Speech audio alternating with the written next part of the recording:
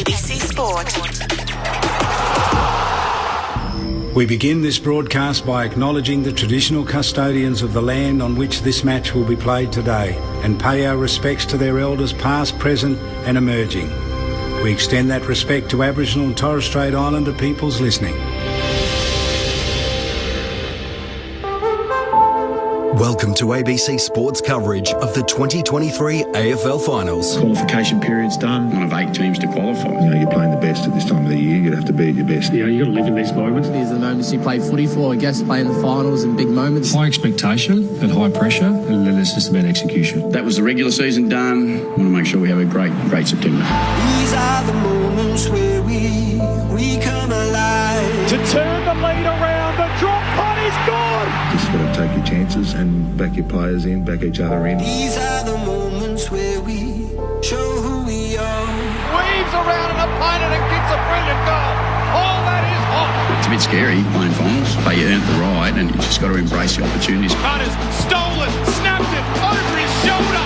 How good is this kid? That season is now done. A new season begins, and a challenging season begins. These are the days when the kings will crown.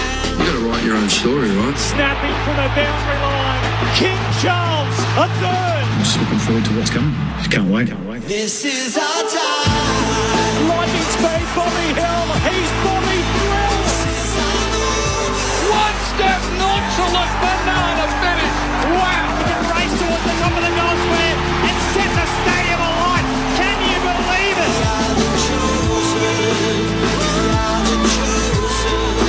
The 2023 AFL Finals Series. Spills to Cameron. Charlie swivel snaps and goals. Spins around and buries it. Kicks to forward. What a show he's put on tonight. Here it comes, here it comes. The big man rises, snaps and goals. Kicks from inside the centre square and it'll bounce and bounce through for a second. It's just a miracle to watch. Right foot strike. He's got it. Something big is coming, something big is coming. And veers out to the right, goes back. Something big is coming. What a game he's having. Grandstand AFL. There by, the arms are outstretched as he pumps his chest out. Fill your lungs, are you ready for The it? Saints captain comes in and delivers with nerves of steel. Here it comes, here it comes. Here they come. That's class. Oh, he's a star. What a game. Brilliant. He's gone. Right peg against the bench, trying to draw it back. It's there. Grandstand AFL. The first qualifying final. Collingwood versus Melbourne. Live from the MCG on ABC Radio. ABC Sport Digital Radio. And now streaming every match on the ABC Listen app. Just look for the AFL button. Something big is coming, I know. It is the month that makes forever teams, and the lights just seem to shine the brightest at the Melbourne Cricket Ground in the month of September. The time has almost arrived. It is Collingwood versus Melbourne, the first qualifying final, and for one of these two teams, a home preliminary final awaits. For the other, the path back to the G on grand final day will either go through Brisbane or Adelaide if it extends that far. We are guilty in this industry of overhyping things, but it's not lost on us the significance of the 4 quarters that are in front of us tonight in the context of the premiership race. Collingwood versus Melbourne. From a drenched MCG, the heavens have opened and it is bucketing down with the puddles starting to form in the aisles on the concourse and on the outskirts of the MCG. There is no late change. Jack Ginnivan is the tactical sub for Melbourne. So he gets to come into the Collingwood team, while John Noble, after 83 games, was the brutal omission at selection last night. He'll play no part this evening, and Bailey Laurie is the sub for Melbourne. Corbin Middlemass and Matt Clinch to call the footy. The best newsbreaker in footy, Mitch Cleary, to join us on the boundary line. And our grandstand AFL experts for finals footy. Our 2 number 1 picks, champions of the game, in Brett Delidio and Mark Murphy. First year, Murph. Great to have you with us at the MCG on such a night. Yeah, thanks, Corbin and Lids. Good to be here, Clinchy, as well. This is what we all play finals, or play football for, is finals feeling. And coming here is a bit of nervous tension walking in here today, to be honest, Lids and Corbin. I was a bit excited. I thought I was going to play myself, but just speaking to a few of the Collingwood supporters walking in, they're a bit nervous too. So it's all to play for, obviously, tonight. And big stage here. It's very, very wet, as you did say, which sort of, I'm not sure who it sort of helps going into tonight. They're both very physical sides, and they both play a real brutal style of football anyway. So, yeah, that's going to be, it's all happening here very shortly. Collingwood are going in Lids with 2 ruckmen, so Darcy Cameron and Mason Cox to play alongside one another. There's no room for John Noble. Oh, it's a brutal call. 83 consecutive games played, every game under Craig McRae, but he won't be there tonight. Yeah, I feel for the kid. You could see the heartbreak on the news last night, and it's not ideal that's where you see footage of that. But look, it's it happens every year. There's someone who misses out and doesn't quite get their opportunity, but. You speak about being able to be a good teammate and knowing that your opportunity, you've just come out of the side, but that doesn't mean you're out for the rest of the final series. We know Collingwood are going to get a minimum of 2 games, so yeah, he will. He'll be hurting, no doubt, but he'll be trying to be a great teammate, as I said. And you spoke, Murph, about you're not sure who it suits. I think it actually suits Melbourne better, even though they're taller and they like to catch it from defence. They play a more front half game, whereas Collingwood like to light it up from their back half. And in these sort of conditions, you've got to play a little bit straighter and get it on the boot and go forward with the footy. So they're not going to be able to play that handball-happy type game, I don't think, and come out the front of stoppage, which potentially leads itself to a D's victory. But they'll still make it an absolute contest. So I saw Jackie Chris this morning, actually, just to catch up with him really quickly, and he said, mate, we've trained so well over the last couple of weeks. We're feeling fresh. We're ready to go. So I'm really confident, which makes hopefully a great game for us. Just some breaking news coming through that lightning in the area has actually forced players from the field during their warm-up. So the warm-ups have been delayed here at the MCG as rain is falling. We haven't seen any flashes of lightning so far, but the warm-ups have been delayed. So at the moment, we're just watching it rain here at the MCG. And I'm not sure if that pushes back the start time. We're meant to get underway at 7:20 local time. That's Australian Eastern. The teams are in. Ginnivan and Laurie are the 2 subs, but no warm-up being conducted at the moment. Just on the Melbourne team, Murph, so Michael Hibbert and Tom McDonald, they're 2 premiership players back, but they haven't played a whole lot of footy recently. We'll hear from Simon Goodwin in just a moment, the coach of the D's. For Hibbert, this will be his first start since round 15, and for Tom McDonald, he hasn't played at AFL level in 14 weeks. Yeah, they're both experienced players. They've got that on their side, so you don't have a young player coming in or an inexperienced player coming in who hasn't played at the level for quite some time. Tom McDonald has done it on the big stage before anyway, so I'm not too worried about him. Hibbert obviously played in their grand final side a few years ago. He'll be well and truly suited to these conditions being a bit slower as well. So I think it will help those guys. That's a smack. No, well, he's not the quickest bloke going around. He's into his 30s, Lids, so we all know you slow up a little bit once you do get in your 30s. Well, you get on doing your calf every 3 weeks. It's because I'm so quick. Oh, fair enough. But I don't think it'll have any ill effects on those 2 senior blokes coming back into the side. Good news is the players are just coming back out now, so both teams bursting out up the race to continue their preliminary warm-up. Just from John Ralph from the Herald Sun off Twitter, the AFL is on standby for potential lightning tonight. If it is within 10 kilometres of the stadium, the game would be stopped for 20 minutes. Then it would recommence when safe. There is no cut-off restarting the game. So that's from footy boss Laura Kane, obviously would make the call on that. And that's from John Ralph off Twitter. So we could be in for a long night if there's a little bit of lightning around. Just repeating, no late change at the G for Collingwood and Melbourne. Our coverage of the first qualifying final here on ABC Sport. Matt Clinch is with me to call the footy tonight. He's down at the Demons Race as it continues to rain downstairs. Clinchy. Thank you very much, Corby. The Melbourne coach, Simon Goodwin, has been good enough to join us. We're in the race because it is heaving down at the MCG. The first time in 34 years these 2 sides have met. What's the build-up been like for you? Are you feeling the excitement and the anticipation as part of your playing group? Yeah, look, you can certainly feel the excitement. This is why you play the game, for us to be involved in these type of games on this type of stage. So, we're well prepared. We've prepared for these conditions as much as anyone throughout the year. So we feel like we're well placed and we're ready to go. Your team has selected for this match? Yeah, as selected for this match. So Bailey Laurie will be our sub. So, played really well against the Swans in the last round. So he'll provide some impact when he comes on. It feels like you've had challenges throughout the season where you've been missing pieces from your midfield, whether it's been Max Gawn or Clayton Oliver, Tom McDonald in recent weeks from your forward line. Does it feel like you're all starting to get the key pieces in the first week of the finals? Yeah, look, I think we've had our challenges throughout the year. There's no doubt in terms of personnel, but it's given us a chance to really experiment and look at what we need moving forward. And our coaches have been really brave with some of our selection calls and how we've set up, especially ahead of the ball. And we've been able to find something. So Tom McDonald comes in tonight to play his first game for a long time. So we're keen to see what he does. 5 goals in the VFL, alongside Bailey Fritsch, who's been in a moon boot for a bit. Are you confident enough that they're going to be able to get through the match? Yeah, absolutely. Tommy's one of his great strengths is his capacity to have really high endurance, so he'll be fine. And Bailey's trained for the majority of the week. He's trained from Saturday, did main training on Monday and again yesterday, so he's fully fit and ready to go. What are the lessons, I guess, you take from last year, having unfortunately lost in straight sets in the finals? You're now back into another finals campaign, having qualified 4th, but you did beat Collingwood the last time you two sides faced off. Yeah, look, I thought last year, our form heading into the finals wasn't super, and there was certainly a lot of expectation in terms of needing to deliver in finals. This year's a little bit different. We feel like we've been able to build throughout the year. We certainly understand that the game in finals is about winning more moments, and in both our finals last year we were in those games for a long period of time. We just weren't able to execute at the critical moment, so we've spent a lot of time working in that space this year and we feel like we're ready. When you're the coach of the team, you're in charge of the footy team, but also the whole club. What's it been like for Jake Melcham? Obviously, the emergency back in 2021, but to suffer that injury and to see his side now preparing for finals. Yeah, look, I've coached Jake for 14 years and it was an emotional time after the Sydney game. He's worked so hard to be a part of success and want us to play some elite finals footy. And, it was a real tragedy in Sydney for his knee to blow out the way it did, but, it's been he's been around the club the last couple of weeks. He had his surgery on Tuesday. He's going to sit on the bench and be another coach for us tonight and be a part of our group. So he's a big part of us still. In your eyes, what's the key to beating Collingwood tonight? Oh, there's no doubt their ball movement's elite from the back half of the ground. They score the most from the defensive midfield part of the ground. So our ability to win territory and keep it there and turn the ball over will be critical in the game.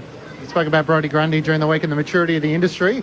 How's that sort of been received? Obviously, Brodie's name always gets mentioned whenever you speak to the media because he's a key value that's not playing at the moment. Have you sort of been able to settle with his expectations for this season? Yeah, look, we've had some great conversations, Brodie and I, over the last month, around where he's at, how he's feeling in a whole range of different areas. And there's been some really mature conversations about what it looks like. He's just determined to continue to train hard, prepare as best he can and be a part of this group, in this finals campaign. And, as I said, we're a mature industry. We know there's going to be talk out there. We know that he's got a 4-year contract still and he's still a part of our footy club. Do you have a theme or a narrative heading into tonight's game, or is it more around process and what you've done throughout the home and away season? Oh, no, we've had a theme all year, and that's been building as we head towards finals. But I probably won't share that till later on in the campaign. See how we go. But a big part of our thing is about winning more moments, and that's been a big part of our footy club this year. And I guess the other part from King's birthday was the 8 goals, 18. They can make it a bit easier today for you if you're able to kick straight in front of goal. But in all seriousness, how does the conditions change the game plan at all?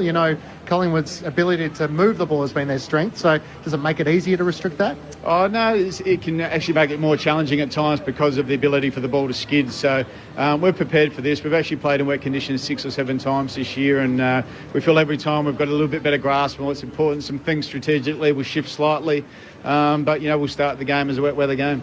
Left of centre one to close with Adam Uzo's been part of the Richmond coaching appointment.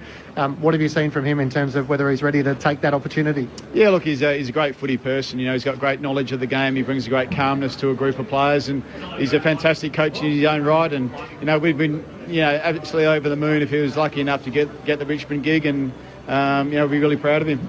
Do you know where that's at? No, I've got no idea. And if he was to get the gig, would you be happy for him to continue throughout the finals campaign? Yeah, absolutely. He's a professional. He works incredibly hard. He's a Melbourne person through and through. He played his whole career here, so we've got no qualms with him being able to see his job out. In terms of your backline, obviously it's been the key with Stephen May and Jake Lever, but Jug McVee's been another one who has come in with no finals experience and just looks so settled in those one-on-one contests. What's sort of been the message to guys like him who are experiencing their first finals? Yeah, you just don't need to do anything different. Just be you, go out and compete, do what you do and do what you've done all year. And he's been an extraordinary player for us this year. His ability to win contests, but not only that, be able to use the ball and provide runs, has been exceptional. So there'll be no different for Judd tonight. Just play the way you have been and get to work. As always, Simon, we appreciate your time. Good luck. Best of luck. Thank you. Simon Goodwin, the coach of the Melbourne Football Club, of course, premiership coach in 2021. They went out in straight sets last year. They're trying to win their first final since their 2021 grand final premiership victory, of course, tonight against the Magpies. It is a wet affair. Matt Clinch downstairs. He'll duck inside the Collingwood camp in just a moment. I hope Clinchy hasn't got the umbrella up downstairs because off the SMS, Nathan, who's in the CBD, so that SMS number 0437 774 774. There's definitely lightning in the city. Real light show, full on, from Nathan a short time ago. So it's a little ominous Yeah, I saw a little flash across out the back here, but we can't see behind us, obviously, towards the city, so maybe that's where it is.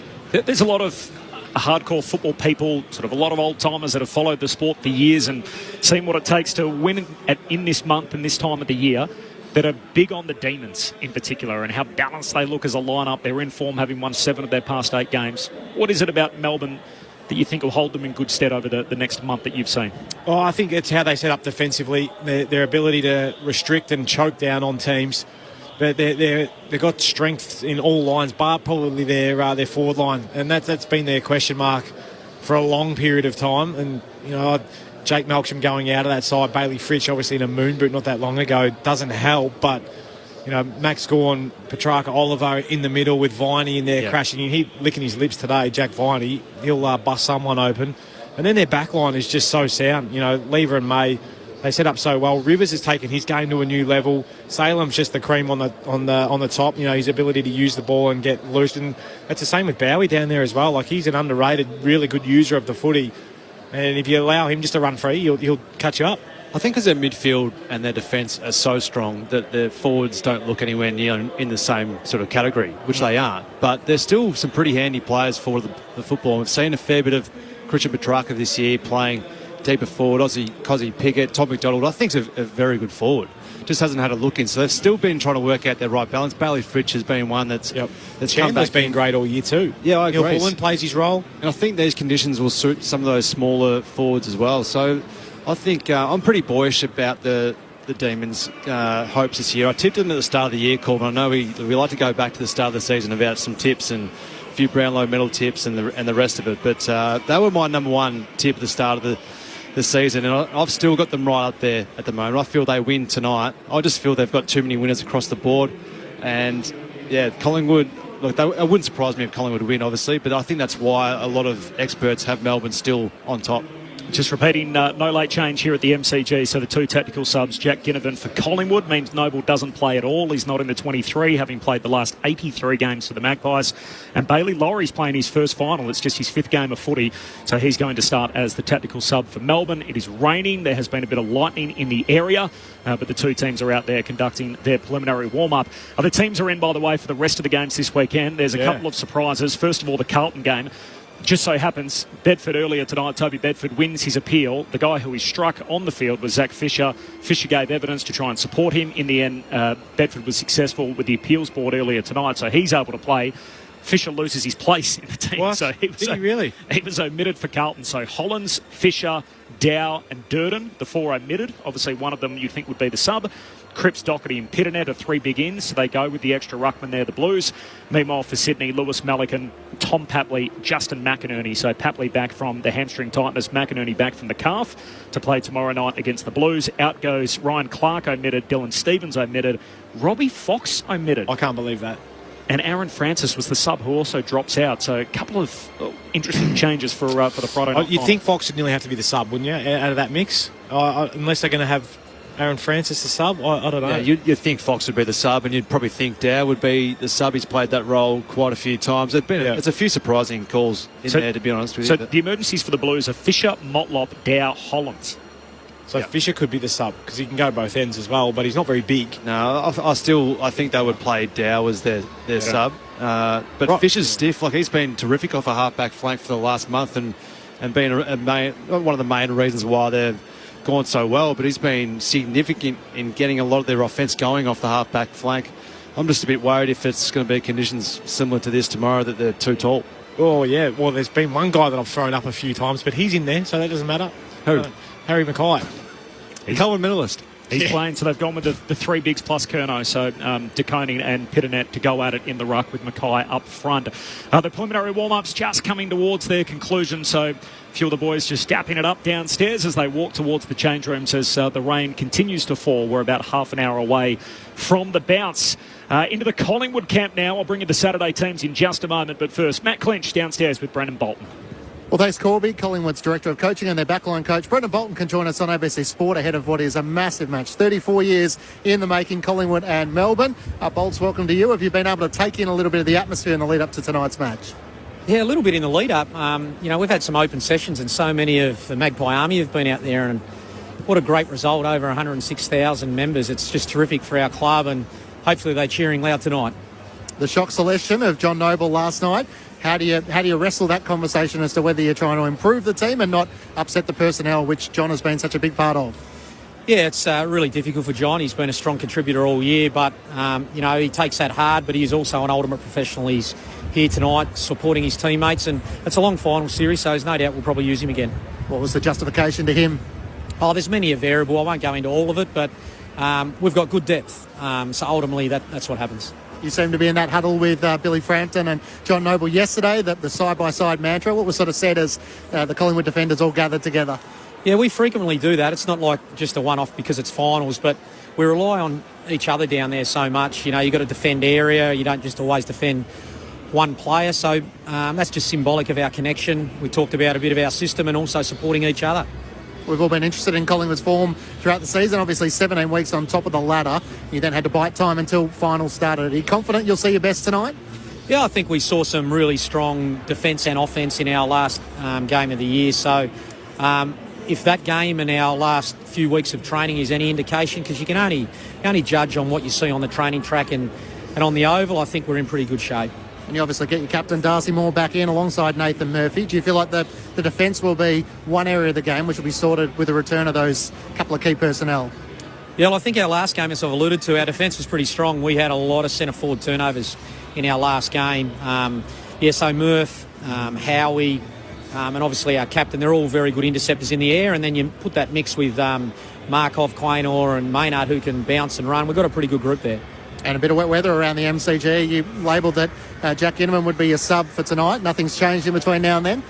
I think we'll go in as we've already discussed. But the wet, slippery conditions, it becomes a territory game sometimes, even when it's not wet and slippery in finals, because it's contest by contest. So, I think you'll see a lot of physicality in this game. What's the key to beating Melbourne? Obviously, we look back to round 13, that King's birthday clash. Just 4 points in it. Went down to the last 26 seconds. I mean, it sets the scene nicely for tonight. Two teams very strong in their defensive mechanisms and setup. So I think it's going to be the team, when they've got their momentum offensively, can really finish. To try and break through May and Lever and co down there. And likewise, their opportunities, how well they go at it. So, I think it's going to be the team that can break through the strong defensive mechanisms. The Collingwood Army would have loved to have seen Nick Dacos running around. Could he play next week if he had to? Well, he just jogged past me with a huge smile. So that suggests he won't be too far away. So hopefully next week. But he was in good spirits tonight, and I know he's done a couple of good sessions in the back end of the week. A theme or a message for any of the playing group tonight in the lead up to the game? We just want to make this Magpie Army really proud, as I've said, to our club for that hard work and so many members to be in behind us, 106,000. We want to hear their roar tonight, so that's the key message. Get in behind us. Always great to catch up, Brendan Bolton. Thanks so much for your time. Thanks for having me. Brendan Bolton, the assistant coach of the Collingwood Football Club, downstairs with Matt Clinch. Clinch, you'll be up here in just a moment to call the opening bounce, and the banner crews have made their way out there as well. It's a tough gig for them tonight, all with the ponchos on, ready to lay out the crepe paper banners that are about to go up. Holes in them. Yeah, the two teams have been, the banner crews have been working on over the last 24 hours or so.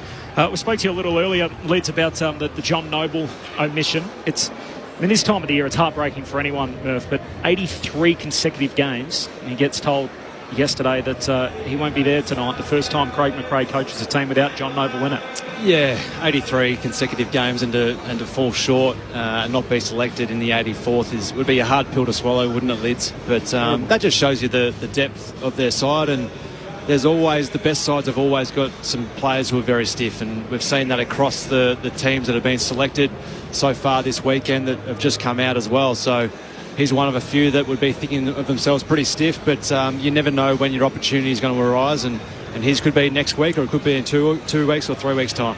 Corbin Middlemass and Matt Clinch to call the footy. Mitch Cleary on the boundary, the best newsbreaker in footy, and our grandstand AFL experts, Mark Murphy and Brett Delidio. Just on the Saturday teams for the two finals. First of all, the cutthroat final at the G, Seb Ross and Max King, both in for St Kilda. No surprises there. Hayes, Burns and Stocker, the three out. So Stocker omitted from the St Kilda team.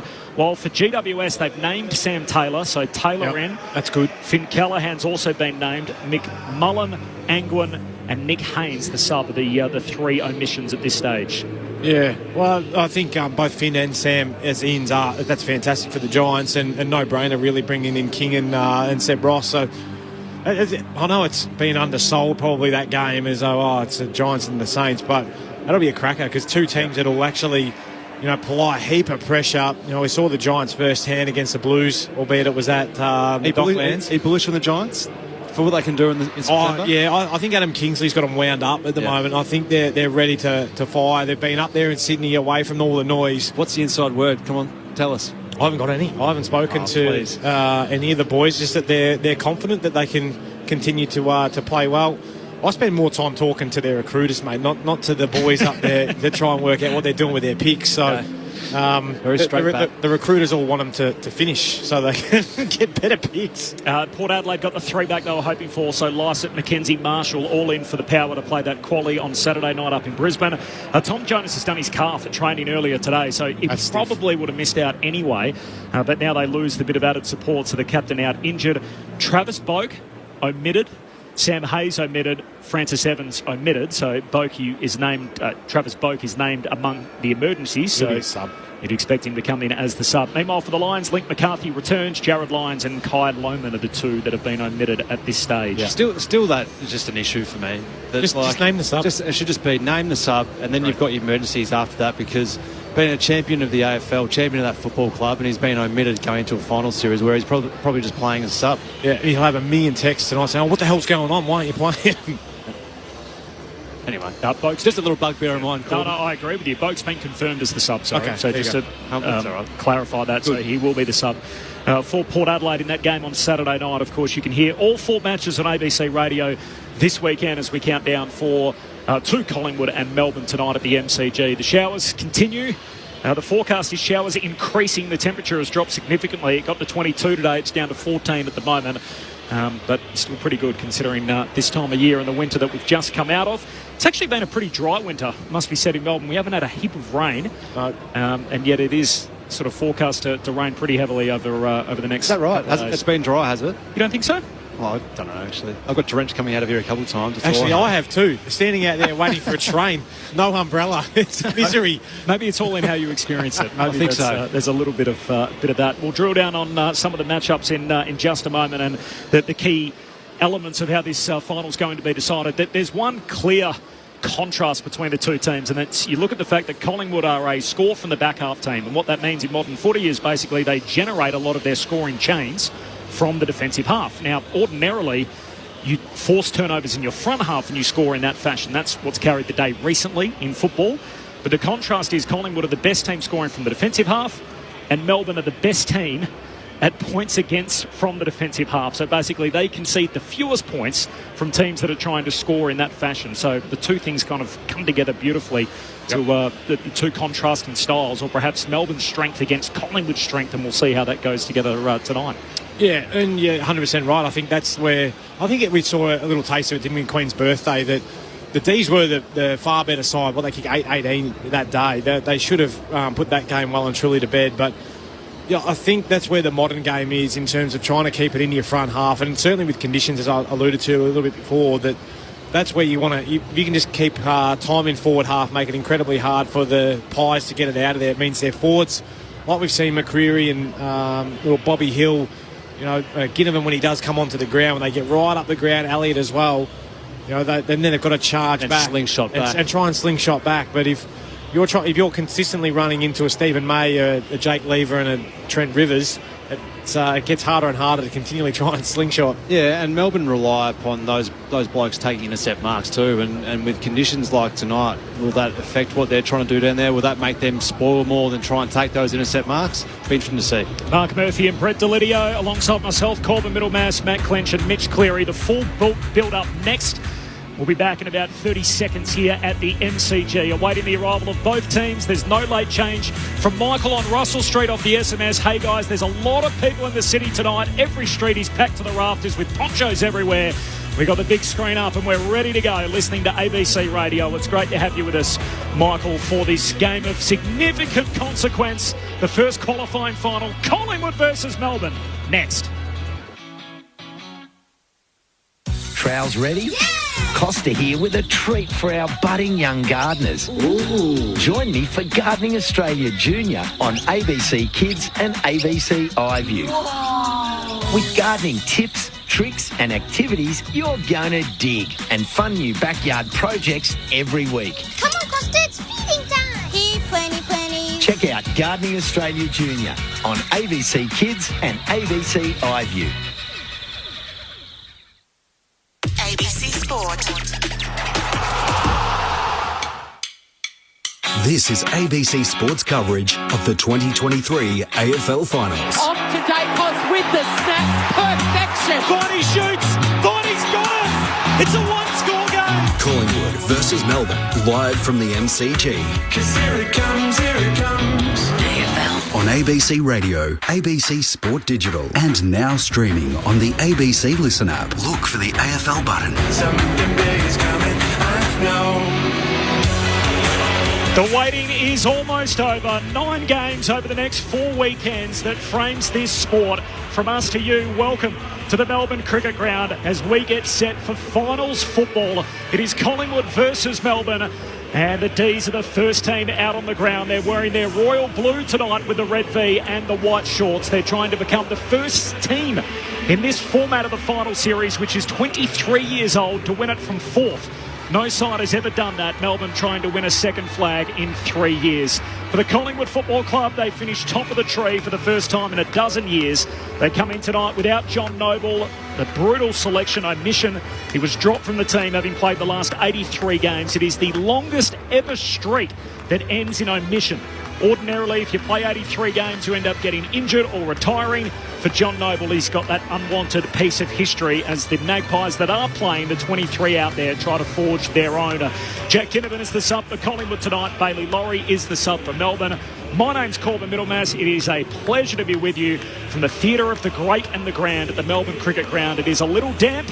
There is lightning in the area. We may have some delays. We'll go as long as needed into the night to get a winner this evening. And a huge prize awaits, a home preliminary final, while for the loser they could find themselves in either Brisbane or Adelaide for a preliminary final if they make it that far. Matt Clinch is here to call the footy with me. Good evening, Clinchy. Good evening, Corby. Good evening, everyone. 34 years in the making since the last time Collingwood and Melbourne met in a final. Got the chance to catch up with Simon Goodwin. It was belting down with rain. Looked at me and said, I'm not going out there. So I lost my umbrella somewhere in the process. But if you're led to believe it took 7 hours for the tickets to go, I think it was far quicker than that. MCC, they say it was half an hour. All the tickets were gone. AFL and club members, they say 40-odd minutes. And Gil McLachlan said if they wanted to, they could actually fill the ground twice, such as being the 100,000 Collingwood fans, 70,000 Melbourne fans, and those who would love to be here to see history for the first week of the finals. And we know this is the easy way to a grand final. Win tonight, you're into a home prelim. For the loser, it's a slightly harder path. And the big question around Collingwood's best, as we've seen it earlier in the season, or can they rediscover it? And Melbourne having lost in straight sets last year, hoping that they've timed their run to perfection. Can't wait to tonight. There's so many storylines and scripts that we can't wait to see what will unfold. The D's have brought back Michael Hibbert and Tom McDonald from the team that beat Sydney in round 24. So Hibbert starts in his first game since round 15 and McDonald plays his first game in 14 weeks at AFL level. There's no Melcher misses with the torn ACL and Turner loses his place. Now the lights just drop in and out as the black and white colouring lights up the MCG as we await the arrival of the Magpies and Darcy Moore in his dad's number, the famous number 30, of course, captaining his club as his famous father did, winning Brownlow medals with both of these teams in Melbourne and Collingwood. And now Darcy gets the chance to try and write his own chapter in Collingwood's history as he leads the Magpies up the race.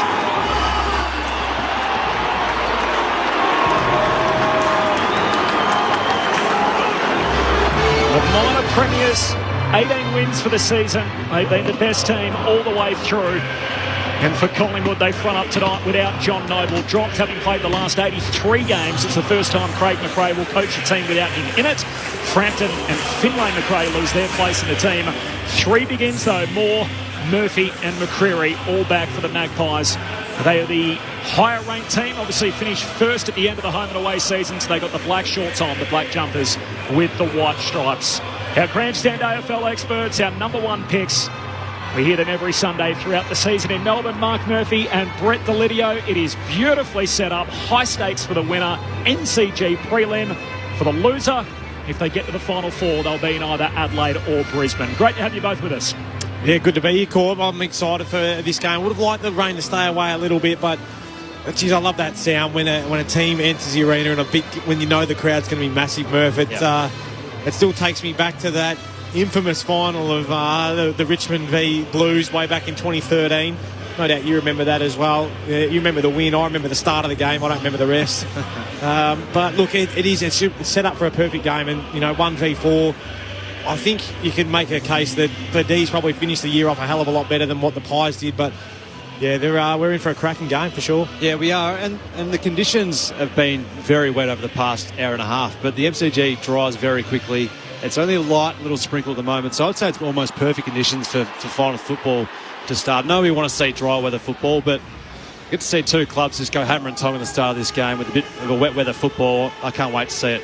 Just repeating the news out of the appeals board, so Toby Bedford's beaten his charge, so he's free to play for GWS against St Kilda on Saturday. Our focus is on what's about to happen in front of us, but first you mentioned that famous elimination final that you played against one another going back a decade now. You both have finals experience. So much of our audience has never had the chance to play a single AFL game, let alone participate in this month. How do you best encapsulate what September football is all about and how it differs from the run-of-the-mill home and away season? Oh, it's different. The build-up's obviously enormous, and we had two big clubs in Richmond and Carlton going head-to-head in 2013. But as a player, you block out that as much as you can. But there's a few little bits and pieces that seep through. There's obviously a lot of talk around your family and your friends, and you do your best as a professional athlete just to not really think about it and focus on the process and the job at hand. But there's one thing you can't escape is that feeling when you walk out that race and you walk out to 100,000 fans. And when we played Richmond on that occasion, there would have been 70,000 Richmond screaming fans and only 30,000 Carlton fans because of the ticket allocation. And it was as loud as I've ever played in that game, that first 2.5 quarters, and then we came storming home and it was extremely loud.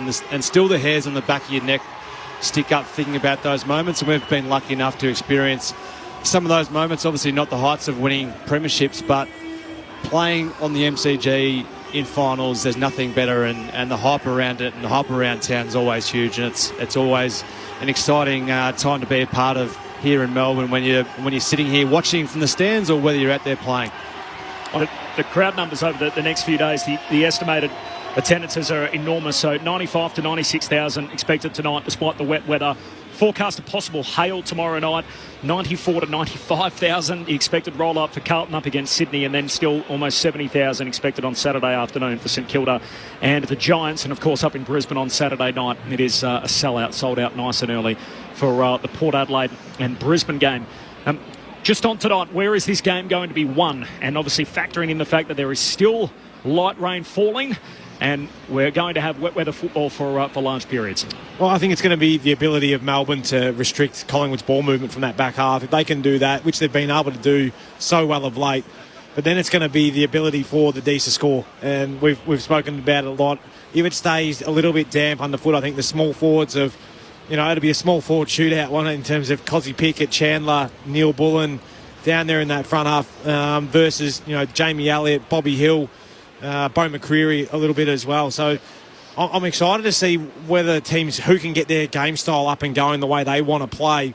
I don't think that the Pies will really try to spark the game early, get the ball moving forward and take it, not allow the D's to set up defensively really sound, but that's going to be hard to do with the conditions. But as we speak, it's drying off beautifully, so hopefully we're in for a cracker. I think the centre square bounce is going to be crucial. Getting the ball inside 50 early, 6v6, that's where the game will be won and lost, I believe, in the midfield. And Melbourne's keys in there with Max Gawn obviously leading the charge in the ruck. He's an absolute superstar, and he's got some superstars at his feet. So not to say that Collingwood don't have that, but I feel they're superior in there if they can get the ball going forward quicker. And then I think it's whether or not Collingwood can still have that element of risk and also that confidence to go through the corridor in these wet conditions and still play that type of football that we're all accustomed to seeing. Because if they go slow and they go long, then that plays into what Melbourne want, and what Melbourne require is slow ball movement, and they like to set up from there. If Collingwood still go, it's a greasy football, but I'm still going to go on my kicks, I'm going to go corridor central and then just rush the ball forward with yardage, I still feel they can cause some issues for Melbourne. It's felt like at times there's been a rotating cast of characters inside Melbourne's forward 50, from Brodie Grundy, you had an opportunity to Ben Brown that have tried all the different levers to try and find what is the right combination. You feel relatively confident with their back line with May and Lever, and their midfield with Oliver, Petrarca and Gawn. Is it their forward line that poses the biggest question as to can they score enough to outclass Collingwood? Yeah, I think that's going to be the key, because we know... Well, I think it's a good matchup for them, the D's forward line, though, because the Pies back line isn't... They're not big boys down there. You know, Darcy Moore likes to play off a little bit. Maynard will probably be more your lockdown side, but then Murphy sits off and tries to intercept as well, and then you've got your half-backs that run and dash. Jeremy Howe, we know how good he can be. So, yeah, I think they'll get their looks, but then they've got to capitalise. But you're right, Murph, it's going to be won and lost there in the middle. I think what the Pies have is that real explosive speed away from the centre bounce, whereas I don't think the D's have it as much. You know, you talk of DeGoey, Jack Crispy's in there, their ability to get out the front of stoppage and pump it in long to give their small forwards a chance, versus just the work rate and big-bodied mids of Oliver, Petrarca and Viney. Sorry, you go. For Collingwood, I guess the question has been around the scoring they've conceded over the last 3 or 4 weeks. Brendan Bolton was keen to point out they turned the screws a little bit when they took on the Bombers a few weeks ago, but that was the big question around Collingwood's defensive intent and Darcy Moore's ability to want to play in front of it and try and use that to springboard their attack from their defensive half-back line. Yeah, well, do you play someone on Darcy Moore? He's going to want to come in and probably stamp his authority and, you know, be aggressive with his positioning. Does Tom McDonald just go and stand next to him and say, mate, yeah, you're not going to have the luxury, mate, and go and do whatever you want. We know Tom McDonald's got a huge work rate, but Darcy Moore sets up a lot of their ball movement with his ability to get off and then take marks. So, you know, it'll be interesting to see. We'll certainly know early as to how that's going to pan out. Yeah, I feel that he might play that role, but I feel that's a plan B from Simon Goodwin to stand on the back shoulder of Darcy Moore. I think he'll want to go out with a really proactive mindset and a real confidence to say, you know what, we're going to back you in, Tom. You just play the way in which you can play. You've been doing it at VFL level. You know what's required at AFL level. Go out there and show us. The only reason I mentioned that is because we saw Melksham do it on Sicily in one of their last games. So I think that's one of the reasons why I say maybe that's where they might go that way because of his influence, but at your own peril though, because then Jeremy Howe gets off and he goes for his marks, and Murphy's shown his ability to do it. Maynard can do it. So that's the benefit and why we've got these top 4 teams, is they've got so many different strings that they can pull. Will Howe start back and Joel Smith start back for their respective sides? Well, yeah, I think you can make a case for it, couldn't you? I think Howe definitely... He would definitely start back. Yeah, he looks too good behind the footy. Smith, I'm not sold on just yet. I was trying to find him to see whether he's kicking goals or not, but yeah, we'll see in... What have we got, about 7 minutes? Collingwood's average age 27.5, Melbourne 25.8, so Collingwood 1.7 older. They're also the more experienced team, so 149 games versus 123. So that spits out at about 25, 26 games per player. That's another season. Helps when you've got a bloke who's played nearly 400 games in Pendlebury. And side bottom as well. It is interesting, though, that the competition's trending older. So last year, obviously, we had Geelong as the oldest premiership team of all time. The oldest team this year has been Collingwood, and they finished first on the table, so for whatever that's all worth. And we mentioned the last time they met, so it was a low-scoring affair that day. Melbourne dominated, had a boatload more scoring shots, 26-17. They win the game by 4 points. There are 6 changes to the Collingwood team, so the likes of DeGoey and Elliott didn't play that day. No side bottom. Howe obviously out injured. McStay missing from the Collingwood team. Meanwhile, for Melbourne, they've only got 4 changes from that team, but a couple of handy ones, in particular Clayton Oliver, who obviously was unavailable last time they met. Is there anything we can draw from that meeting back in round 13? I think both teams and both coaches will go through what worked and what didn't back then, but you know, the competition's changed so much in that period of time, and Melbourne is certainly the form team over the past 2 months, and Collingwood have been a little bit scratchy over the past 3 or 4 weeks, so they're very different, but I think they both come in full guns blazing tonight, and I think we'll know straight away from Collingwood's intent when they get the ball in their back half. If they look corridor and go for it, then we know they're going to attack all night. They're both season finals teams, having been there in recent years. For Melbourne, they've got just 4 guys playing their first final tonight, including the sub Bailey Laurie, Jacob Van Rooyen, who's the youngest man on the ground at 20 years of age, Judd McVie, also at 20, yet to play a final, and Kate Chandler. While for Collingwood, Oleg Markov is the only player playing his first final tonight. He spent 5 years at Richmond during their dynasty, but didn't feature in September. Teams are lined up for the anthems, or anthem. Here's Nat Edwards. Premier partner Toyota welcome you to the 2023 Toyota AFL Finals Series and tonight's first qualifying final between Collingwood and Melbourne. The AFL acknowledges the Wurundjeri people of the Kulin Nation, the traditional owners of the land we gather on today, and pay our respects to elders past and present. We acknowledge we play our great game on this land and respect the cultures of all First Peoples, their contribution to our nation and their contribution to the game of Australian rules football. To conduct an official welcome to country, please welcome Uncle Colin Hunter Jr.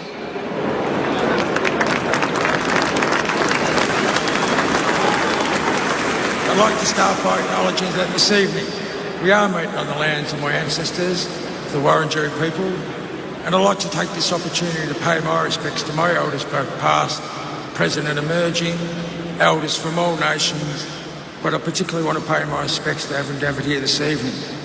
But I always like to acknowledge the Aboriginal and Torres Strait Islander people joining us. I'd like to acknowledge them and pay my respects to them. Wominjeka, welcome. Wurundjeri Balak, Yimikundi Big. The Wurundjeri people welcome everyone to land today. Wurundjeri no Bunumbo War, Kondi Ningnak Dubban Big Bullock War, Chilikan. The Wurundjeri people want to look after and protect the land as they did long before. Wurundjeri country extends from the inner city of Melbourne. It goes across the mountains of the Great Dividing Range, west to the Werribee River, south to the Mordialloc Creek and east to Mount Bawbor. And the Wurundjeri people are part of the Kulin Nation and of the Walrong Wanganich group. And while you're on Wurundjeri country, most welcome to the traditional lands and the waterways of the Wurundjeri people. So Wominjeka, welcome. Enjoy the game. Thank you. Thank you, Uncle Colin. If you are able, would you please join our players, coaches and umpires and stand for the Australian National Anthem to be performed by the lovely Cassie McIver.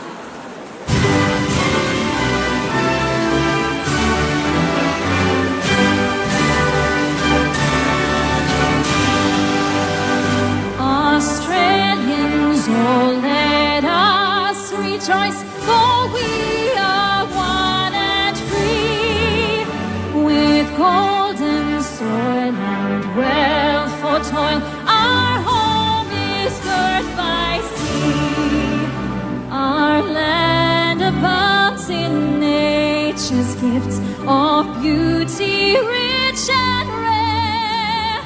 In history's page, let every stage advance Australia fair.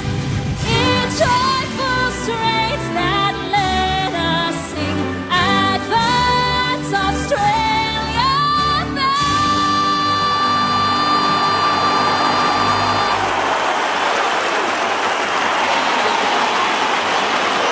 It is the best sounding footy, the roar after the anthem.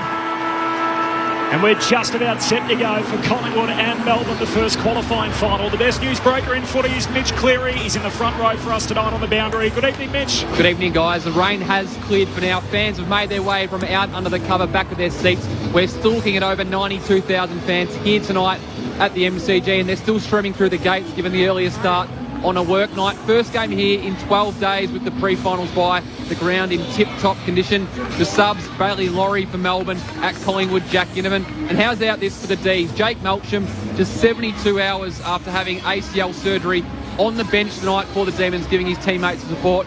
What a story for him tonight to get behind his team despite not being able to play a part on the field. Thanks, Mitch. And Damien Hardwick on the Gold Coast today. Caught up with a familiar friend. I saw your report on 7 News. Damien Hardwick meeting at a Miami Beach hotel with Dustin Martin. Damien Hardwick, his triple premiership coach. It is one to watch as the silly season approaches, Corbin. The Suns still preparing for him to play at Richmond, but it will be one to keep an eye on. The Tigers having 1 year left on Dustin Martin's deal at Punt Road. Two names we're so used to talking about in September again, catching some headlines on the day that the final series opens. Max Gawn wins the toss. He points to the goals at the city end of the ground where Melbourne will be kicking in the opening term. Who wins tonight? Mark Murphy and Brett Delidio. I've got the D's. I think they've been the best team over the last little bit of footy, albeit we've had that pre-finals bye, which I hate. So that counts for not a lot. So I'm still sticking with them. Yeah, I think the Demons as well. I think the centre bounce clearance work is going to be crucial tonight, and I just feel they've got too many superstars in amongst that centre square bounce, obviously led by Max Gawn, but I feel the defence is so strong as well. And not that it'll be impenetrable, but I feel that's where they get a lot of their score from, is their half-back flank, and they're just so sound in defence and got so much experience down there. I think they win by a couple of goals tonight. Who do you like, Clinchy? Pies to me, but flip of a coin. Yep, I want a bit the same as you. So leaning towards Collingwood for whatever it's worth. As the Pies break from their huddle first, and their 4 interchange players starting to race from the ground, led by Tom Mitchell. It is a damp MCG. We had a heavy downpour in the couple of hours leading up to the game, but we're just about ready to go. The Pies in their black shorts with the black and white stripes, and for Melbourne in the royal blue tonight, the white shorts and the red V. It's a huge prize for the winner, a home preliminary final here at the MCG in the week off. While for the loser, their path back to the G on grand final day will go through either Adelaide or Brisbane. We're glad you're with us on ABC Sport as the curtain comes up on the AFL final series for 2023. The real season is upon us. It's Collingwood versus Melbourne, the first qualifying final. You're with Matt Clinch. Mason Cox gets the opening contest against Max Gawn, and we're on the way in finals 2023. Cox down to go. He kicks towards half forward. Salem couldn't take it cleanly for Melbourne. Taylor Adams back onto it. Kicks inside 50 first. Lever just sops it off the deck. Clears the defensive 50. Straight to the boundary line, but it won't reach it there. Side bottom gathers for Collingwood. Around the body. Puts it towards Myercheck. Can't take the mark. And Stephen May reaches over the top and spoils it out of play. Just big contest in the middle of the ground, wasn't it? Big Maxi Gawn got jumped into by Mason Cox. Big right knee straight into the sternum of the Melbourne skipper. We're on Cox watch. We'll watch for the strut later today. I can't wait for it. Jack Crisp standing next to Oliver at the boundary throw-in. Cox wins it down for the Magpies. Scoots through off the deck to side bottom, trying to soccer it forward. Can't bend down, pick it up. Here's Crisp, grabs it. Oliver's on him. Rides him like a backpack, and we'll have the ball up. Left half forward for the Pies. No late change. Ginnivan and Laurie, the two subs, so Noble misses out. Cox wins the hit out down to Adams. Had it, lost it. The greasy footy slips through his hand. Side bottom likewise. Here's Pendlebury, puts his head over it, knocks it away to Crisp. Oliver tackles him, spun around, coughs up the footy. Gawn jams it on the boot, turns it over. And Hoskin Elliott takes the intercept mark in the centre square. He had Elliott on the lead. He missed that. He's in the middle of the MCG. McStay wants it deep at the goal square. Hoskin Elliott drives it as far as he can. Myercheck in the pack. Front and centre is Bobby Hill. Spills to Josh Dacos. He's stripped of it. Myercheck's hand pass to DeGoey. Hand pass into the pocket. Picked off by McVee. He's tackled by Bobby Hill. No whistle. Knocked out for the Demons, but straight to Maynard. Back inside 50. McStay can't take the mark. He crashes into Hill. Lever brought down. Did he have poor opportunity? Umpire says no. And we'll ball it up millimetres out from Collingwood's goal at the punt road end. That's how you know, Corby, what finals are like. It is hot. Someone's coming to get you the whole time. Cox wins the hit out, but back to a dangerous spot for the Pies. Melbourne win it through Oliver. Before all of that, there's a free kick. It's a high tackle on Brayshaw. He's getting it last line of defence for Melbourne. In the customary headgear. To match his jumper in the royal blue and red. Brayshaw plays on. Hand pass out wide to Salem. Work it up the half back to Demons. Gives it away to Oliver. Hurried kick down the wing, southern side. They all fly for it. Van Rooyen the target. Spills to Hoskin Elliott. Tackled, lost it. Likewise, the big tackle, Fritchlays. Ball spits out of the hands of Howe and over the boundary line. And Howe and Fritch are going on with it as well. They're having a bit of a wrestle on the southern wing. Opening couple of moments of this qualifying final. 2.5 minutes in, no score. Fritch and Jeremy Howe are still in a tangle. The umpire is ready to throw it in. Mason Cox takes front position against Gawn. Neither got a touch onto it. Umpire says a hold and a Collingwood free kick. It's going the way of Jordan DeGoey from that stoppage. In fact, it's Mason Cox's free kick. He gives it straight to DeGoey. He shanks it inside 50. It's gathered by Neil Bullen. He's stripped. Great tackle. Adams wants the whistle. He doesn't get it. Neil Bullen with a clearing kick. Up towards half back. Howe set. He gathers it for Collingwood inside 50. Rivers lunging forward. Can't hang on to the mark. Ball spills the way of Hill. Got it from Adams. He's locked up by Oliver. Over the shoulder. And the first shot on goal will go Collingwood's way. The tackle just over the shoulder in the eyes of the umpire, and the footy is in the hands of Bobby Hill. Well, they've forced a free kick after 6 inside 50 entries to start off this game, Collingwood. They've both been red hot, both teams, but just the ability to set up outside T50 and to get the ball back in, especially under enormous pressure, greasy conditions, just started well, the Pies. Bobby Hill has kicked a goal in 11 of his last 13 games. Directly in front from the tackle over the shoulder from Clayton Oliver. 35 metres out, Max Gawn stands on the mark. One of the big signings in the off-season, Bobby Hill to get the show going. Kicks the opening goal for the Pies. 4 minutes gone in the opening term. Collingwood with 6 inside 50s to none. Mark Murphy and Brett Delidio with you on ABC Sport.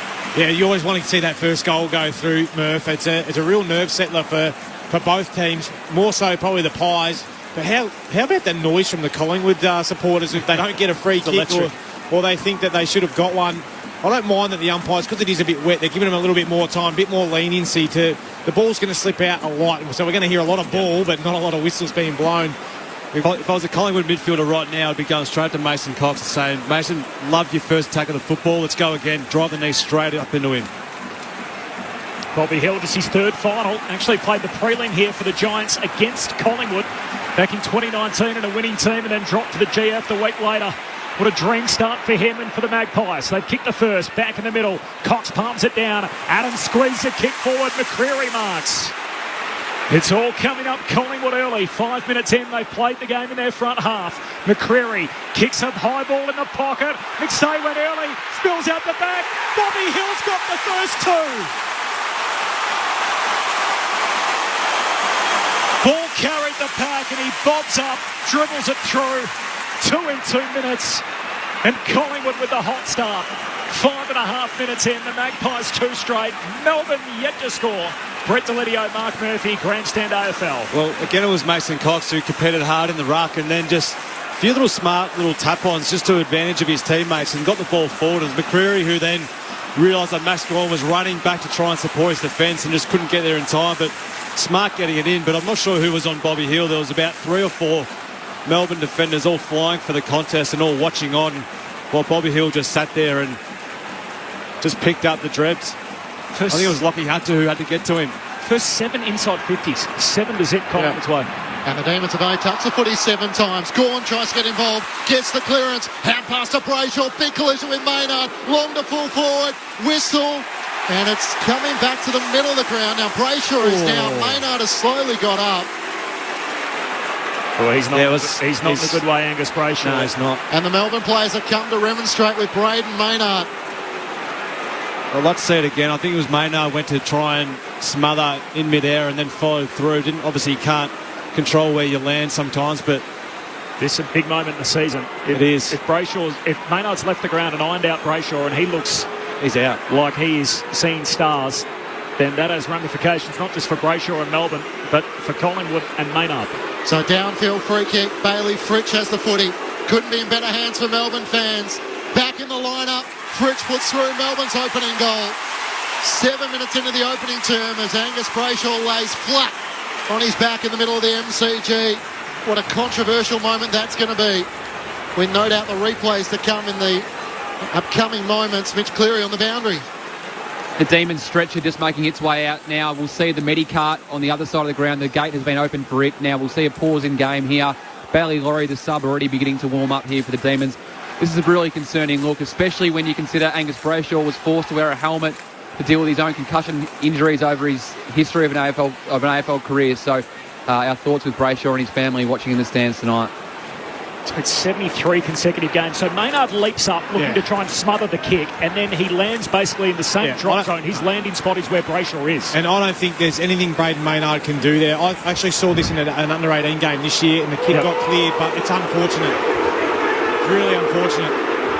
That's the reactions. The replay's been shown on the big screen. Bailey Laurie, no surprise, has got the warm-up top off. He's ready to come in the game. Angus Brayshaw's night is done. He is been separated from his senses after that collision with Maynard, and now Maynard is doing the action basically to the other players in his portion of the ground, showing I went to smother, I had my hands outstretched and I landed straight into the path of Brayshaw, who can't stop yourself when you're in the air, and he's protected himself, which all players are taught how to do that. So he's going to hit, they're going to make body contact, and it's just unfortunate. And Brayshaw's not protecting himself either because he's kicking. He's open kicking. He's fully open. So the question they're going to ask is does he have the right to expect that kind of contact, Brayshaw, when he's kicking the footy? That's right. Everyone expects to have the ball smothered. It happens all the time. You can hear the reaction here. The teams have started to group in their own little huddles in different sections of the ground, and unfortunately for Angus Brayshaw, he's in the hands of the medicos and hasn't moved a whole lot. They put the neck brace on him as a precaution, but he's been put on the stretcher inside the centre square. The thing that will work in Maynard's favour is it's all one action as he jumps to try and smother and then follows through by making contact. The part that will work against him is it's contact to the head of Angus Brayshaw. No, I can't. Yeah, I get that, Clinchy, but you can't expect him to stop in midair. You've got no feet on the ground. Mitch Cleary downstairs. Guys, from your vantage point, you'll just see two people making their way onto the ground. This is very uncommon. Behind every bench at every AFL game, there is two medical officers independent of the two clubs. They are supplied by the AFL. They've actually made their way to support the club medicos on the field right now. So two independent doctors making their way from the bench to the incident where Angus Brayshaw remains on his back. I haven't seen that in a long, long time in an AFL ground. And they're sort of plain clothed as well, so they're not in the usual attire you'd expect to see from someone entering the playing arena. In the other part of that, before it actually happened, Geordie De Goey slipped and he's actually gone down and got his medial, I reckon, strapped. Giving that a little tweak on the way through. So he's got a heavy strapping, underneath his left knee? Yeah. He come off the ground straight away, and then he's come back up onto the bench with strapping now on his left knee. There's a fair bit happening in one passage of play. Oh, yeah. Gorn tumbling over, somehow gets the clearance to Brayshaw. De Goey twists his ankle and then the collision. How did you see it, Murph, the Brayshaw and Maynard? Yeah, he was in the air trying to smother, as we've already discussed. And as you both said, you can't stop momentum once you're in the air. It's a sad watch, unfortunately, because you've got Brayshaw, who's obviously knocked out, and Maynard, who's... now we've got spot fires everywhere. And this is a real problem, that the umpires, with Brayshaw still on the Medicab, players are rushing to be involved in a melee, which Jack Viney has started, grabbing the jumper of Braden Maynard. And they're doing their best to try and separate the players as Brayshaw has been KO'd after that contact with Maynard. He's on the Medicab, being driven off the ground. And now Viney's jump has been completely torn open down one side. The score, by the way, Collingwood 2 straight, Melbourne 1 straight. So it's the Pies by 6 points. 11 minutes in, Brayshaw kicking the ball out of the centre square inside 50. As Maynard leaves the ground trying to smother, he lands straight in the landing spot where Brayshaw had followed through from his kick. And the upper body, shoulder area of Maynard collides with the face of Brayshaw. When he left the ground, he wasn't intending to bump, he was trying to smother. And as they've come down, it's resulted in a suspected concussion from Brayshaw as he's been taken off on the Medicab. Maynard stays out there. It is hot at the MCG. It is Collingwood by 6 points in the first qualifying final. 2-1, and we're about to restart play after all that. And you always think of the families in this moment. We've spoken to Angus Brayshaw's mum for a long time. She couldn't watch her son play given his history of concussion. Over 90,000 in attendance, maybe as much as 95. And shots on the monitor of Todd Viney. Jack Viney's dad in the crowd as well. We're back underway. Cox and Gawn do battle once more. Gawn gets the clearance, but only as far as Crisp of Collingwood. Kicks up towards Bobby Hill. Lost his footing. Bowie takes the mark for Melbourne and pounds off half-back. Kicks up to centre-half forward. And Jeremy Howe nudges Smith underneath it and takes the mark for Collingwood. Still with that makeshift long-sleeve jumper. After his injury in round one, he kicks out to the southern wing in the direction of Dan McStay. Can't take the mark. Bowie's onto it. Bobby Hill's onto him. He locks the ball up at right half forward for Collingwood. The Magpies by 6 points, 2 straight 12 to Melbourne 1 straight 6. Umpire chucks it up in a hurry. Cox and Gawn to go at it. Gawn the more telling touch. Down to Dacos. He's tackled by Sparrow, taken to ground. Ball up again on the wing. How challenging would this be for Braden Maynard now? Yeah, well, he's just got to get it out of his mind and get back to the task at hand. But Jack Viney's right in his face, that's for sure. Cox wins the hit out down to Oliver. Got a hand pass away to Hunter. Handball to Petrarca. They work it out through traffic. Gives it to Sparrow, southern wing. Handball to Oliver. Hand pass to Gawn. Flicks it on to Viney. Viney tackled as he goes to kick. Slides up his boot now to play. And a boundary throw in just forward to the wing for the D's. And now the Collingwood fans are into Viney. So for Brayshaw leaves the ground. Clearly wasn't trying to concuss a opposition player, and Brayshaw has had head injuries in the past. Out of the game, suspected concussion. Laurie into the match in the opening 10 minutes of the qualifying final. Thrown back in, Mason Cox wins down the tap, got it to Chris, kicks into the middle of the ground. Salem sliding in, takes the mark in front of Pat Lipinski. Mitch Cleary on the boundary. So amid all that chaos, the rain has resumed. It's probably a 3 out of 10 at the moment, but it has come back. Salem kicks Melbourne inside 50. Big fly from the back from Smith. Can't take them up. Pendlebury clever. Volleyed it up to Maynard. You'll hear him throughout the match. Kicks up to the southern wing. McStay knocks it on to Bobby Hill. Looks up. Elliott's out the back. He's got 10 metres on Hibbard. He takes the mark in the right forward pocket. He's got McCreary and Cameron charging forward. Jamie Elliott's a man for these moments. He goes back and will have the set shot now. A clever tap from Dan McStay to get it on the outside, but that's what where the game is, isn't it, Murph? Got to get territory. Maynard just banging it on the boot. Got it down, got a nice high bounce. McStay taps it to the outside. Bobby Hill, like all good forwards, running forward. Jamie Elliott going even further forward. Got out the back of Hibbard. Elliott out to the right. He's kicking from around 40 metres out. Jamie Elliott looking for the Magpie response. It's offline to the left. And through for a minor score. The first behind of the match. Collingwood 2-1-13 to Melbourne 1 straight 6. 14 minutes gone. Opening term on ABC Sport. I think it's going to be a big test for Braden Maynard, Corbin. I know you made comment of that before, but he's knocked out someone who's had previous concussions. I feel he's not a dirty player, but it's going to be a big test for him to play some good footy tonight. Maylong straight down the pipe. Markov spoils. Loose footy centre square. Viney collects. Tackled by Maynard. There they are again at it. Front edge of the centre square. Markov passes through. No clean collect. Side bottom knocks it out to Maynard. Hand pass to Hoskin. Elliott tries to hack it forward off the ground. Back into dispute. Viney burrows in. They all tackle him. Pack forms and the ump says I'll have it. It's like a rugby union scrum, that one. Just bodies flying in after the football. 7-point lead for the Magpies. 2-1 to 1 straight. 15 minutes in on Grandstand AFL. Thrown up. Gordon wins down the tap against Cox, but he just slaps it forward. Big Mason gets it towards McStay. Can't gather. Bowie for Melbourne. Hand pass to Salem. Kicks out to the southern wing. We're leading out in front is Chandler, who juggles the mark. Collingwood kicked the opening 2 goals of the match through Bobby Hill in the first 5 minutes before Bailey Fritsch kicked Melbourne's first. Up towards half forward. Smith had to spoil from behind for the Demons. Got it away from Nathan Murphy. And out of play through the hands of Josh Stakos. And a boundary throw in. So Braden Maynard is playing sort of as an extra midfielder for Collingwood off the half-back flank. You'd imagine his head would be spinning. Yeah, his opposition half-forward flanker's gone up to the stoppage and he's just sitting out the back, just patrolling like a sweeper. Gorn and Cox to go at it again from the boundary throw in. Cox whacks it down. Chris Paddock lost it in the Oliver tackle. Spills to Hunter. Kicks the Demons inside 50. Moore edges Fritsch underneath the footy. Takes the intercept mark. It's when he's at his best. Darcy Moore as he swings it out to the northern side. 3 Magpies there. The ball pitches, runs out of play. And a boundary throw in 60 metres out from the Melbourne goal. No late change coming in. Laurie is into the game, the sub for Melbourne. Angus Brayshaw out concussed after an incident with Braden Maynard in the opening 10 minutes, and Jack Ginnivan, the unused sub so far for Collingwood. 2-1 to 1 straight. The Pies by 7 points. Bobby Hill has both their goals. Max Gorn ragdolled Mason Cox, gave away the free kick.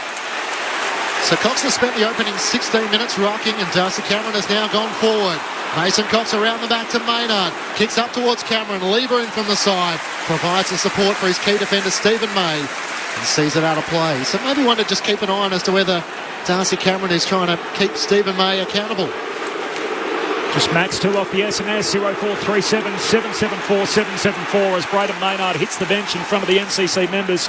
We've had a lot of controversial MRO moments this year, but this isn't going to be one of them. That was completely accidental and unavoidable. Unfortunate for Brayshaw, though, off the SMS. Boundary throw-in, Petrarca for the Demons. Hand pass to Oliver. Kicks down to half-forward, floating through Hoskin Elliott. And the back 6 lids takes the intercept mark for Collingwood. Yeah, it was really well read, but the D's forwards have got to make him accountable. There was 3 to 1 there.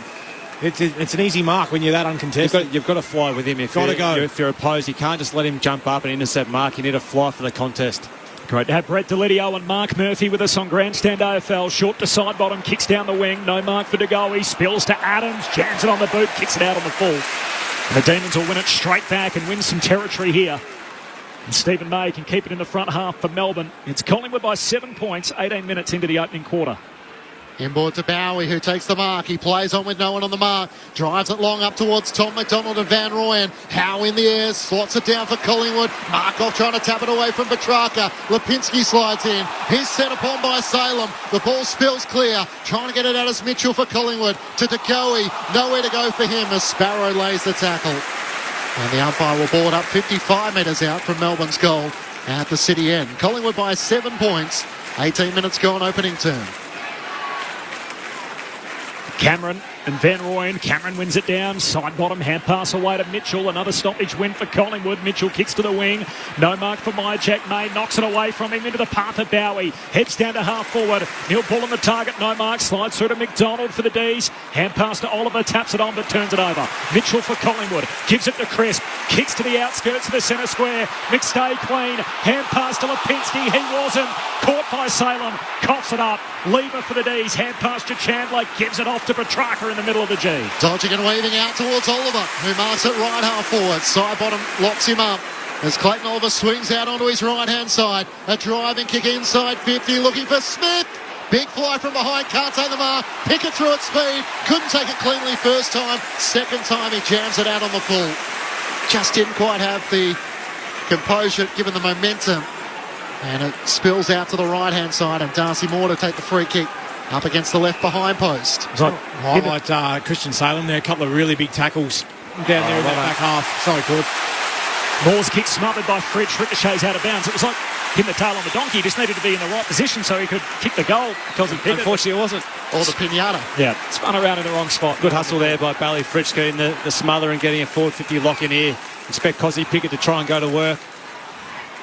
7-point lead for Collingwood. An eventful opening quarter. Cameron wins it down. Petrarca through traffic. Shakes a tackle. Snaps over his shoulder. But in the end, misses everything. And out on the full once more. They'll reset things. Collingwood free kick next to the behind post. We might have a look upstairs. No, we won't. We're happy that's out on the full. So Collingwood free kick. Pies by 7. Time on opening quarter. Collingwood's captain returning, having missed the last 2 matches. Sends it long towards half-back. Darcy Cameron the target, it's slapped forward by McStay of Collingwood. Van Rooyen's onto it first, could have been taken high, got it to Lever. Melbourne won't take the advantage. And Jacob Van Rooyen playing in his first final series, that could have almost been 50. Footy wasn't returned to him. It was Jake Lever who threw it. He was trying to get steel side bottom off his back. Yeah. Yes.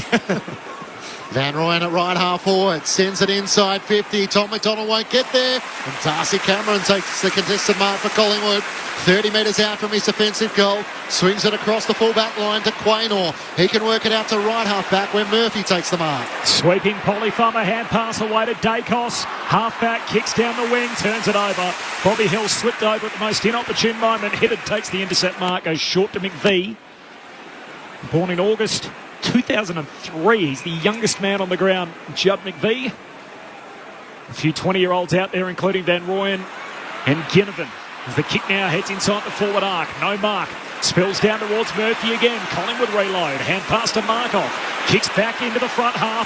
May puts his fist through it. Lands in the lap of Cameron. He drops it. Throws his up. There's another collision here as Van Rooyen involved. And McStay was passing through and he looks a little dazed, McStay. I don't know if he's trying to draw the free kick. A pack form's in front of him. He looks groggy. McStay jumps straight back up. He's got a trainer with him. They'll look at that. Again, he landed straight in the spot of another player in Van Rooyen. Ball up those southern wing.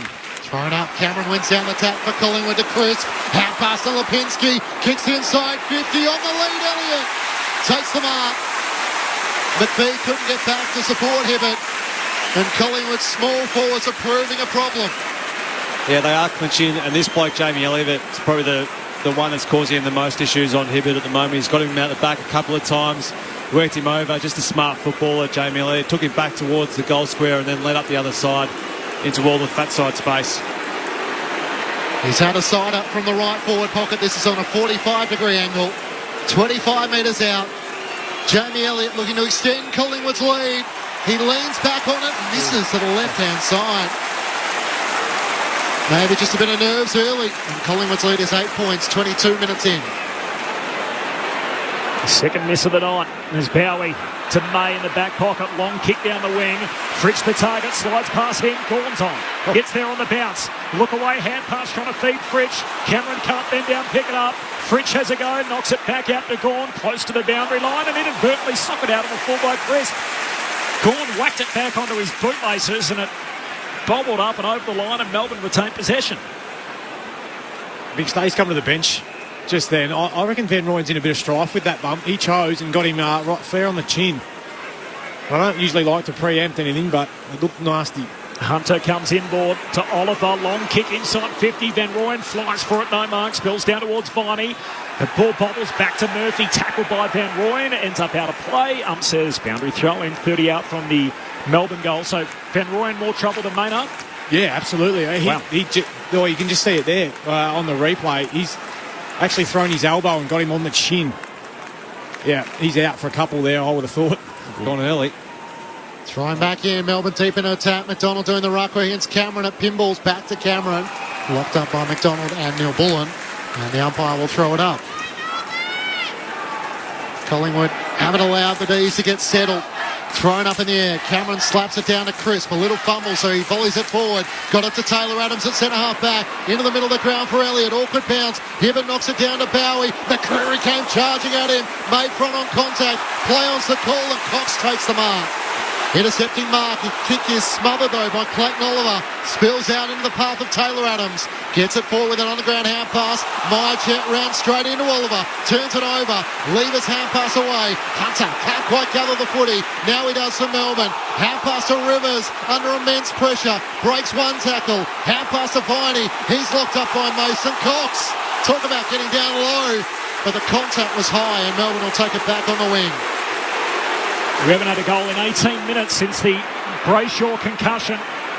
Involved in a collision with Braden Maynard, and this game has particular spice to it, as you'd expect. It went up another level in that opening 10 minutes. Long kick into the forward pocket from Rivers. No mark, spills down to Maynard. High up and under, clears the defensive arc, and Viney at the drop takes the intercept mark.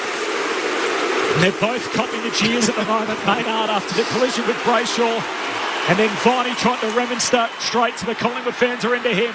Kick from Viney into the forward pocket. Again, no mark. Hits the deck.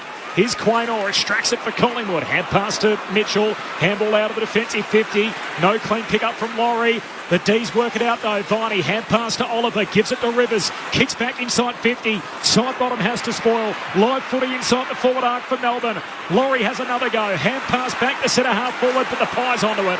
Myercheck. Handball in the middle. Bowie's nutmegs. Pies are on. Crisp. Hand pass to McCreary. Kicks inside 50. Bounce in front of Elliott. Can't reel it in. Paddles to his own advantage. Turns Hibbert inside out. Elliott fumbles a second time. He dives in on it from Langdon, but Langdon wins it. The 1-2 with Chandler, and Langdon gets it out of the defensive 50. Kicks out towards Laurie, the sub into the action. He has to become the tackler on Quaynor. Gets it to side bottom. Inboard to Markov. Hand pass back to Quaynor. Reloads and sends it high inside 50. Have a go at that. Myercheck shoved out of it. Illegally, says the umpire. And Lever maybe just panicked as he made contact right to the middle of the back. Yeah, disappointing. That was frenetic, that little passage of play. It was a great couple of minutes of football, wasn't it? It was. Well called, boys. But I think the one thing we do know is Jamie Elliott's far too quick for Michael Hibbert out there. You've got to look at that, I think. He's got out the back 3 or 4 times already. They're isolating him really well at the moment, aren't they? They've understood that Hibbert's probably one that doesn't like to be back by himself, and Elliott's had him on toast about 2 or 3 occasions. The 5-time leading goal kicker for Collingwood, including 2023.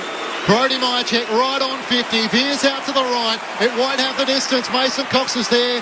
Wrestling with May. It goes out of play, off hands. And a boundary throw-in up against the right behind post. Punt road end. Collingwood deep in attack. Mitch Cleary. Just after that incident with Jacob Van Rooyen, Dan McStay has been taken down to the rooms for the first steps of his concussion test. One to keep an eye on. Thanks, Massai. Boundary throw-in. Collingwood by 8. One down by Gawn, straight to McVee, gang tackled, taken to ground, a ball up again, forward pocket for the Pies.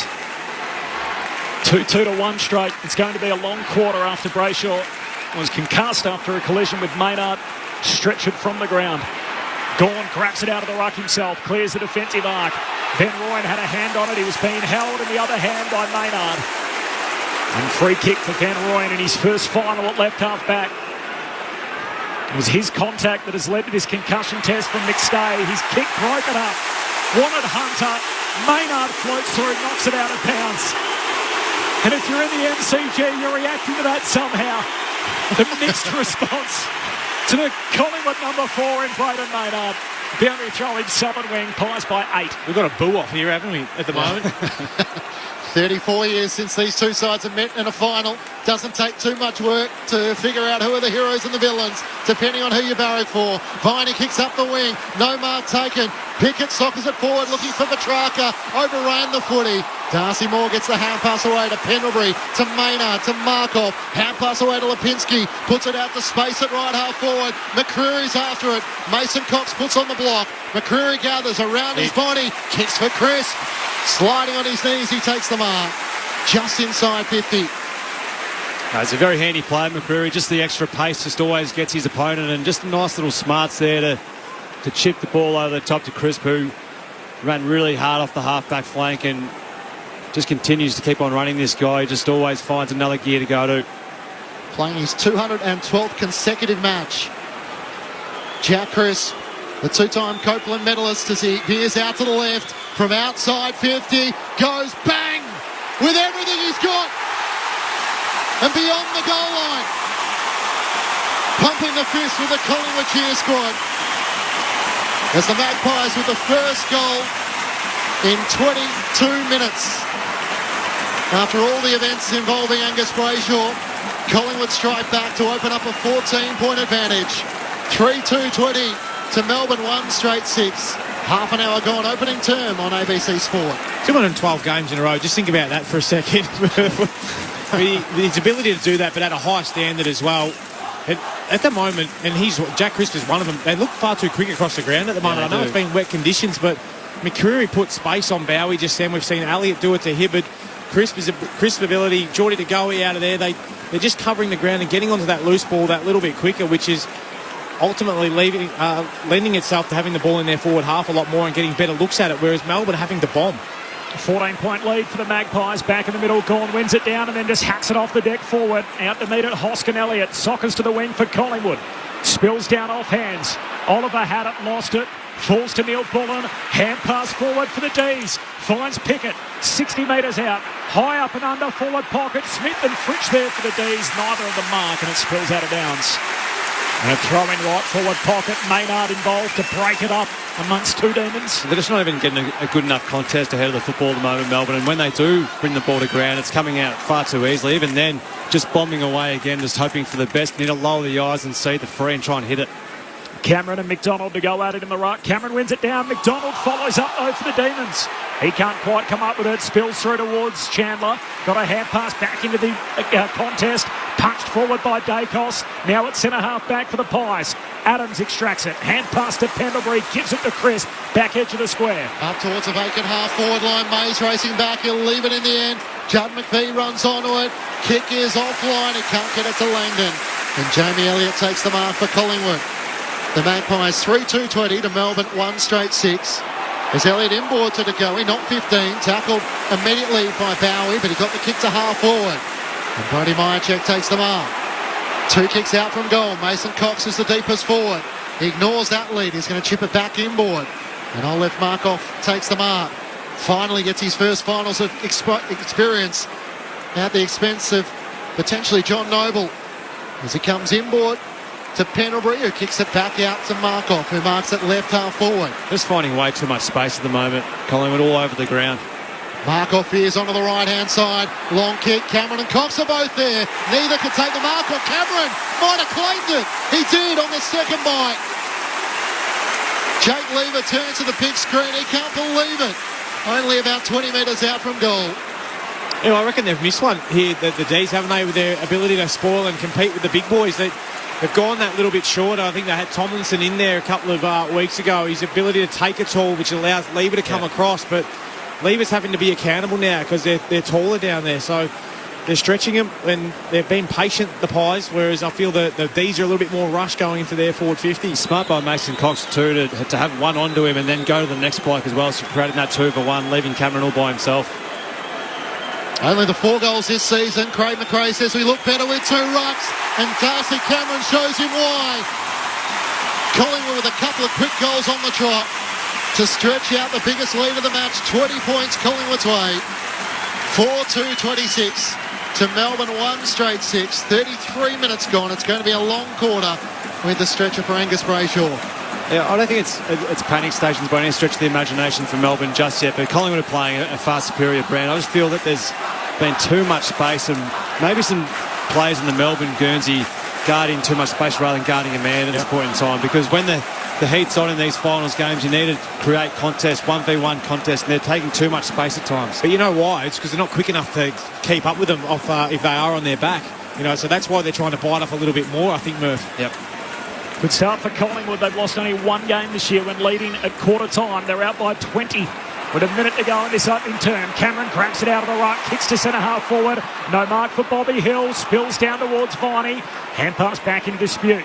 Picked up by Mitchell off his knees. Hand pass inside the forward 50. Viney went over the top. No contact with Myercheck. Pies win it anyway. Adams hand pass to Mitchell. His hand pass broken up. Spills to McVie. Tackled by Elliott. Cox collects. Gives it to Ngoe. Sidesteps two. Can't get boot the ball. Ricochets away to Petrarca. Geez, upended. Dangerous tackle from McCreary. Says it's all okay. He was ripped from his feet and put into the ground. Maybe he kicked his legs out, Petrarca, and all of that. The umpire says throw it up. 15 out for the Collingwood goal at the punt road end. Last roll of the dice for the Pies before quarter time. Cox tries to knock it down, then tries to volley it on, but it's Oliver who gets the clearance. Up towards half-back. Fritsch is outnumbered. Maynard used his body. It spills to Smith. Hand pass to Chandler. Kicks up towards half-forward. Howes the loose in defence. He gathers. Hand pass to Markov. And that's the opening quarter in the books. What an eventful opening term, in which Collingwood lead by 20 points, 4-2-26 to Melbourne, 1 straight 6. But we had a sizable delay as Angus Brayshaw was stretchered from the field. A collision with Braden Maynard as Maynard went to smother, followed through with the contact to Brayshaw, who was subbed off the field. Goal kickers for Collingwood, 2 to Hill, individuals to Cameron and to Crisp, while for the Demons their goal has come through Bailey Fritsch. Mitch Cleary on the boundary. Just some more good news for Collingwood going into this first break. Dan McStay has just emerged from the rooms, giving the thumbs up to the high-performance boss, Jared Wade, down here on the bench. So it looks like he will resume after that concussion test midway through that first term. Thanks, Mitch. That was the other incident in that opening quarter, of course, where Jacob Van Rooyen, according to our own, Brett Delidio chose to bump. Made contact with McStay. McStay had to go off and do the concussion test, but good news, he is returning.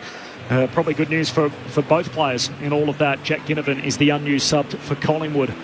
The talking point is clearly the clash between Maynard and Brayshaw. As Clinchy said, Brayshaw stretchered from the ground in the opening 7 minutes after that collision with the Collingwood defender. It's the Magpies by 20 points on ABC Radio, News Radio, Sport Digital, and now streaming through the ABC Listen app. This is Grandstand AFL.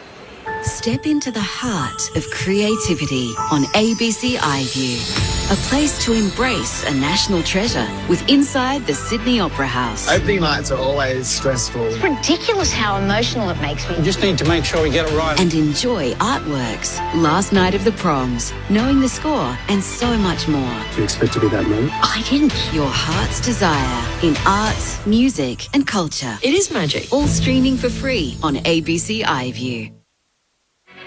The 2023 AFL Finals. On your radio, ABC Sport Digital Radio, and on the ABC Listen app.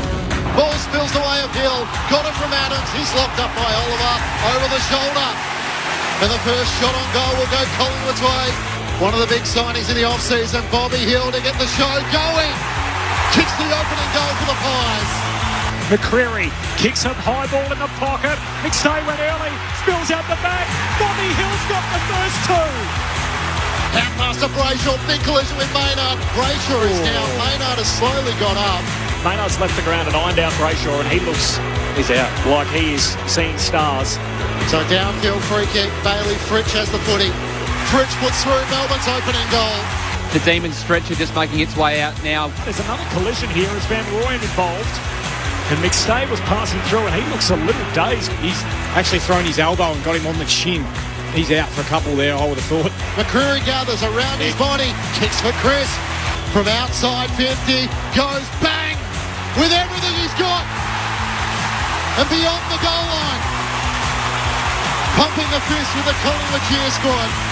The 2023 AFL Finals Series. On radio, ABC Sport Digital. and now streaming on the ABC Listen app. We had high hopes coming in. We had to wait 10 days for it. It's delivered thus far. Collingwood by 20 points, 4 goals to 1. No shortage of talking points. Clearly the incident between Maynard and Brayshaw, which has left the latter concussed and subbed out of the game.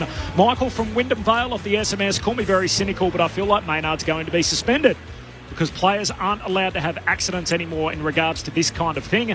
And from Daniel says, hello from, I think it's Białystok is how you pronounce it. Hopefully that's right, in Poland. I've been travelling around Europe with my partner and we have made a stop over here so she can conduct a family pilgrimage of sorts. Loving listening to the commentary as we browse the shops and cafes. Great to have you with us, Daniel. Appreciate your contribution off the SMS. The thoughts about analysts Mark Murphy and Brett Delidio at quarter time, the Pies by 20. Yeah, well, Collingwood have been first class, and I think it started in the middle of the ground with Mason Cox jumping into Max Gawn on a couple of occasions, and that was one area of the game that I thought Melbourne would have superiority, and that was in the centre bounce. But they've been first class so far, Collingwood, and they're leading the clearances 12-11, but then also ahead of the football. I feel Melbourne are just bombing the ball in and hoping for the best, and they're not getting enough representation, not just only in the air, but at ground level as well. I feel that when the ball has come to ground, they haven't had enough numbers there forcing another stoppage or repeat stoppages. The ball's being able to come or exit too quickly from Collingwood. So they're playing a really good brand of football at the moment. Collingwood, they're, as you said a couple of times, they've got just players who just seem quicker than their Melbourne opponents, and they're causing a lot of havoc for a lot of the Melbourne defenders who are trying to play 1.5 man and try and cover off some space. But when you've got so much space out there and you've got quick legs of which Collingwood do have, you're going to find yourself in trouble. Oh, I totally agree. I feel that Collingwood are getting their game set up a lot better than what the Ds are at the moment. We spoke about how good the Ds are defensively and their ability to set up behind the ball, but it's been the Pies. What are the intercept possessions at the moment? 24-17. And we saw that it was only in the last 10 seconds of that quarter, but they had 3 back behind, and they were able to mop that up, no worries. It's been a little bit of the tail of the game so far. But you're right, it's the speed across the ground and their ability to get out the back. Elliott's really challenging Hibbert at the moment. Could have kicked 3. He should have, if he was cleaner, he could have kicked goal of the year, as well as a couple of other shots. Well, he missed 2 shots that you'd just be a given for Jamie Elliott. And I know it's a wet ball, and usually the wet ball too here is because it's a bit pointy at the start of games, they tend to slide off the boot a little bit. But Jamie Elliott, he always kicks them straight through the gut. So he's a few little let-offs there by Jamie Elliott, but you are right, like they are finding space, and usually that's one area of the game that Melbourne are really good at. Squeeze that up, squeezing that up, and having another one out the back. They will have got a little talking to, I reckon, just then at quarter time, and those things will be tightened up, but they've got to get their hands on the footy inside and not just blaze away going inside forward 50.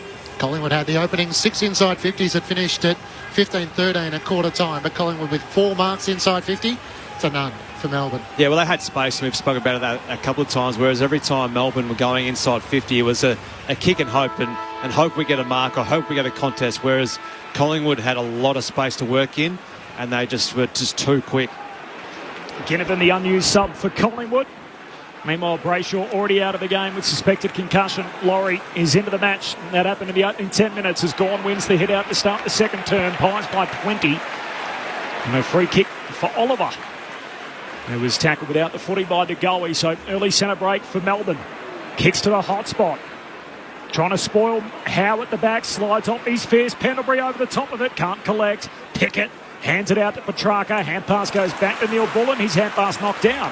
And Dacos just soccers it 40 metres up to the wing. May comes through, spoils for Melbourne. Rivers trying to reel it in, unsuccessful. Lipinski loops a hand pass to Adams, tackled by Sparrow. Ball spits out of play and a throw in on the wing. A 20-point lead for Collingwood, just repeating those 2 incidents. So Maynard leaving the ground, looking to smother, landed in the same spot where Brayshaw was. Made contact high to the head. Brayshaw concussed. And Brett Delidio's verdict is that Maynard should be okay with all of that, despite the damage that was caused. Toss back in. Gawn wins down the tap. He gets it to Neil Bullen. The kick to half forward. Better suits Quaynor than Cosy Pickett. And Isaac Quaynor takes the mark for Collingwood. Comes inboard to Darcy Moore. He wants a switch play out towards side bottom. It's a risky kick. Used his body well against Langdon. Gathers the footy. Kicks to space out at half forward. It's out in front of Jamie Elliott. He tries to knock it on to Myercheck, and that'll be enough to convince the umpire to throw it in 50 metres out from Collingwood's goal. You know I'm a boots man, Clinchy. Yes. Jamie Elliott has gone and changed his boots, so that was the reason. Fans out there listening, he's into the white ones, sack the orange ones. Throw those ones into the Yarra. So if you've got a sign, put it up. He'll probably give you those orange ones. Thrown back into play. It's Cox who wins down the tap.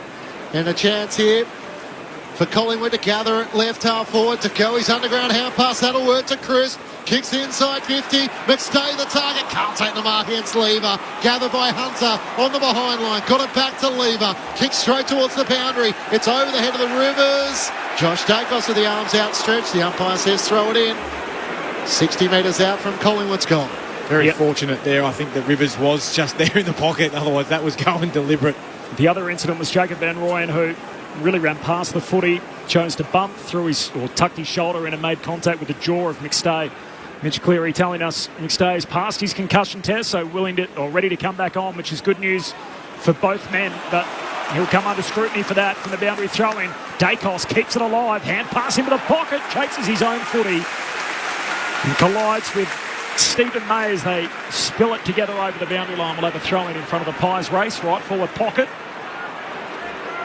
Just seems that everything that Collingwood are doing now, they're just doing it with energy, whereas Melbourne, they just don't seem to have that spark at the moment. Bit reactive, aren't they? Yep. Mark Murphy, Brett Delidio, grandstand AFL, Pies by 20, boundary throw-in. Cox wins it down. Was Myercheck held without it? Yes, said the umpire. Free kick for Myercheck, right forward pocket. He'll kick from 20 out. And reactive's the word, and Clayton Oliver, who's usually so good around a stoppage, just held on for whatever reason, then maybe got a little bit nervous about being against a bigger opponent, but just an unnecessary hold. Holding on to his right arm as he's trying to keep the space, I reckon, Brodie Myercheck. Very strong individual, though. A career best year. This for his 45th of the season. He sprays it out to the left to behind. Had a heavy downpour the 2 hours before the game. Had some light rain for a few moments in that first quarter, but other than that, it's been dry during game time. But a greasy footy on a wet MCG surface. It is Collingwood by 21 points. 4 minutes gone, second term. Rivers looks to bring Melbourne back into play. Kicks as far as he can up towards Gawn. Works his way to the front against Mason Cox and takes the mark. Melbourne's captain trying to get involved. Comes inboard back to Rivers. Takes the mark on the paint of the defensive 50. Out to Bowie at right half back. He's got Langdon wider, but wants to go more direct than that. Up towards Joel Smith. He marks on his chest, just inside the boundary. At right half forward. Fritsch and Van Rooyen are the longest targets as Smith looks for options inside 50. Sends it in the Van Rooyen direction. Almost takes the mark. Up on the back of Murphy. Then competes at ground level. Howe over the top.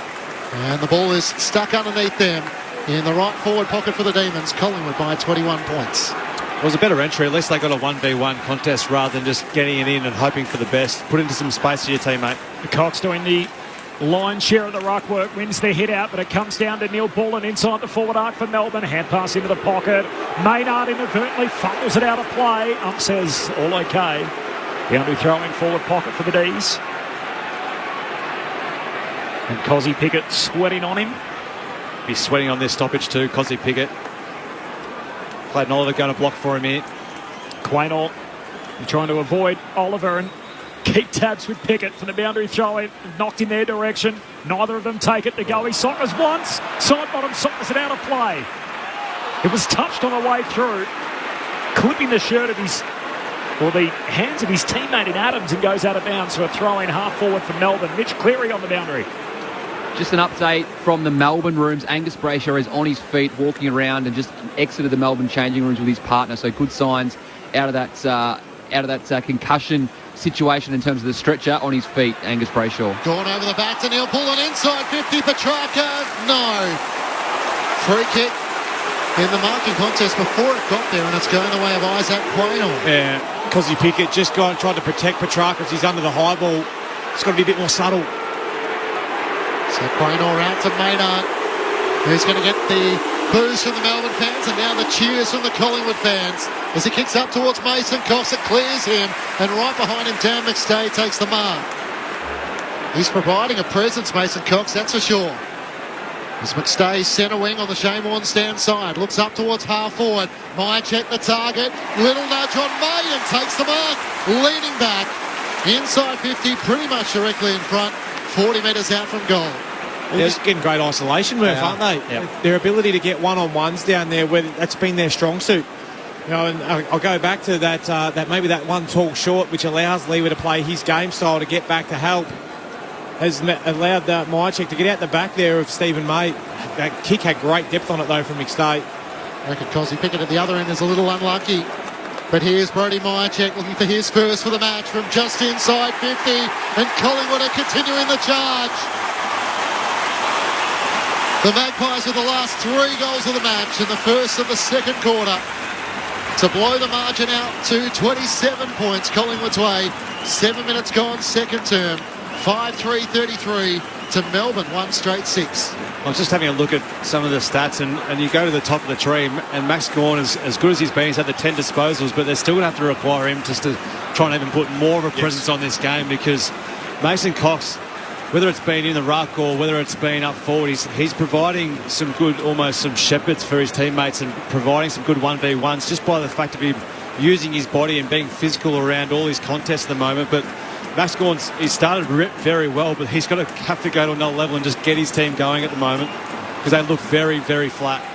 Their last 2 goals too from marks inside 50, which rarely happens against the Demons of May and Lever. Gawn wins the hit out superbly in front of Petrarca, sockers it to centre half forward. No pick up for McDonald. Howe grabs it for the Demons. Kicks out into space on the southern wing. Rivers and Adams out after it. Rivers paddles it inside the field of play. Sockers along the boundary line trying to link up with Laurie. He fumbles. Pies win it back. Mitchell hands it to Adams. Took on the tackler. Caught holding the ball. And a free kick for young Bailey Laurie. In his 5th game, he's going to use it fast. By hand to Rivers. Short kick to Langdon. Hugging the southern boundary line as we're so used to seeing him on that wing for Melbourne. Drives it inside 50. Gawn's gone forward. He sets himself. Can't take the mark. Spills down to Petrarca. Hand pass to Viney to go the other way. Got it on to Neil Bullen. Tries to brush the tackle. Gets the hand pass out. Petrarca dropped the ball to his boot but missed his boot. In the end, he changed his mind at the last moment. Now he's the tackler on Murphy. And locks it up in the right forward pocket. That was a weird one, that one, Petrarca. It's almost like he dropped the ball a bit too far out from his foot. Yep, slipped in his hand in the greasy conditions. From the ball up, comes down towards side bottom. He tries to hand pass it to Goey. Keeps it in the field of play. Fends off Langdon, turns it over. Jack Viney's onto it. Free kick to Goey was held. Collingwood will take it at left half back. All of a sudden, Melbourne desperately need a goal. Their only goal came at the 7-minute mark of the opening term. 8 scoring shots to 1. Collingwood's favour. 5-3 to 1 straight. As Goey kicks down the wing. May's up strong and marking. Comes down with it for the D's. Collingwood by 27. 10 minutes into this second term. May goes long to a contest at half forward. Howe puts his fist through it. Sits up the side bottom. Floats a spiral back down the wing. One bounce out of play in front of McStay and Lever. And the ump says toss that back in. He's very good at just throwing hazard kicks forward, isn't he? Side bottom at times and just kicking for touch just to get another stoppage and get it up further up the ground. The Pies have lost only 1 game all year when leading at quarter time or at half time. They're cruising here with a neat 27-point lead, but a long way to go from the boundary throw-in. Hoskin Elliott has a windy trying to soccer it forward. Salem floats it back to centre half forward for the Demons. Moore had it. Hand pass just gets through to Murphy. Handball to side bottom, half back flank for the Magpies. He dinks the kick over the top looking for Maynard, but Pickett got a spoil onto it. Knocked it out to Viney. Langdon knocks it onto the top of the 50. Tom McDonald kicks to Pickett. That works superbly. Impossible shot, Cosy. Just misses to the right-hand side. What movement from Melbourne, and Pickett almost made it stick on the run inside 50, deep in the right forward pocket. Collingwood by 26 points. Feels like Murph, they need something like that to get them going. They did. They certainly did. Just a behind to show for it. Quaynor long up to the wing. May and Myercheck wrestling the one-on-one. Ball comes out. Neil Bullen's there for Melbourne. Tackled by McCreary. Has his pocket picked. McCreary handballs it straight to McVie. Clean turnover on the wing. McVie into the forward pocket. Fritsch goes out at one-handed. No mark. Spills down to Howe of the Magpies. Hand pass to fullback for Hoskin Elliott. Kicks to a one-on-one. Side bottom and Langdon, and side bottom reads it best. Takes the mark and pumps the brakes. The experienced vet in his 24th final. He chips it short and skidding through. Mitchell marks against the boundary line southern side. 26-point lead for Collingwood, 5-3 to 1-1. 11.5 gone in his second term. Side bottom leads away with 13 disposals, 10 to Crisp and 10 to Gawn. As Mitchell kicks as far as he can up the wing. Cameron flies, makes the spoil. It trickles out of play in front of Taylor Adams and a boundary throw in. Collingwood 5-3-33 to Melbourne 1-1-7. 12 minutes gone, second term. Yeah, he's had some important 1v1 contests so far, still side bottom, especially on that far wing. Matched up against Langdon. Really important area of the ground for both sides. Mark Murphy with you on ABC Sport. Cameron wins down the tap. Gets it to Adams. Kicks towards half forward. Myercheck wrestles in May. Knocks it down to Lipinski. Back to Myercheck. Hand pass to McCreary. May with a big tackle. In short, he was going no further. Maybe a bit of intent in that for some frustrations in previous marking contests. Bo McCreary trying to do his best rugby league burrow through there, wasn't he? But Stephen May having nothing of it. Cameron swats it down. Mitchell, hand pass back into traffic to Goey. Whacks it out, but there's only Demons jumpers there. Langdon, hand pass to Rivers. Peels off the back flank, characteristic fashion. The ugly kick skids its way through to Howe. He collects for Collingwood. Southern wing, hand pass rather to Quaynor, but he's going in the wrong direction. Gives it to Maynard, short kick to side bottom. We're back where we started, against the boundary line, defensive side of the southern wing. Floodlights on, no rain at the moment. Collingwood by 26, 5-1. What's been an eventful first qualifying final so far, midway through the second term. He kicks down the line and Cameron forced to play the role of the defender, punches it out of bounds. A throw in on the wing. This is Grandstand AFL on ABC Sport. Corbin Middlemass and Matt Clinch. Mitch Cleary on the boundary. Now Grandstand AFL experts. Brett Delidio and Mark Murphy. Collingwood by 26, 13 gone in the second. Thrown back in. Gawn works his way to the front against Cameron, but can't get a decisive tap. Laurie kicks end over end up towards Pickett. Bounces off Quaynor. Gathers the footy on the wing. Hand pass away to Viney. Swings onto his left. Kicks up towards half forward. Tom McDonald. One grab, couldn't hang on. Chandler front and centre. He's got options in the pocket. Kicks to Fritsch. He marks hard against the boundary in the right forward pocket. It's a tough shot on goal, but Melbourne desperately need it. It's been a good couple of minutes from Melbourne. They've got the game back into a bit of an arm wrestle. Now they need to capitalise and put some scoreboard pressure back on.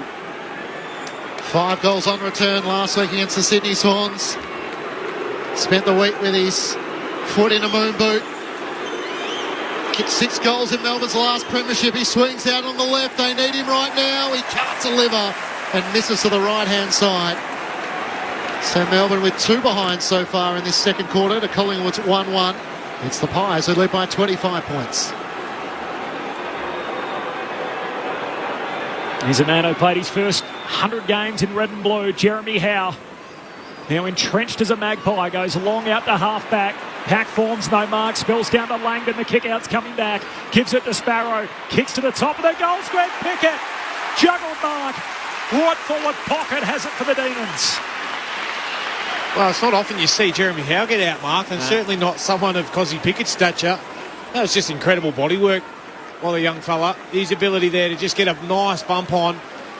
It's exactly the time that Jeremy Howe was about to take his leg, wasn't he, off his right leg, and he just hit him right at that point where he was going to take off. So really clever. Great crafty work. They've had the last 2 scores, both behinds. Pickett makes this a goal to light a fire for the Demons.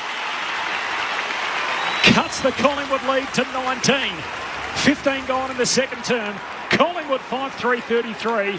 Keziah Pickett trying to kickstart the Demons. They move to 2-2-14. Mark Murphy, Brett Delidio. Well, they needed some reward, didn't they? They're leading 10-4 inside 50s in this second quarter, and we sort of made mention that they're just starting to get the game back in an arm wrestle. Well, that was Melbourne to a T, wasn't it? Long kick out. Win it, big spoil, win it back in, get it, pump it back inside 50. Well done, Sparrow. Then it was the work of Cozzy Pickett. A little bit of brilliance, for a guy only 175 to be able to outmark Jeremy Howe. Is probably 6'2". They needed that one though, and he's trying to spark him. Brett Delidio and Mark Murphy with you. Back in the middle, it's Oliver who's volleying it to half forward. Chandler in front of Maynard, can't take it cleanly. Maynard slides in, tries to tap it to the advantage of side bottom, and off his boot it goes out of play. Right half forward for Melbourne, who trail now by 19 points. The wet weather has eased since the pre-game, and so many of the ponchos below us, and a crowd of over 90,000 in attendance. The record for a qualifying final is 95,028. Geelong and Richmond back in 2017. From the stoppage, Viney tries to get it to Laurie, into the action for Brayshaw. Tries to get the hand pass forward. Chris can't link up with Elliott. with Mitchell. It spills the way of Oliver. Kicks Melbourne a half forward. Pickett's onto it. Miss Neil Bullen with his hand pass. Hill slides in for Collingwood. Taps it to his own advantage. Then takes a bounce. He's toying with him on a half-back. Kicks up to McStay. He's sliding on his knees. He chopped a pinpoint pass. And Lever gathers to Melbourne. Hand pass to Pickett, who's going to go back to McVie. McVie laterally to Oliver. Back edge of the centre square. Hand pass to Salem. Kicks the D's down to half forward. Smith flies for it. No mark. Falls through to Maynard. Hand pass back to Howe. So well set up defensively, the Pies. Gives it to Quaynor. Hurried kick down the wing. Lever spills it. Falls front and centre. There's Bobby Hill again. Hooks the kick across the body. Elliott the target. Hibbert goes over the top. Close to the boundary line.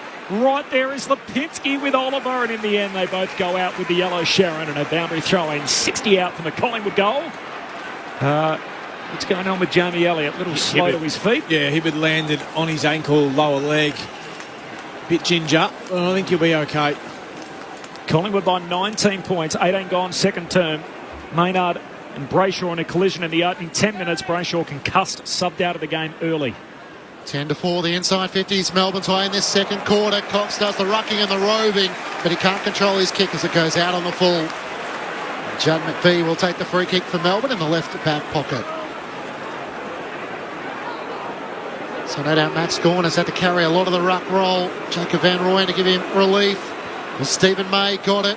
Kicks out wide, looking for Neil Bullen. Great sliding effort from Hoskin Elliott. Spoils it out of play. And a boundary throw in at right half forward for the Magpies. I wasn't sold on Will Hoskin Elliott starting at half back, but he's actually been pretty solid down there. He has. Certainly hasn't looked out of place. Tight squeeze on for spots in his 202nd game. Will Hoskin Elliott, boundary throwing. Cox palms it down. Pack forms behind him. Somehow handball released from Crisp into the forward 50. Lipinski sockets it across the ground. Big fly from McCreary. Couldn't rip it down. And the D's a chance to reload. Langdon, hand pass away to Hibbert. Kicks down the southern wing. Chandler and Quaynor on a one-on-one. Chandler wins the one-on-one contest. It's a huge win for him. Shakes a would-be tackle from Murphy. Draws the defender. Hand pass to Smith. Handball to Gawn, who spills over his own feet. Goes to ground. Somehow got it out to Smith. Handball back to Chandler. Paddles it away to Viney. He's coughed it up. Pies win it back off half-back. Mark off to Mitchell. Tumbles a kick down the southern wing. Up towards McStay, but he's caught behind Lever, who gathers to Melbourne. Hand pass to Langdon, the chase from McCreary. Kicks up towards half-forward. Maynard can't take the mark. Spills to Smith. Kicks to a vacant goal square. Nobody's there for Melbourne. And Hoskin Elliott working back for Collingwood. Gathers and kicks out to Hill. He marks it right half-back. Collingwood leading by 19 points. Bobby Hill with the opening 2 goals of the match. He points long down the members' side. He'll hug the boundary line with a kick towards Cameron. He's wrestling with May. Oliver in for the side. Darcy Cameron juggles the mark. Collingwood's bigs are imposing themselves. Somewhat of a controversial choice to go with the 2 bigs. Cox, who started in the ruck, and Cameron supporting him against probably the best ruckman in the game, and Max Gawn. He goes back to Moore. They've both been probably 2 of their better players as well, Cox and Cameron tonight. Mark Murphy on ABC Sport as Moore goes long to a contest at centre half forward. Gawn in the box seat, no mark. Hits the deck. Crisp there, centre half forward. Jinking run through traffic. Gives it to side bottom. Kicks inside 50. Elliott just out of reach. Got there on the bounce. Trying to step around Hibbert. Hand pass into the pocket. Lipinski. Fast hands but turns it over. May in the defensive arc. Gives it to Langdon. Hand pass out to Bowie. The Premiership Demon kicks down the wing and a mark to Smith. Has it defensive side of the logo, southern side. Collingwood by 19. Time on opening, second quarter rather, as we tick towards half time. Only really has. Van Rooyen deep, so tries to kick it towards Tom McDonald out wide, and Sidebottom spoils it out of play. Much to the encouragement of Maynard and Quaynor for a boundary throw in centre wing under the Shane Warne stand. Mention that Maynard Brayshaw incident. Tim in Applecross off the SMS thinks Maynard is gone. Although it is a fantastic effort to spoil the ball, he looks at Brayshaw, dips his shoulder, he is done. It's going to be a hot talking point in the next 24 hours. As Collingwood through Mitchell, emerge from the stoppage, kicks up towards half forward. Bowie read it best. Takes the mark in front of McCreary. Has it right half back. Of course, had the dream run in 2021 on his way to a premiership in his first season. Drives Melbourne up towards Max Gawn, who takes a big mark in the pack. Mason Cox and Darcy Moore were both there, but no one was stopping Max Gawn. He's at right half forward, looking for options inside 50. Smith is deepest, sends it in the direction of him and Jeremy Howe. Howe flies and spoils it down. Side bottom breaks the tackle of Langdon. Hard against the boundary at half back for Collingwood. Not his best kick. And the intercepting mark is taken by Bowie of Melbourne.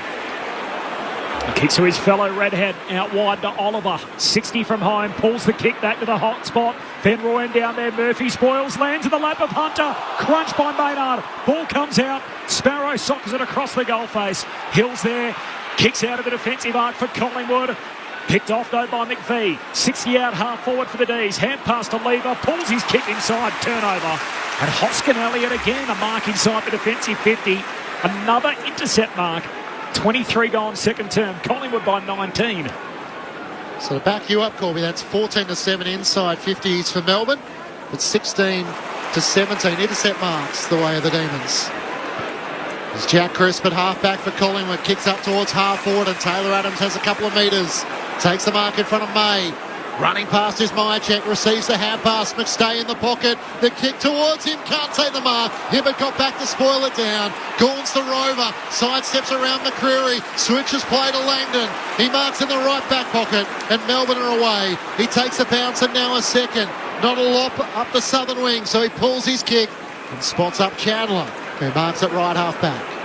There's a big talking point coming in, how they'd look going inside 50. They average 10 more inside 50s, Melbourne, than their opposition per game, but they're ranked 18 for retention from kicks inside 50, which is it's a lot of entries, but it's an alarming number. Short kick to Bowie at half back, pulls the trigger into the centre square for McVie. He goes straight down the pipe, Pickett's all alone. Takes the mark, uncontested, left half forward, turns, looks for home, his kick on target, Murphy the goal saver. Got back on the goal line and whacks it through. That's what he does, Nathan Murphy. Collingwood by 3 goals, 24 gone second term. But the Demons with the momentum here, can they translate that onto the scoreboard? He's doing his best, isn't he? Cosy Pickett to ignite him. He's crunching tackles, he's forcing pressure, he's kicking goals. Almost a second there. And he's running at Will Hoskin Elliott, who does the kick in, looking for Cox.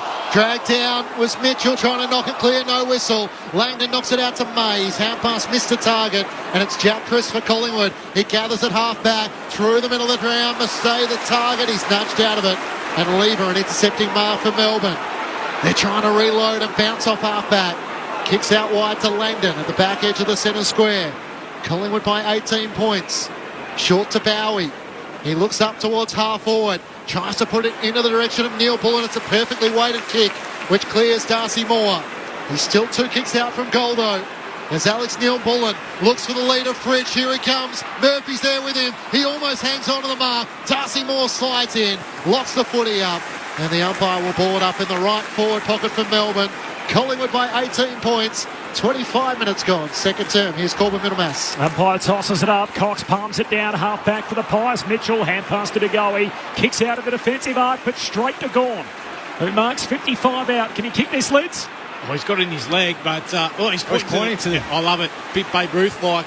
This is going to be a home run. He wants it, the big fella. And I think I mentioned this on your show earlier, Corby, that this is what we're going to need. The big fella's going to have to put the team on his back. He'll bring the house down. Well, 30,000 of them anyway. Yeah, well, one in red and blue. They've had the last 4 scoring shots for 1 goal, 3. Collingwood haven't scored since the 7-minute mark. We've now gone 26 in the term. Gawn arcs out to his right. He's dropped punt. Sails to the goal square. It won't have the trip. Stays alive. And Murphy again knocks it through. Just bobbled off the deck in the goal square, which you don't often see with that many players around. It's another behind, so 1 goal, 4 from the last 5 scoring shots, Melbourne. Collingwood's lead 17 points as we tick towards half-time. Yeah, but they're winning a lot of 1v1 contests at the moment, Melbourne, but still that sticking point from 60 to 70 out of that last inside 50 kick, they just can't quite get it right. Darcy Moore short to the pocket to Quaynor, who goes short to Josh Dacos. Thought it was some beautiful promotion for Corbin and Ben, but realised it was Lids promoting himself, Murph. Not unusual, which is it? As Josh Dacos kicks along towards Mason Cox, can't take the mark. Myercheck's there in the pack, spills away on Mitchell, shovels it over his shoulder, knocked on by McStay, looking towards Bobby Hill. Hibbert knocks it away from him, whistle. Everyone stopped. Which direction is it going? It's a Hibbert free kick. And left half back for Melbourne. A hand pass out wide to McVie, gives it back to Hibbard, kicks along the boundary line, and Hunter marks in front of the members. So they've dominated the last 20 minutes, and yet Collingwood still lead by 17. Hunter pokes the pass to Gawn. Velcro for hands as he hangs onto it between wing and half forward. Looks for Fritsch. Deep in the forward pocket. Fritsch upstairs. No mark. Hits the deck. McDonald gets a hand pass out. Trying to pick it up. Neil Bullen can't. Falls to Mitchell. Hand pass to Hoskin Elliott. Pumps it out of there, but straight to Lever. 30 seconds left in the half. Collingwood by 17. Crowded forward 50. Lever reloads. Kicks to the top of the goal square. Van Rooyen floats through. No mark. Maynard knocks it away to the advantage of side bottom. Jams it on the boot. Kick touched on the way through. Ricochets to Bowie. Look away. Hand pass to Langdon. Didn't get a kind bounce. Crisp wants the boundary line. Chandler keeps it alive. Crisp is going to get a second go. There's a free for a hold. It's going to come back, and it's going Collingwood's way as McCreary was tackled by Oliver without the footy. And that'll do us to half-time. It is 5-2. Not overly high scoring as we anticipated. It's Collingwood by 17 points at half-time. But that doesn't nearly tell the story of the match, in which Melbourne have dominated the last 20 minutes. They've had the last 5 scoring shots. And for Collingwood, they did not score in the last 20-odd minutes of that term. 1 goal each for the quarter. Collingwood 5-3-33. Melbourne 2-4-16. The goal kicker's Bobby Hill. He's got 2. He kicked the first 2 of the game. Cameron, Crisp and Myercheck all with 1.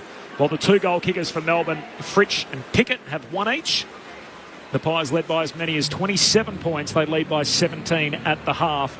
There were 2 big incidents. They both came in the first quarter. First of all, Braden Maynard left the ground trying to smother the kick from Angus Brayshaw. He ended up in Brayshaw's landing spot, and high up on the body or the shoulder area of Maynard landed towards the head of Brayshaw. And Brayshaw in the protective headgear, head hit the ground after making contact with Maynard in the air, and he was concussed in the first 7 minutes of the game. So Brayshaw taken off the ground. The good news, Mitch Cleary reporting that he is on his feet walking around with his partner in the Melbourne rooms. The other incident was between Jacob Van Rooyen and McStay, where Van Rooyen ran past the footy, made contact with the head of McStay, went off the ground, did a concussion test. He completed that and came back out. But both of those will be looked at, 2 incidents from the first quarter. On ABC Sport, Collingwood by 17 at halftime. Your contributions off the SMS on 0437 774 774. But first, the thoughts of our ABC Sport analysts. Our 2 number 1 picks to all Australians in Mark Murphy and Brett Delidio. Yeah, well, we've got a game where the D's have probably fought hard to try and get back into it, haven't they? Whereas Collingwood, they've capitalised when they've had the momentum and they've been able to kick their scores. So ultimately, I think if the D's can get some better movement going forward, which we haven't seen a lot over do they change their makeup of what they try and do? Who do they put down there? Well, I just feel that you put 4 of your 6 forwards and you leave Cozzy Pickett and a Christian Petrarca deeper and let them 2 go to work 1v1 and have everyone up higher up the ground.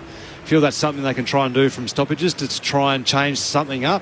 Yep. I just feel at the moment they're just not getting... their contest work was a bit better than the second quarter, but it was coming out way too easily. But they're just not getting that combination from the 70 out to inside 50. And you can't...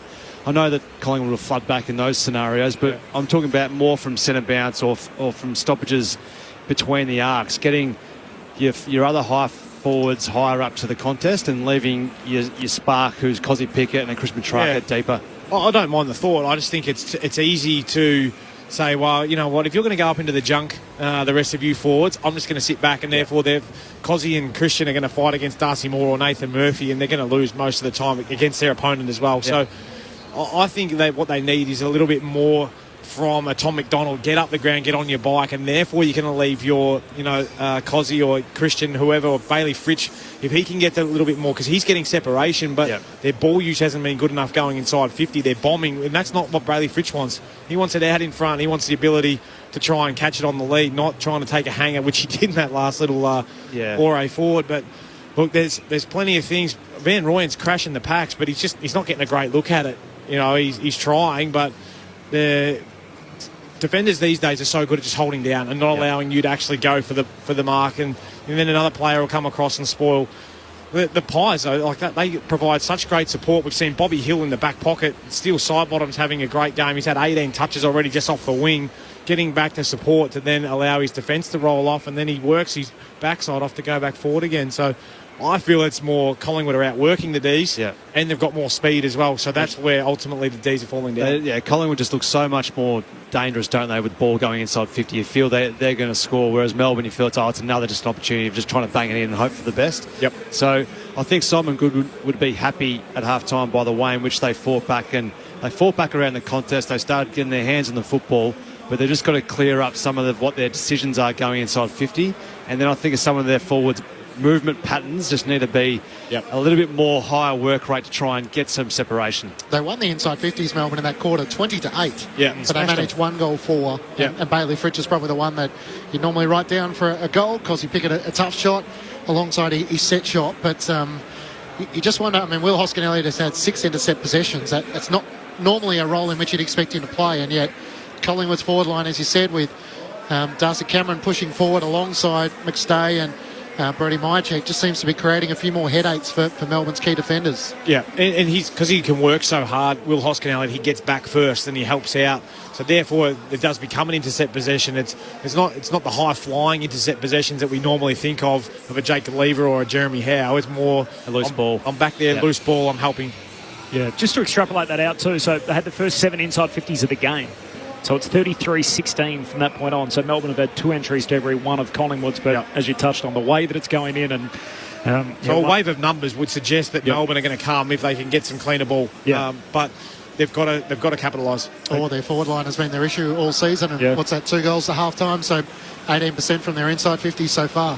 Dominated the last 20 minutes of play, Melbourne, and yet find themselves 17 down at half-time. Collingwood did lead the game by as many as 27. Just quickly off the SMS, Simon from Larks Bay says, is Oliver out of form or being outplayed? His timing of tackles and ball handling seems to be a bit off. Ball handling, I'd suggest. I'm not sure about his tackles. I reckon I saw he's got 5 already. Yep. But he got done with the Mychek holding on a little bit too long. I think sometimes you're just used to seeing these superstars just look like they do it easy. Yes. And sometimes they're a little bit off and they look like they're a bit scratchy, but he still had the 13 disposals. You'd still back him in to come out here and be clean in the second half. That's his bread and butter, isn't it, around stoppage? Well, the pressure as well. I don't think I've ever seen Christian Petrarca fumble one, be it in greasy conditions like he did in that quarter. Now that's what Collingwood bring. Like they bring the heat and the pressure. So if you're not right on the top of your game, you're going to get found out. Marcus in South Melbourne. Should Melbourne have one of Tomlinson or Grundy in the side? Langdon versus Sidebottom is a finals classic battle on the wing. Do you want to take that one, Murph? It's been a good battle out there at the far side. It just seemed like the ball was just out there the entirety of the time, and anyone who's played any wing in their time, whether that local football or AFL, if it's out the other side of the ground, it's very tough work on this side being the other offside winger, but it's been a good battle out there with those 2 guys. Should they have Tomlinson or Grundy in the team? I'd make a case for Tomlinson. I think he's been pretty good this year. Yep. Brett Delidio's his agent, so we probably shouldn't ask Lids as to was nudging me. No, whether he should be in the team or not. And the last one, genuinely curious if Mitchell has ever handballed more than 2 metres. His average is about 50 centimetres. Don't think he's ever genuinely gained a metre from Robert and Greensboro. I would say his handballs gain further than his kicks. Yeah, so because they're turnovers and they come back the other way. Oh, please, no, he's a great handballer, but he's had a few little tiny ones tonight. It's great to have Murph and Lids with us. It is Grandstand AFL on ABC Sport. Matt Clinch and Corbin Middlemass calling the footy, and Mitch Cleary, the best newsbreaker in footy, on the boundary. It is half-time in the first qualifying final. Collingwood lead it by 17 points. Oh, we've got a few more twists and turns in us yet in this second half. Stick around, it's coming up. In the meantime, let's take the latest from the ABC Newsroom.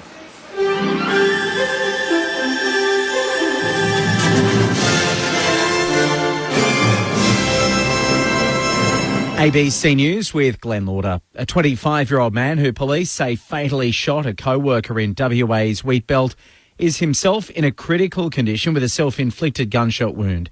Here's Jake Sturmer. Police declared an active shooter incident and locked down the town of Kellerberrin, 200 kilometres east of Perth, after 25-year-old Lachlan Bowles allegedly shot dead a male colleague aged in his 40s at a grain silo manufacturing plant.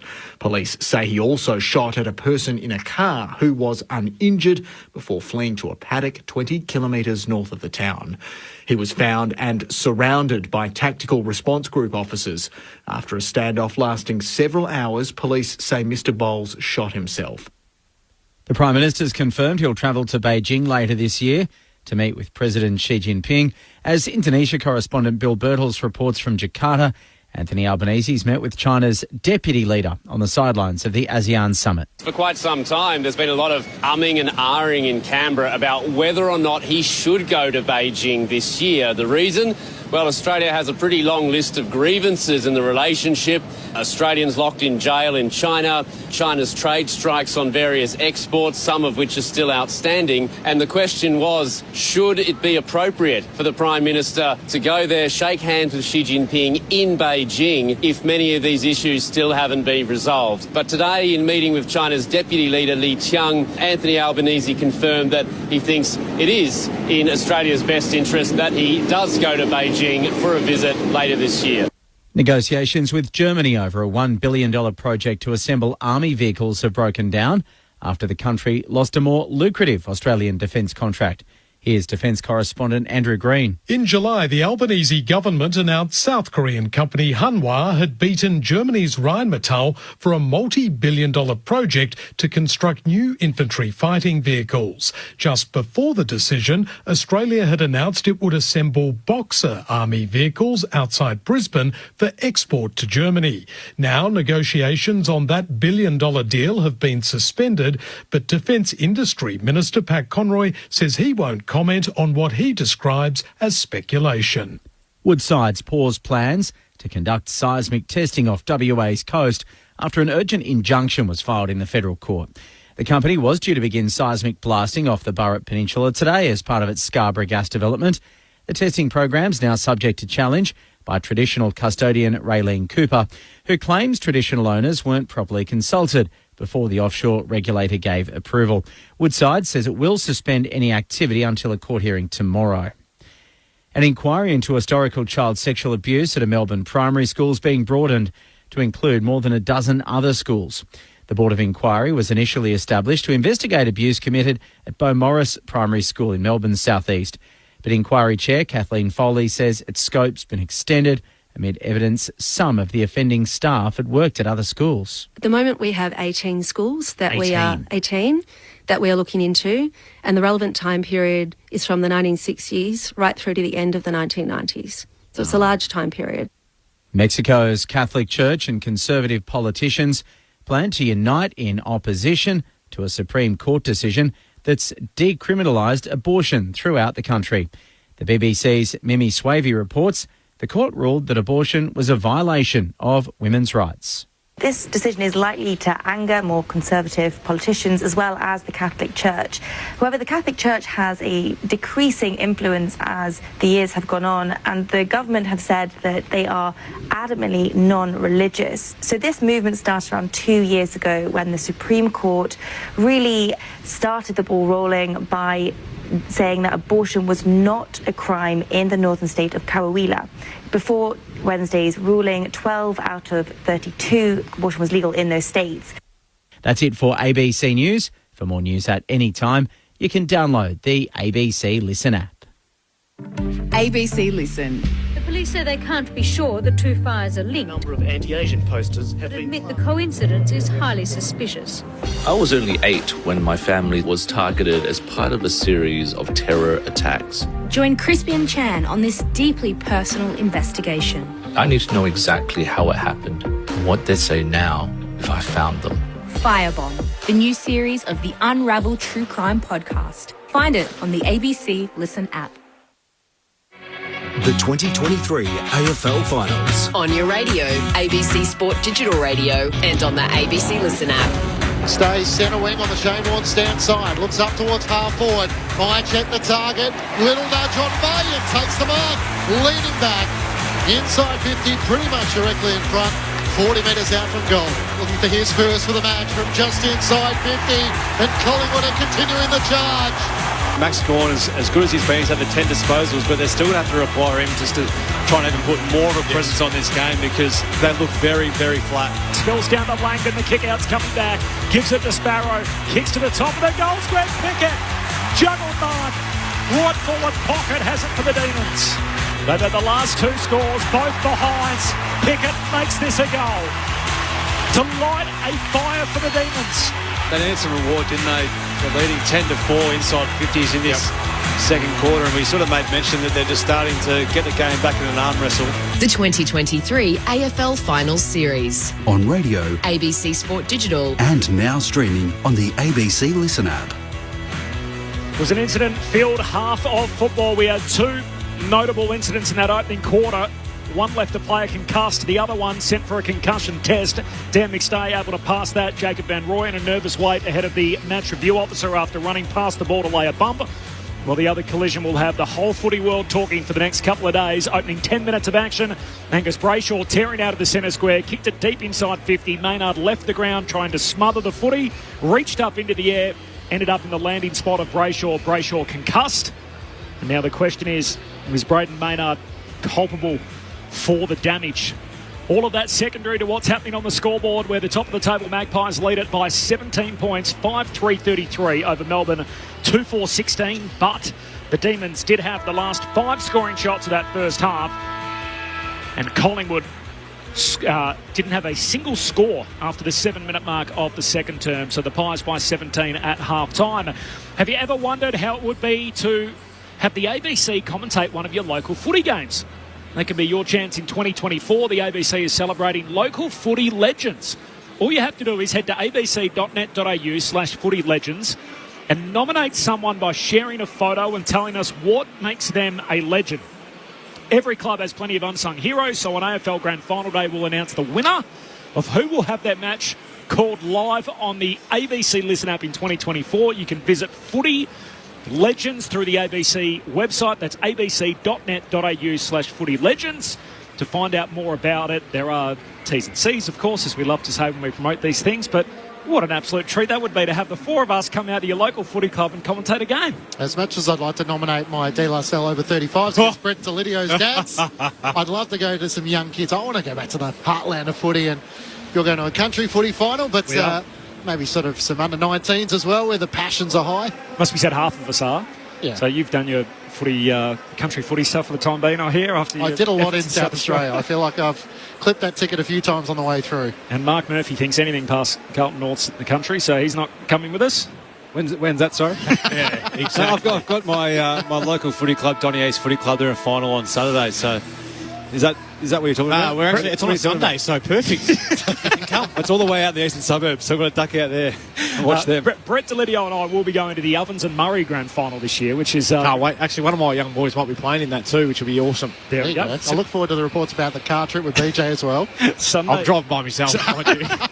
He doesn't even want to come with us, let alone BJ. I'm staying over and I've got some work to do on the Monday, so Sunday. That's why. Sunday, September 24, will be at the O&M Grand Final this year. But if you want to register for that, abc.net.au/footy legends. Send a photo through of your local club legend. Now, the big story lines out of the teams.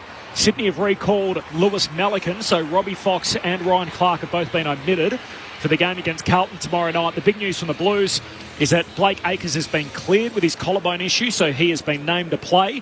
At Port Adelaide, they've got Travis Boak as the sub, while Tom Jonas is out with a calf injury, so he won't play for Port Adelaide on Saturday night. Link McCarthy is back for Brisbane, returning from a calf strain. Meanwhile, St Kilda have recalled Seb Ross and dropped Liam Stocker. And for GWS, Sam Taylor has been named. So Sam Taylor named to play, and Toby Bedford beat his charge at the appeals board, which was, I must admit, I was a little surprised how it all panned out. Long wait. Ridiculous. They had the tribunal. He loses there. I thought, that was his chance to try and win it. I thought if he's lost there, he's not going to win at the appeals board. Sure enough, goes to the appeals board. They came back and basically said that the tribunal wasn't acting reasonably. Yep, and which is fair enough too. And I heard you on your show that you would have had him out. So, I think you've gone with the shorthand version. Get into him. Usually the match review officer or the tribunal say, is there an alternative way you can contest the ball? And I would have thought he could have contested the ball another way, like the old hands out shepherd or whatever he tried to do. You're right. Yeah. And yet, the contact was forceful enough that it triggered the concussion test and the subsequent scat test. And yet I thought if he'd failed at the tribunal, I thought there's no way he's going to win at the appeals board. And sure enough, they went the other way. He's free to play. I think we can all agree with good on the young man, and we hope he gets to play in a final. And he the whole thing's unreasonable, to be honest. It should have been done the day after the last game. Just been thrown out. No, nothing to see. Been thrown out 14 days later. So we did have Adam Kingsley on the lead, and he said the Giants had asked for longer to prepare their submission to the tribunal. They brought it themselves. So they did ask for a bit of extra time, but he said they were obviously hoping for the best and training for the worst, that he wouldn't be available. So what a boost he gives to the Giants. Jake Melcham's down the boundary, hobbling around on the crutches. So he hasn't been in for his surgery yet, has he? Yeah, he did. Had it during the week. Oh, he had it during the week. Yeah, well, he's still out of contract too, and hoping for another one to potentially. He thinks he can beat the odds and come back in 9 months, as the reports I'm hearing back. But it'd be a sad way for him to finish, wouldn't it? Because considering how well he was going the last few games. So that was the question I was going to ask you. At what stage do you have to make that decision as to whether realistically the club's going to give you a contract or not? Well, as a manager of Jake, which I'm not, but you'd be just fighting the fight and hoping that they do the right thing. And it's not going to be a huge contract, we know that, but it might be just a 1 year that base contract with match payments. And if you get back and play, you might be able to help us in the finals next year potentially. Obviously, the Jacob Van Rooyen bump, you were pretty hot on it, Lids, during the coverage. Yeah. Thought he's in a little bit of trouble for that. Yeah, and I'm not a big advocate for ruling players out before they've gone to tribunal or anything like that. But from what we have seen earlier, you raise your elbow and hit someone in the head. He's very lucky that McStay didn't go off with concussion. But, yeah, I think he's in a bit of bunny rubble. Does it open the door for someone who may have met with another club this week to come in? Little Brodie Grundy maybe might be thinking, gee, hang on, there's half a chance here. Well, it would. He's a tall, but we have seen Brodie play forward. And what do we think? What do you want?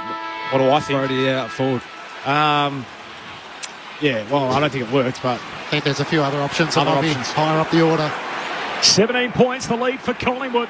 Second half action upon us. Here's Matt Clinch. As he did to start the game, Mason Cox in the middle. He wins the tap, but straight to Gawn, who roves it. Kicks up towards half forward. Smith in front. Juggles the mark. Only held it for a moment, but long enough in the eyes of the umpire before Jeremy House tried to swat it away.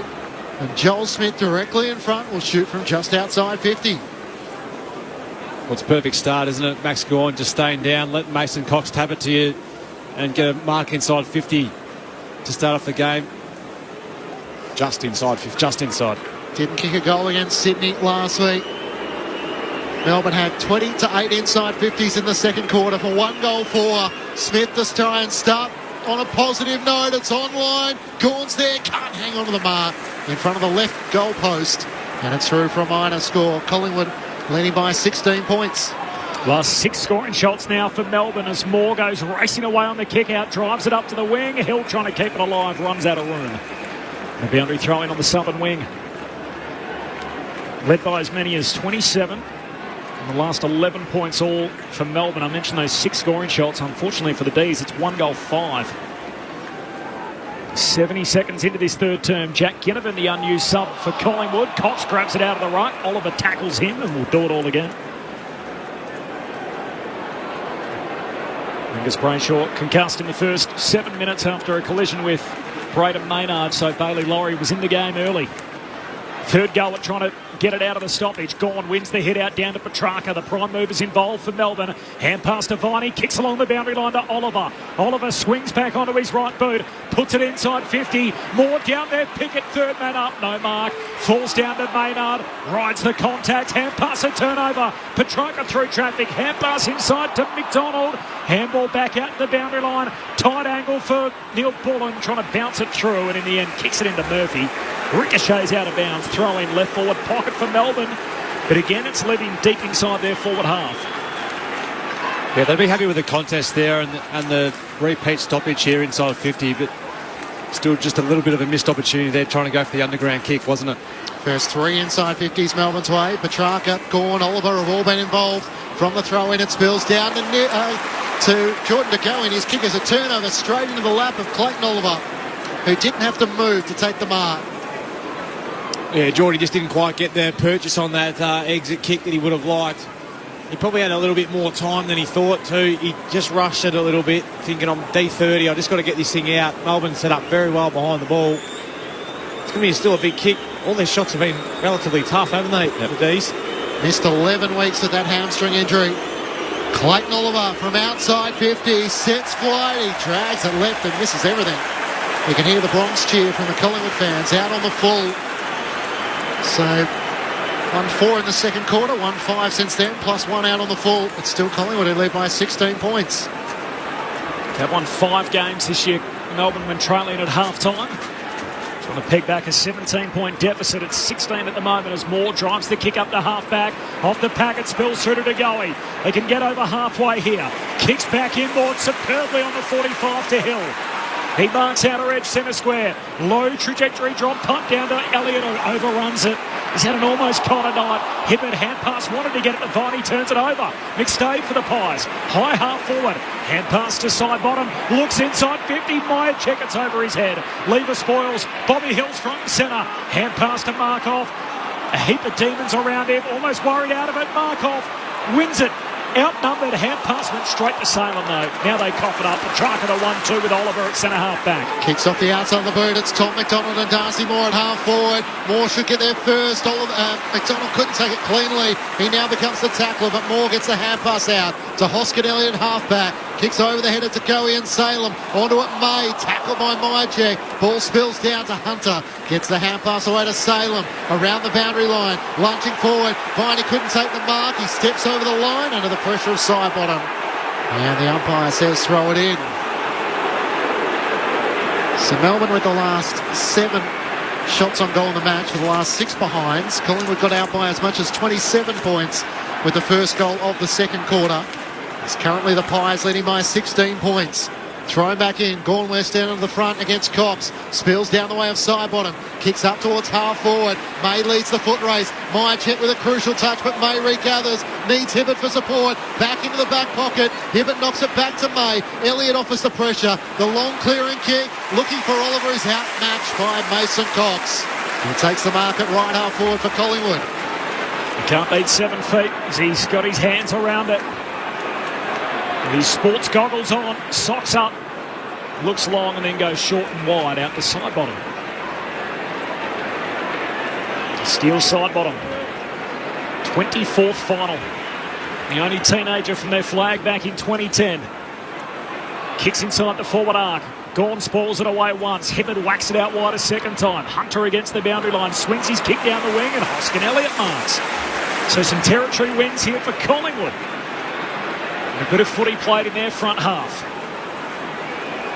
Hoskin Elliott 6 intercept possessions in that first half. Playing off a back flank. He kicks long inside the forward 50. Cox had hands to it. No mark. Spills down to Neil Bullen. Handball to Salem. Jams it on the boot out wide. Close to the boundary line. Viney giving chase. Got there. Hand pass away to Hunter. Hard against the boundary line. Looks to come inboard. Fritsch on the lead. Marks on the middle of the wing. He wants 50 and Mitchell did overstep the mark. So Bailey Fritsch will be taken from the wing to centre half forward. It'll just be interesting where the umpire stops, and he's inside 50. That's a generous 50. What a beautiful kick by Lockie Hunter. Had absolutely nothing to go to. Melbourne invested a lot of numbers in their D50. They had just Collingwood players all down the line. Just backed his left foot in and hit Bailey Fritsch straight up the middle of the ground. It was a beautiful kick, and then just opened up the ground from there and drew the 50 or the 70. 35 goals of the season, including 1 in the first quarter. Bailey Fritsch looking to try and spark the Demons from just inside 50. He leans back and misses to the left-hand side. Remember, they kicked 8 goals, 18 back on King's birthday. That's 2-6-18 to Collingwood 5-3-33. And 1-6 from the last 7 scoring shots. Collingwood haven't scored since the 7-minute mark of the second term. We're now as many minutes into the third. Myjek marks the exiting kick on the wing. Heads down to half forward. There's a tangle between Elliott and Hibbert, and free kick going Hibbert's way. Elliott hanging on. He had 2 looks early in the opening quarter. Missed them both, Jamie Elliott. It's been a good response from Michael Hibbert in the last couple of quarters. He got pants in the first quarter, but responded really well. A high kick to the wing. Hands on it from McDonald. No mark. Spills down to Langdon. Hand pass broken up and knocked out of play. The boundary throwing on the wing. I haven't heard that for a while. Don't know where that came from. Jack Ginnivan yet to be used by Collingwood as their unused technical sub. Craig McRae This has become commonplace on the dugout. And the down jacket from the boundary throw-in. Viney has his head over it, knocks it out to Sparrow. He's tackled, got boot to ball, close to the boundary line. De Goey had a play on it, lost it. Oliver tackled front on by Cameron. Somehow got it out to Sparrow. Floats a kick down to half forward. McDonald up to meet it. Somehow gains control of the footy. Markov runs him down. Ball comes out, helped out a play. Umpire gives McDonald the benefit of the doubt and says spin it in. Well, sort of knocked out of his hands though, wasn't it? Oh, it wasn't really in the tackle. He looked guilty as sin. Yeah. Well, he probably got lucky, but Collingwood by 15, 8.5 gone third term. 33 disposals to 19. Melbourne's way in this third term. Cameron wins down the tap, unable to take it. Sparrow, little toe poke out towards the boundary line. Langdon trying to gather. Can't do so under the pressure of Jack Crisp, and the umpire says spin it in. I just wonder if Ed Langdon's been moved off the steel side bottom wing, because you never see him on this side of the ground, do you, Corbin? Never. He's been having a great night, steel side bottom, but he's still having a great third quarter, isn't he? Yeah, Lockie Hunter looks like he's setting up over there, so they've changed sides. Good pick up, Murph. Thrown back in. Van Rooyen doing the ruck work. Cameron worked his way to the front. Gets a kick into the middle of the ground. Going back with a flight. Judd McVie, this first-year demon, takes the mark. Out past to Stephen May. A driving kick inside 50. What a pass. Nice. Joel Smith leading out. Marks on his chest. He's 50 out, though. Out to the left. Looks for options into the pocket, and now he might concede. No, he's going to centre it up, and Rivers takes the mark. Front edge of the centre square. Got a mismatch with Van Rooyen. Dacos, if he wants to go to it. Trent Rivers played every game. He kicks it into Mitchell on the mark. Ball ricochets out towards McVie. He's upended, dispossessed. Lipinski comes up with it for Collingwood. Hand pass to McStay. Dangerous handball to Goey. Back to McStay. Pickett got him. Somehow got a kick away. Markov under pressure. Centre half back for Collingwood. Hand pass for Hoskin. Elliott dropped it. Pickett grabs it. Mitchell's got him.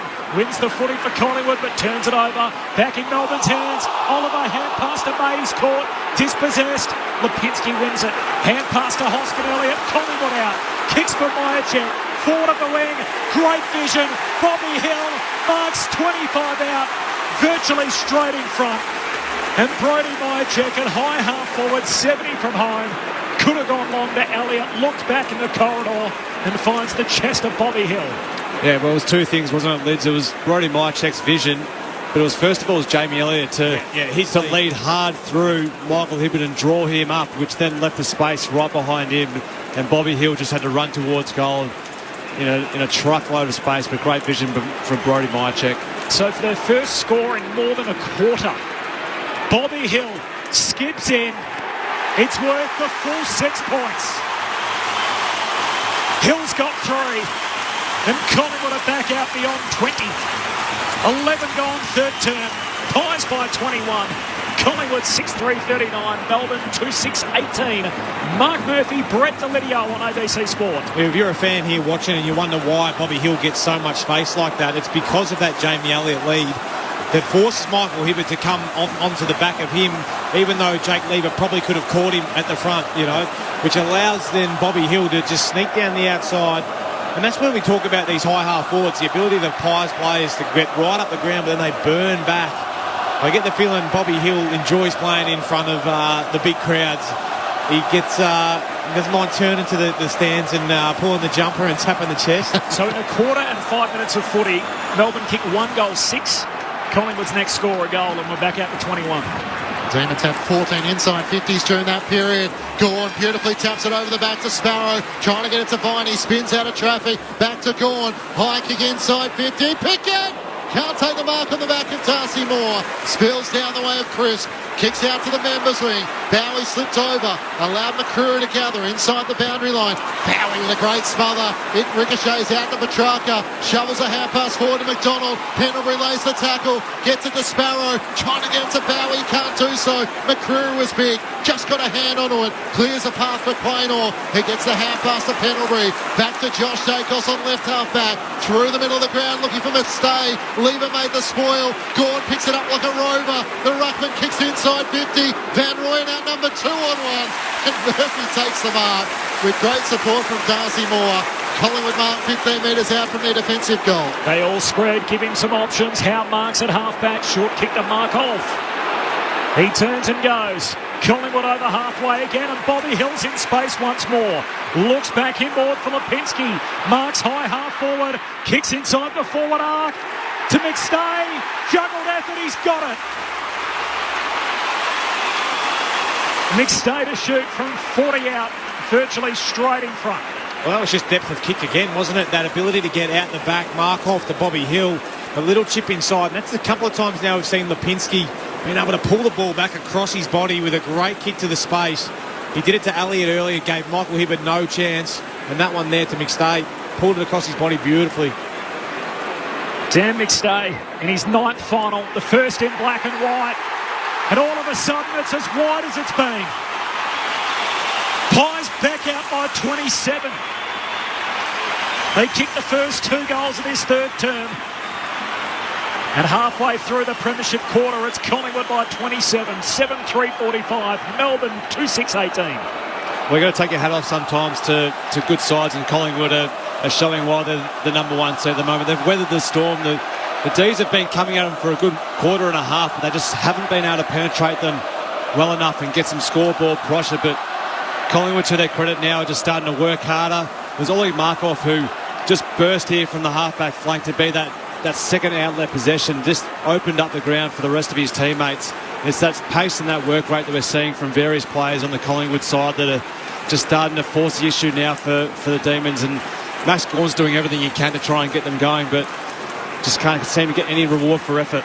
Mark Murphy with you on ABC Sport. Cox wins down the tap, provides a block for Pendlebury, kicks up towards Hill, he knocks it on to Lipinski. Rivers slides in front, Little Topo trying to block off Lipinski, sliding in Adams for Collingwood, tries to knock it back out through his legs. Clayton Oliver flicks it out to Petrarca, kicks a bouncing ball in the middle of the ground. Cox knocked it down, got it to Pendlebury, grabbed by the back of the jumper by Gawn, forced the turnover. McDonald to Petrarca for Melbourne, to Van Rooyen on the wing. Feet it wider still to Hunter, trying to sidestep around side bottom, looks up towards Fridge, on 50, almost juggled the mark. Howe slides in front, knocks it on to Murphy, he's set upon by Fridge. And the umpire will board up at left half forward for Melbourne. Collingwood by 27 points, and Melbourne's forwards would be lamenting for all their shots on goal. The Magpies have made theirs count. Gawn, silver service down to Oliver, kicks into the pocket, Pickett flies for it, brings it to ground, Fritsch at the drop, jams it on the boot, but it trickles out of play. And a boundary throw in forward pocket for the D's. City end of the ground. Packed Melbourne cricket ground, heavy rain between about 5 and 7 p.m. We had a light shower in this opening quarter. But really from that point on, it's been mostly clear. If not, has made for a bit of a greasy evening now halfway through the third quarter. Pies by 27. Cox wins it down. Pendlebury, hand pass away to Quaynor, sends a handball out wide to Crisp, knocks it forward, side bottom tackled. May wins the footy. Now they set on him and will have the ball up just inside the boundary line, left half forward for the Demons. Game high 27-point lead for Collingwood, 16 gone third term. A lot of numbers around this stoppage. Van Rooyen doing the ruck work against Cox. It spills down to Oliver. He bounces into side bottom. And the ball goes out of play. Collingwood 7-3-45. Melbourne 2-6-18. 16 minutes gone. Third term on ABC Sport. Matt Clinch and Corbin Middlemass. Mitch Cleary on the boundary. Brett Delidio and Mark Murphy with you. Your home of the AFL finals on ABC Sport. Cox wins down the tap for Collingwood, trying to link up with Pendlebury, who lays a big tackle. And locks the ball up. And half back for Collingwood. And Scott Pendlebury with 28 finals appearances. Locked up Sparrow, of course, with another 3 at equal court in Coventry. Gawn gets rid of his opponent, kicks Melbourne inside 50, more spoiled it down. He could have marked, straight to Fridge, sidesteps Maynard, hand pass back to Chandler. Great lunging effort from Markov. It spills to Fridge, the moment's lost. Howe lays the tackle. How did Melbourne not kick a goal? Darcy Moore takes a deep breath, and Collingwood lead by 27 points with Melbourne deep in attack. Just relentless at the moment, the Pies. Pressure, tackle, just weight of numbers. It looks like a premiership defence from the restart. Cox wins it down and Dacos tackled straight away. Just the nature of finals footy when the walls sort of close in that quick. Got no time, do you? A number of goal-saving defensive efforts in that last chain. Cox wins it down. Sparrow through traffic, floats it, goal, got it. Something out of nothing for the Demons. Sparrow kicks the stoppage goal, and the D's hang about. Collingwood's lead cut to 21, 18 gone in the third term. Collingwood 7-3-45, Melbourne moved to 3-6-24. Brett Delidio, Mark Murphy on ABC Sport. Well done, Tommy Sparrow. Yeah. I love his... Good player, isn't he? He is, but he just continues to work and grind. He's not the flashiest guy out there, but you look at the end of the day and he's had his 20-25 touches. He's given you a few tackles. Now he's hit the scoreboard, but that was just good stoppage craft. His ability to get to the back of Tom Mitchell, push him into the junk, get on the outside and then float a ball through. A bit fortuitous, but just great stoppage work and real willpower to get the goal for his side. What I liked about it was the energy from the Melbourne players around it too. They're certainly not done with yet. Lots of energy from the skipper, Clayton Oliver getting around him. Everyone's really high-fiving and celebrating that goal. Teams with their first goal of the quarter, first since the 15-minute mark of the second quarter. Cox wins down the tap, it pinballs back to Mitchell on all fours, shovels a hand pass out, is able to get it to Hoskin Elliott, a high kick to centre-half forward. Maynard's underneath, Lever comes crashing the back, spills back to Mitchell, reloads and kicks inside 50. McStay back with a flight, he's got it! Did he take a couple of steps? Umpire says, don't worry about it. Set shot directly in front, 25 metres out. Big time grab. That's a big mark. Going back with a flight like that. That's why they went and got him. Yeah, big time moment for Dan McStay. Just pulled the brakes on just enough to not keep going on with it. A little helping push from Rivers, I think, but well done. Kept his eye on it the whole way. It's not a great place to be in, is it, when someone's coming back at you? But not at all. Credit to him. Already kicked a goal so far in this third quarter. Dan McStay for his second, and the immediate counter punch. Back out to 27 points. And Collingwood have an answer for every Melbourne question at the moment. 8-3-51 to Melbourne 3-6-24. 3 goals to 1. Collingwood's way through the 20 minutes of this third term. Yeah, it was good counter-attack, wasn't it? They copped the stiff arm jab the play before with a goal for the Demons and straight back at you. But what I loved about it, we talk about going back with eyes on the ball, back with a flight, but he was almost at that contest when the ball was kicked forward and just wanted it more than anyone else. And I think a lot of people in the ground said, well, he's worth the money when you're doing stuff like that. In this third turn, he's kicked 2 and one of the best grabs of the night. A goal now in his last 8 games. Kicked 2 in the semi-final last year in which Melbourne were eliminated. Of course, he was wearing the tricolours of the Brisbane Lions that night. Back in the middle, back at 27 points. Gawn grabs it out of the rucks, as I thought myself, as he floats a hand pass forward. Laurie's there, handball away to Viney, under pressure, kicks inside 50, touched by Maynard, spills to Dacos, crunched, run down tackle, Neil Bullen, holding the ball and a free kick for the D's live wire forward. True centre-half forward, he'll kick from 35-40 out. Yeah, great work there by Neil Bullen, just stayed in the contest and held his width. Dacos thought he was all by himself. Usually when you're that winger sweeping behind the contest, you usually have a lot of time and space, but I think he's playing forward at the moment, Neil Bullen, but not in finals, you're right, Lids. Great pressure. Neil Bullen jogs in as this game starts to open up. He puts it through, and the Demons will not go quietly into the night. Margin back to 21. 22 gone third term. Demons 4-6-30. Trail Collingwood 8-3-51. Brett Delidio, Mark Murphy, ABC Sport. Well, it just goes to show that as good as Josh Dacos has been all year, and he's run his own race literally out on the wing, in finals things change and things tighten up. You don't just get to run wherever you like. You've got opponents there that are sweating on you. As soon as he got that, Neil Bullen was crunching in on him and got him. Dacos has only had the 5 touches today, going at 40%. Whereas he's been averaging, that in the first 10 minutes. Yeah, high 20s for most of the year, hasn't he? But that's what the wing role can be as well. Sometimes you can get a little bit starved of opportunity, so you just got to cash in when it is your day. 1 of 3 All-Australians for Collingwood. Josh alongside brother Nick not out there tonight, and Darcy Moore. Can Melbourne get back-to-back goals? Mitchell gets the clearance at Collingwood, kicks up towards half forward. May spoils it down. A chance for Chris. Hand pass forward to Degoe. Jams her into the boot. Towards goal. What an answer! Jordan Degoe at his explosive best was just able to wedge it through the major opening. And all the Collingwood players come to celebrate that. 9-3-57 to Melbourne 4-6-30. Collingwood once more with the immediate response. Well, it's been about a quarter and a half of just a tough slog, hasn't it? And it's been hard to see goals come by, but that's why we love football, because in the last 3 minutes, seen 4 goals just back to back to back, and players who are just looking cleaner now with ball in hand. The pressure's certainly gone up, but the best players, they rise to the occasion, and Jordan De Goey is one of those. He's a superstar. I think what you can see there is the 2 guys they've got in as recruits. Tom Mitchell, the clearance. McStay before with the big mark. They're paying off, aren't they, in big moments? Fourth time Collingwood have added out to 27 points, which is a game high. Cameron wins it down to Petrarca. Tackled, just got beat the ball. Trickles it this half forward. Hands on it on the way through from Neil Pullen, but went without it. Maynard for Collingwood. Hand pass to Hoskin Elliott. High up and down, kick in the mine shaft, and at the drop time, he takes it. And he's going to be paid the mark. And very high in the air. Pokes it inside the forward arc, and dropping in the leading lane is Markov. Takes the intercept mark with that big Mustacker. Has it at half-back for Collingwood. Goes short to Adams. Hand pass to Howe. Handball to De Goey. Rides the heavy contact. Caught as soon as he grabbed it. And the umpire says ball up. Rivers coming to meet him immediately. De Goey braced for it. We'll have a ball up. Centre half forward for the D's. It's Collingwood by 27. 24 gone in the third. Thrown up, Gawn slaps it forward, looking for Petrarca. Hand pass to Pickett. Clears a path. Pickett across his body. Misses to the right-hand side. It has not been his night, Cosy Pickett. 1 goal, 3 so far, with Collingwood leading by 26.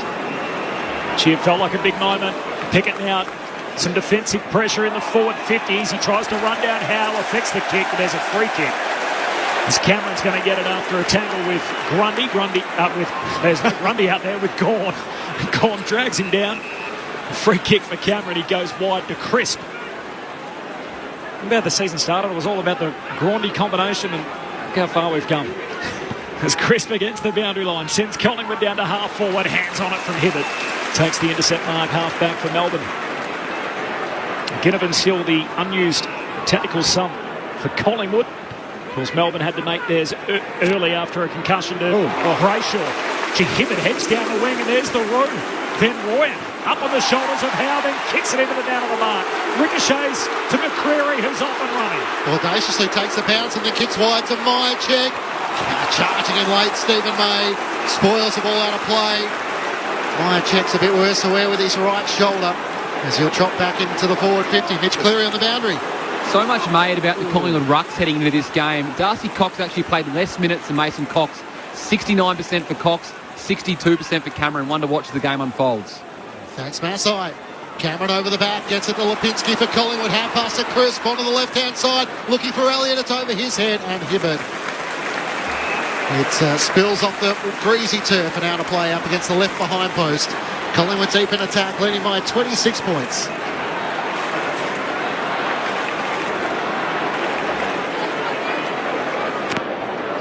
Most of the players on the ground inside this forward 50, as you'd expect for a stoppage. Close to the Collingwood goal as Cameron wins it down straight to Bowie. Jams it on the boot out of the defensive 50. Quaynor leaps up, no mark. Spills through to Moore, clever. Whacks it back inward to Hoskin Elliott. Miscues the kick, turns out okay. McCreary marks. Centre half forward, 52 out. He's calling for Maynard. No, he's not. He's calling for the goals. He said, don't worry, boys, I've got this covered, absolutely. He walked back. He's back to the goals from... He's going to kick it from 55. Yep. I don't mind it. I like you know your range. Darcy Moore walking with his hand up, pointing to the sticks. He'll get the lot. Pole advantage too as he'll dart out to the right. Umpire calls him to play on. McCreary won't have the trip. It'll land in the goal square. They all compete. Spills down towards Elliott. Tackled. Dispossessed and rushed through. Quick hands from Hunter. And as a result, a force behind. It's back to 27 points for the 5th time tonight. Collingwood's advantage is many minutes gone in the third term. Pies at 4 goals, 1 in this third term to Melbourne's 2-3. As the Demons are ready to bring it back into play through Stephen May. Thought about coming to right half back, changes his mind, and will head straight down the middle looking for Gawn. Cameron's there, Max Gawn, what a mark. He's going to join Steele Sidebottom with 21 disposals. Hand pass to Bowie. Kicks it straight down the middle looking for Fridge. Can't take the mark. He was dragged down. Non-officiating umpire makes the call. Melbourne want the advantage. Langdon takes it and misses. Oh dear. Bailey Fritsch will be wondering, why did you do that? Story of the night. Simon Goodwin with the arms crossed, standing on the bench. 4 goals, 8. And another what might have been moment for the Demons. They had 7 consecutive scores at one stage either side of half-time, kicked 1 goal, 6. And again, a blown opportunity in what should have been a Fritsch set shot straight in front from one of the sharpest shooters in the game. Well, the boundary throw in here, half forward for the D's. It was a big time opportunity, wasn't it? Get the game back within 4 goals going into the last quarter. Just a bit of a rush of blood to the head. Collingwood by 26 late in the third term.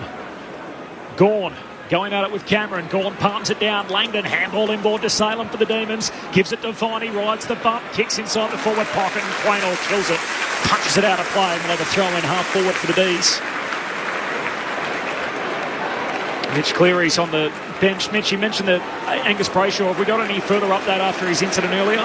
He was involved in the huddles and the line-by-line coaching at half-time, so that's a good news. On his feet, did embrace the Melbourne players as they enter the room at half-time, so a positive sign there for Angus Brayshaw. Gawn tries to take another ruck. His hand pass is picked off though by Ngoe of Collingwood. Up towards Elliott and crashes the pack on the back of McStay. Crisp tries to tap it forward. He runs out of room with Langdon right there on his tail. I said Langdon had that comment around Collingwood last year. Duck, no dinner. Wonder if any of the Collingwood players might have reminded him of that.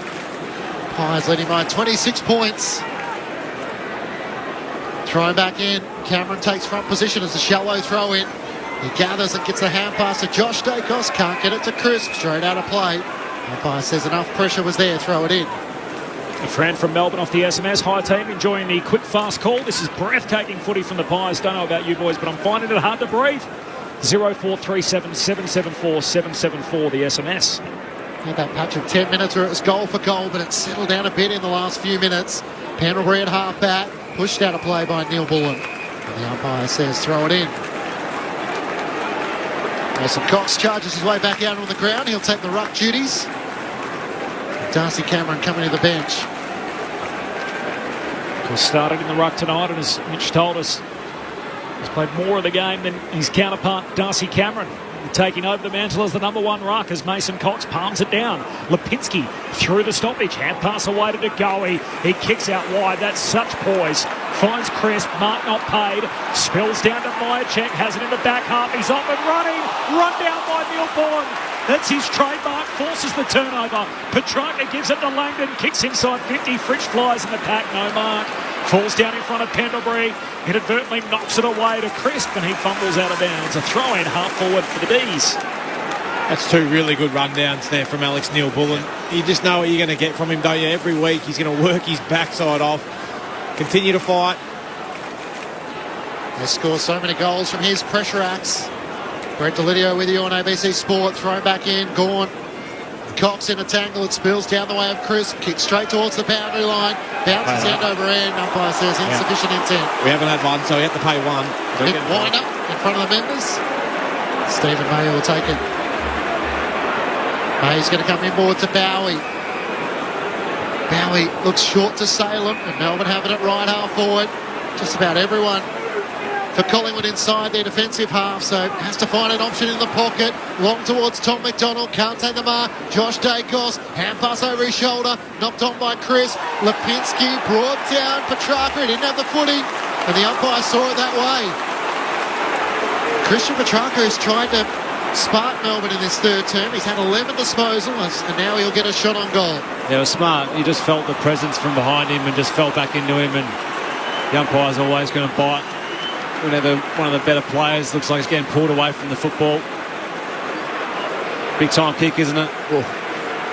27 goals, 33. Back in for the game. This is the big talking point when he went forward. Could he make them count when it mattered most? Christian Petrarca starts his approach outside 50. Deep in the right forward pocket. Petrarca comes in, fires on goal and hits the post. Drifting from right to left. Sums up so much of Melbourne's night. And another behind.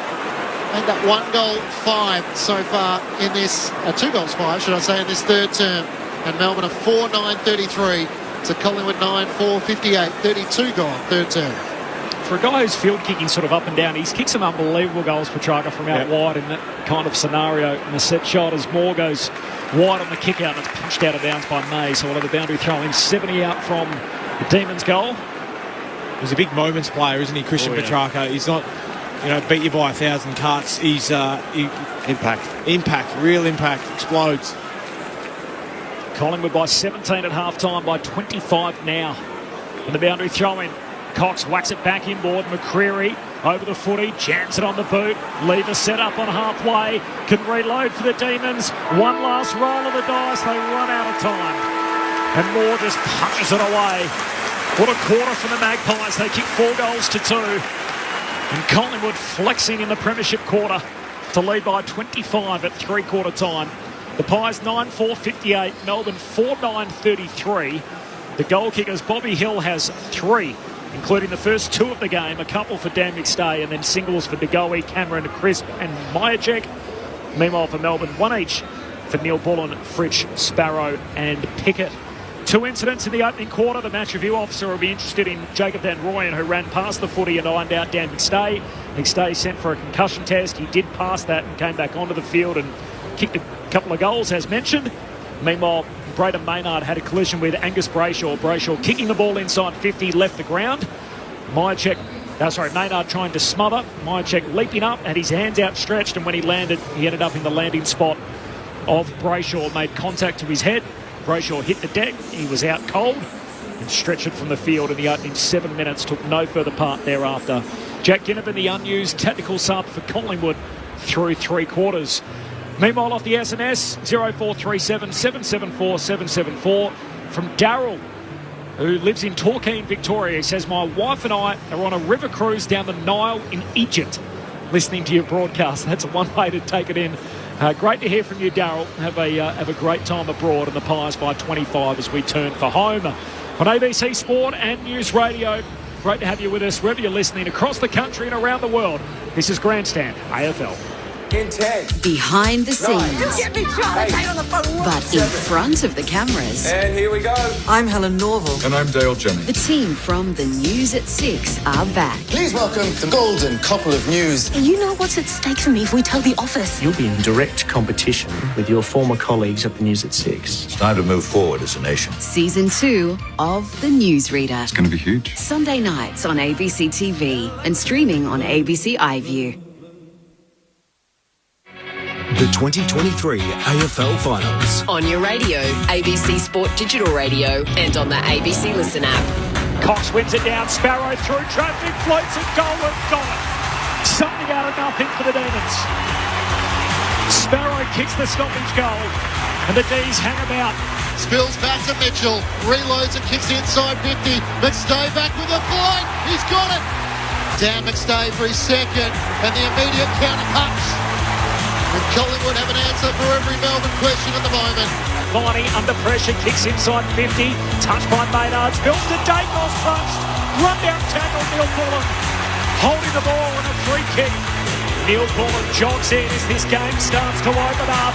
He puts it through, and the Demons will not go quietly into the night.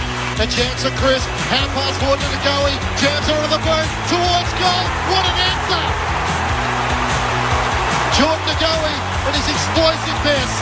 That's why we love football, because in the last 3 minutes seen 4 goals just back to back to back. The pressure's certainly gone up. The 2023 AFL Finals Series. On radio, ABC Sport Digital. and now streaming on the ABC Listen app. Sounds there from the third quarter. Collingwood 4 goals to 2. It's the Pies by 25 points at three-quarter time. Melbourne with it all to do. High-stakes qualifying final. As you probably heard over the last 10 days, we had plenty of time to preview these 4 games that we're going to get this weekend. For the winner, it's a home preliminary final on the week off. Chance to freshen up. Well, for the loser, it's not just a semi-final next week. It means that a path back to the MCG on Grand Final Day will go through either Brisbane or Adelaide, depending on what happens in the other qualifying final on Saturday night. Three-quarter time, Collingwood by 25. The thoughts of our grandstand AFL experts, Mark Murphy and Brett Delidio. Well, I suppose the concerns going into the game about Melbourne's offense have sort of come to fruition a little bit. You look at their inside 50s compared to Collingwood, 50 to 33. And for 50 inside 50s to only have, I know it's a bit of a greasy night, but to only score 4 goals, 9, just shows you that their forward line isn't probably connecting as well as what it should be. Their mid's a bit as well too, though, isn't it? Because it is. They've been bombing, and their method isn't quite right.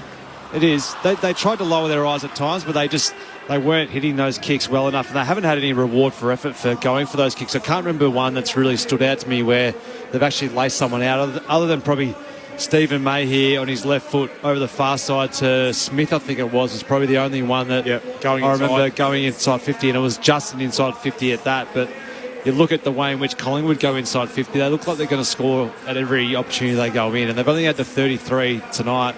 They've kicked the 9 goals for, but they look so much more dangerous, and they're operating in a lot more space than what Melbourne are operating in, conversely, when they're going in. Well, we spoke about how strong Melbourne are defensively, but they've been pulled apart a fair bit tonight by Collingwood. And it's not to the point where it's panic stations, but they're getting separation, they're getting way better looks. They haven't been able to get off their man and really come across and support each other in the air. But, look, Melbourne are going to have to pull a bit of a rabbit out of the hat in this last quarter and really dominate, as Maxi Gawn probably has. And he has dominated, yeah. Well, what's Maxi Gawn had? 22, 16 contested balls, 8 clearances, 8 inside 50s. He's doing his bit. But we have seen that when Melbourne are at their best, they score in quick succession. Yes. So they can score multiple goals in a quick period of time. But from what we've seen tonight, it doesn't look like that's going to eventuate. Collingwood's, they've stiffened up their back line. They look really sound. They're getting greater weight numbers from their midfielders who are getting back to support the defence.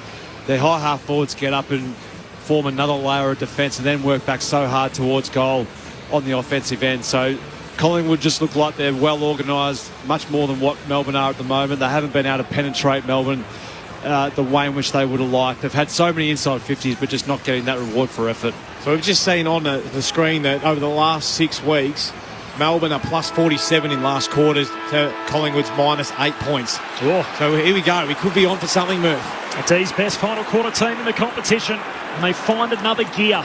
It's Collingwood by 25 points with 1 foot in a home preliminary final back here at the G in just over a fortnight. Cox wins the hit out. Down to Goey, tackled, trying to take on Oliver. Oliver timed his tackle superbly. Wraps him up. Got away from the fend off and now gets the centre break. Kicks Melbourne inside the forward arc to the top of the goal square. Punched away by Murphy. Ball hits the deck. Lands in the lap of Neil Bullen. Drops to his knees. Now he's under pressure. Coughs it up. Adams threads a hand pass along the ground. Crucial touch from Oliver. Knocks it to Langdon. Hand pass to Chandler at half forward. Kicks for Gawn. Punched away by Cox. Down to Chris. Breaks the tackle. Hand pass to Dacos. Back pocket. Spin move. Got around Smith. Hack nothing really at centre half back. He'll kick to Lipinski, 1-on-3. Salem works his way to the front, knocks it down to Rivers. Hand pass back to Salem. Reloads inside 50. Gawn can't fly. Smith can't fly. Almost Darcy Moore. Pickett was taken high. He'll get a shot on goal. I thought the umpire went to blow his whistle. How'd they miss that? Darcy Moore hand passes back to Scott Pendlebury, who kicks it to Hoskin-Elliott. I was watching the field umpire in the left forward pocket. He went to blow his whistle and then didn't blow it. Too many umpires, I reckon. Maynard marks at left half back. If he tackled by the collar, that's high, isn't it? Yeah. Well, because he threw his head back. He's actually had to put his head back on his shoulders and didn't have the football. Maynard at left half back for Collingwood. Drives it up towards McStay. Can't take the mark. Meyer checks first onto it. Hand pass towards Sidebottom. He gets a shove from Langdon. It goes out of play. Collingwood, as you would know the stat, Corby, 13-0 when leading, heading into the final term. D's with it all to do. To try and avoid a road trip on preliminary final night if they can make it that far. Gawn wins the hit out down to Pendlebury. Just sold the candy beautifully to Oliver. Kicks down the wing, overcooks it.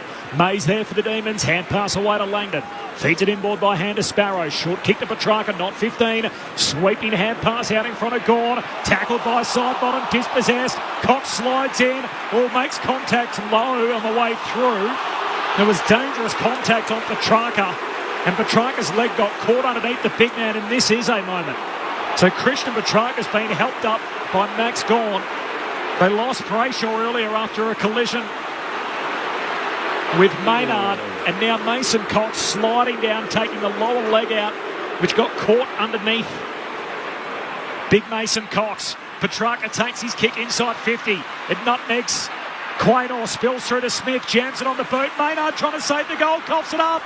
Standing up with the footy, McDonald puts it through for Melbourne. Gives the Demons life.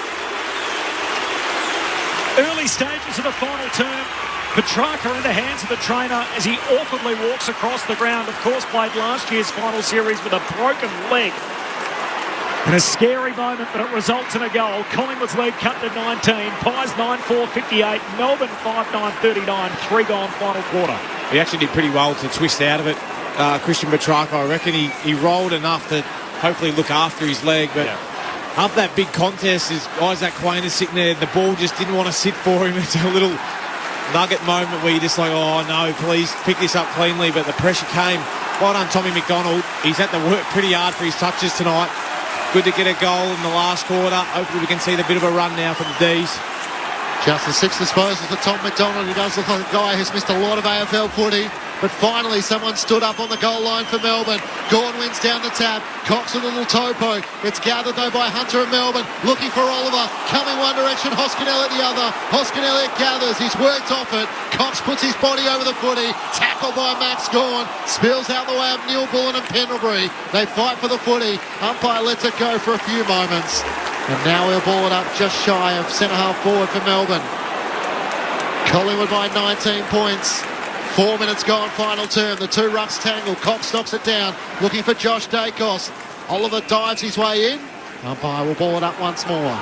Tees have won 3 games this year, trailing at three-quarter time. Back on Anzac Eve against Richmond, famously against Brisbane, where they came from the hills that night. And then last start against Sydney. Hurried kick forward for the Demons. Out to meet it. Skidding through Smith. Marks the Sparrow kick. 25 out straight in front. Well, the last 2 entries, they haven't been pretty, but they've been playing in front and they're forcing 1v1s up there. And the last goal was brought out of pressure. That one, the Melbourne players isolated their Collingwood defenders. They couldn't come across and intercept the ball in the air. So it was actually really smart positioning by all the Melbourne forwards. And then just playing in front as most forwards do, it falls in your lap. This to bring it back to the closest of margins since the opening term. 5 minutes into the last, Joel Smith trots in, steers it through. The Demons will not lie down, and we're far from finished in the first qualifying final. Collingwood by just 13 as the D's kick 2 out of the gates to start the final term. Melbourne moved to 6-9-45, Collingwood 9-4-58. On Grandstand AFL, Mark Murphy, Brett Delidio. Well, we spoke about Tommy Sparrow in the third quarter, his ability at stoppage to do some really good work in there to get the ball on the outside. And then there he was again. Great work in the ruck, but Tommy Sparrow on the move and got out in the front of stoppage. And it wasn't a nice-looking entry, was it, Murph? But as you say, all good forwards, they're in front. Got on the end of it, and a great finish there from Smith. Mark Murphy and Brett Delidio. Melbourne had 4 goals to three-quarter time. They've kicked 2 goals in 5 minutes. And for the first time, they had back-to-back goals in the match. Gawn stares down Cameron. The Melbourne captain trying to knock it clear. Petrarca onto it, bounces off Mitchell. Hand pass to Viney. All the crucial cogs involved. Hand pass to Oliver. To Langdon inside 50. Smith can't take the mark. Neil Bullen front and centre. Throws his arms back. No whistle. Quaynor with a hand pass towards Tagoe. Petrarca wants it more. He slips over. He's tackled, holding the ball. Quick whistle. Collingwood's naked on half-back through Tom Mitchell. The Pies trying to take a bit of air out of the sails of the Demons, and they are coming home strongly, having kicked 2 goals in a 3-minute burst. Back to 13 points for the first time since the opening couple of minutes. Huge tackle by Tom Mitchell, wasn't it? The kick goes out wide to side bottom, drills it down the line, and Myercheck marks. Collingwood trying to get it back on their tempo. From 70 out, pokes it to the teeth to goal. Punched away by Rivers. At the drop, Myercheck there. Rivers inadvertently soccers it through for a minor score. A behind for Collingwood. Pies by 14. 7 gone, final term. Of course, the last 2 games between these two sides have been decided by less than 10 points. At the thriller on King's birthday. As Melbourne, through Trent Rivers, is ready to bring them back into play. Bangs it long down the middle, no real target, so Quaynor takes an uncontested mark as Jacob Van Rooyen couldn't get there. Cosy elected not to fly. Jack Ginnivan yet to be subbed into the match for Collingwood. Laurie in for Brayshaw. Quaynor kicks as long as he can. Cameron going back, can't take the mark. May spoils it down. Hills after it, spins out of traffic, swings onto his left and misses to the left-hand side. It's been the dominant force in this match with 3 goals. Collingwood lead by 15 points. Any movement on the Collingwood bench, Mitch, for Jack Ginnivan? He's still sitting back row of the bench, so very eagerly waiting on. Did a bit of warm-up at three-quarter time, but no movement yet for Jack Ginnivan. Running out of fingernails too, watching on. The crowd favourite, Collingwood by 15. Salem, long out to half-back, strong mark, Max Gawn. Immediately looks corridor, pokes the pass to Petrarca, his running mate. Turns and floats a kick inside 50. Ben Roy with the drop, no mark.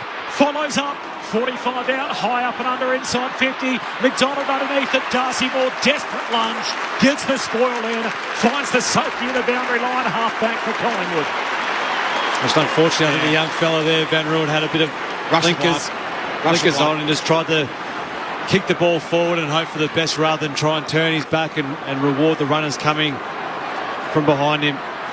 It's a 15-point game. The Pies haven't led by as few points since the opening quarter. They led by 20 points flat at quarter time. From the boundary throw in, Crisp kicks down the wing. May got some front on contact from Myercheck and a free kick for the Demons fullback. He's got it southern wing. Collingwood by 15, 9 gone. Final quarter. Don't you love the passion from the Collingwood fans in the far wing? Genuine free kick, and they all hated it. May sends Melbourne along. Gawn's the target. Van Rooyen's there as well. Pickett was on the move, can't gather. Petrarca's hand pass to Oliver on 50. He drives it long to the goal mouth. Smith's against 2, getting back Darcy Moore. Provides the support for Jeremy Howe to rush it through for a minor score. Collingwood leading by 14 points, approaching 10 minutes gone, final turn. I know the Demons do this the best in the competition, locking it in their forward half. And statistically, you're more likely to concede a score from a kick-out than you are to score one yourself. So Collingwood have got to try and go the length of the field, up 14. Moore's kick-out is marked by Lever. They can reload, another forward 50 entry. Lever's going to make it a deep one to the top of the goal square. Moore flying for it, no mark. Crisp wins it for Collingwood. Last line of defence. Hand pass to Hoskin Elliott. Pass out to half-back. Wadden McCreary. Magpies with the numbers. In the lender hand is May. Clever. Whacks it on like Wayne Harms. Out to Petrarca. Feeds a hand pass forward to Neil Bullen. All the Magpies go down. Hits up McDonald. Marks uncontested. Right forward pocket for the D's. Oh, well done, Stephen May. Come diving full length to get that through, but then it was a diving save as well from Salem. Saved the boundary and just kept it inside. And composure from Neil Bullen. Neil Bullen, great touch kick. Everyone else had dropped off expecting a whistle or something. I'm not sure what the Pies players were doing, but Tom McDonald standing all by himself. Have your moment, Tommy. He came in to kick goals. He lets them down here. Clips the post on the way through at a minor score. Started out to the right, brought it back, shaved the back of the right-hand goal post. Collingwood by 13, 11 gone, final term. Gee, we got a long way to go yet. 6 goals, 16 for the Demons as Jeremy Howe brings them back in. Collingwood's long kick towards Cox. Can't take the mark, McStay dragged down. Adams tries to get a boot to it. Got it to DeGoey. Hand pass inboard. Petrarca beautifully spins out of traffic. Couldn't link up with Viney. Sparrow tries to knock it on. Pendlebury stands in his way. Kicks Collingwood back to DeGoey. Gets the hand pass away to Josh Dacos. Up towards a vacant half-forward line. Elliott looks to make body contact with Hibbert. Loses him. McVie comes racing back for Melbourne. Great support. Then lost his footing. Hand pass to Hunter. Footy locked underneath he and Elliott. Trying to rip it away is Taylor Adams. Bowie over the top. Umpire waits for a moment. There's a throw. Umpire lets it go. Hunter tries to soccer it forward. Spills to Viney. Kicks up towards Van Rooyen at half forward. Clears him and Murphy. At the back, Jeremy Howe gathers for Collingwood. Hand pass to Pendlebury, but he slips over. Pickett came and got him. Crunched him in the tackle. Ball spits out. Murphy chucks it on the boot.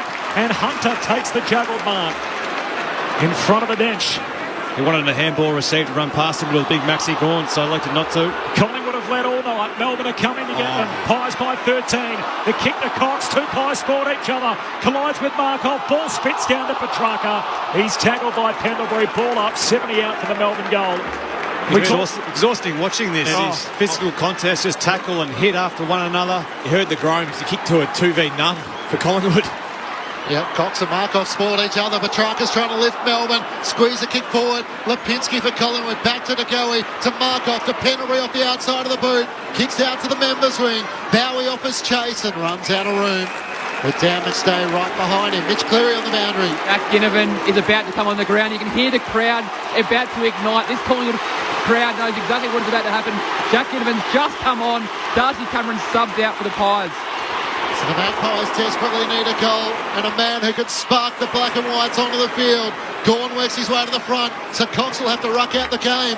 Comes down, there's nowhere for Sparrow to go, and the umpire will ball it up. He's got the long sleeves on, the headband, the blue boots. He's just on the outside of the stoppage at the moment, Jack Ginnivan. You heard every single person inside the G make some noise as he trotted on from the boundary throw-in. Comes down to Oliver. High up and under kick to centre half forward. Off the hands of the pack, spills down to Laurie. A little fumble off Pickett front on contact. Came charging through and cleaned up Pendlebury. He tried to pull out late. Pendlebury went to ground and a free kick for the high contact. Came through at speed, Cozzy Pickett, and had Pendlebury standing in his path with his head over the footy. Draws the free. Here's the mixed reception from Maynard. The cheers from the Melbourne fans responded by the Magpie Army, showering him in cheers as the kick goes down the wing. Comes down Melbourne's way. Bowie hand pass to Oliver, gives it to May. Hand pass back to Bowie in front of the benches. Short kick to Pickett. He marks it left half forward, clipped by Maynard. He wanted 50, he's not getting it. Collingwood by just 13, having led by as many as 27. Pickett deep inside the forward 50. Big pack, Smith flies from the back. No mark, falls down to Moore. He's tackled in a ball up left forward pocket for Melbourne. 15 gone, final term. Collingwood by 13 points, but all the momentum with the Demons. Thrown up Van Rooyen and Cox. Down to Sparrow. Tied in the left forward pocket. Got past Cameron. Tackled by Josh Dacos. No whistle now there is. Holding the ball. It's hard to hear with a fever pitch of the MCG. And Dacos has now been dragged down in a tangle. And it's going to be, no, it's not going to be 50 as Jack finally eventually trots away. Pendlebury takes the free kick and goes short to Josh Dacos. Barely 15 in the right back pocket. Looks long down the members' wing. McStay sets himself against Gawn. Cox trying to come in from the side. It's Oliver who gathers, smothered by McStay. Spills out to May. Kicks a high ball inside 50. Where are the Flyers? Fritsch works his way to the front and takes the chest mark. Bailey Fritsch, Melbourne spearhead with the footy in his hands. Just heard Brett Deledio call out turn because he had Cozzy Pickett running towards goal all by himself, but Bailey Fritsch decided to turn his back on the goal and go back through his routine, but should always turn around and have a look. You never know who's going to pop up with a bit of space. 1 goal 2 for Bailey Fritsch tonight with the famous number 31 on his back. Fritsch comes inside 50 and sprays it out to the left. The worst kick of the night. Out of bounds on the full. From a guy who's kicked 35 goals in the season.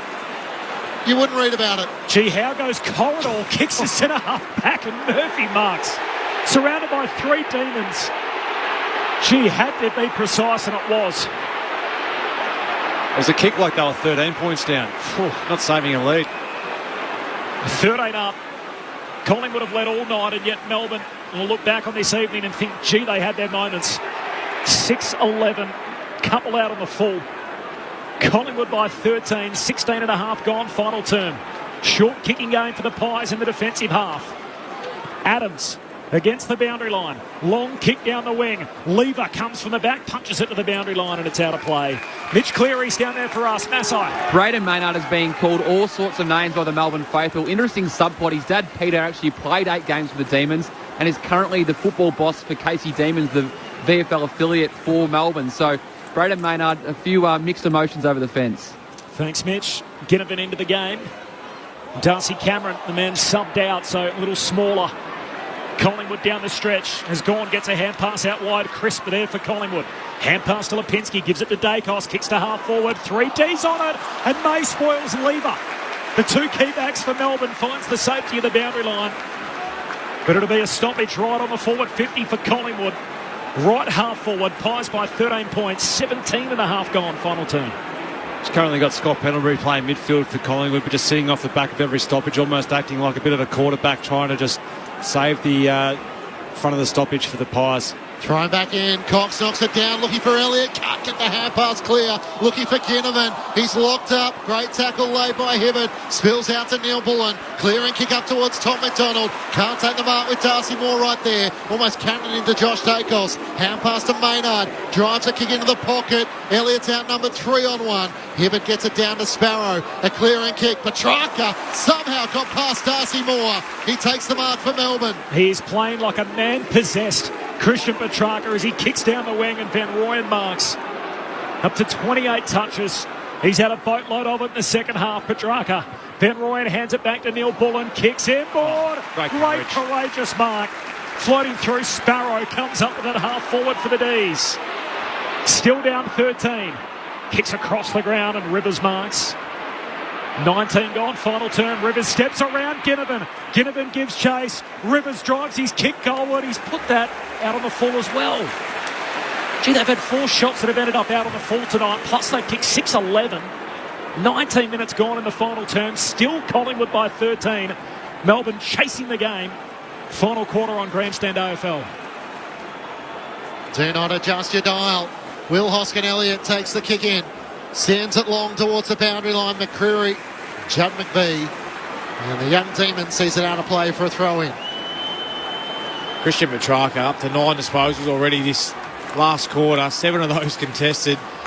3 inside 50s. He's working his backside off to try and get his team over the line. He had 12 in the third, so 21 in the second half. Thrown in, Cox wins down the tap and then puts a slipper into it, kicks it up to the southern wing. Onto it is Bowie for Melbourne. Half pass to a stationary May. Stripped of it by side bottom. May lands on the top of Myercheck and locks it up middle of the Shane Warnstand wing. Collingwood 9-6-60. Haven't kicked a goal in this final term. Melbourne 6-11-47. The Demons are the last 2 goals in the match. Charging in Rivers, trying to read it best from the Gorn tap. He can't break clear and the umpire will ball it up. Mitch Cleary. The official crowd number has just come in, 92,636. Thanks, Massai, from the restart. Ginnivan grabs it, tackled immediately by Sparrow on that southern wing. So a little lighter on than anticipated. They were expecting 95 to 96. We did have heavy showers in the 2 hours leading in, but that's a hell of a roll-up. No matter which way you chop it up, 92.5 for the first quali. Gorn trying to put the team on his back, grabs it out of the ruck, kicks it forward, and Markov in his first final takes the intercept mark at half-back and swings it from one back flank to the other to Dacos. The blue blood for Collingwood pokes the pass to the wing and McCreary marks. And the message from the Collingwood bench is to say pump the brakes. We've got just over 5 minutes on the game clock. Collingwood by 13, having led all night. McCreary long to a contest. In the box seat, Hibbert hands to it, no mark, spills down in front of Bobby Hill, and he inadvertently knocks it out. A boundary throw in between wing and half forward. For the Magpies, they lead by 13.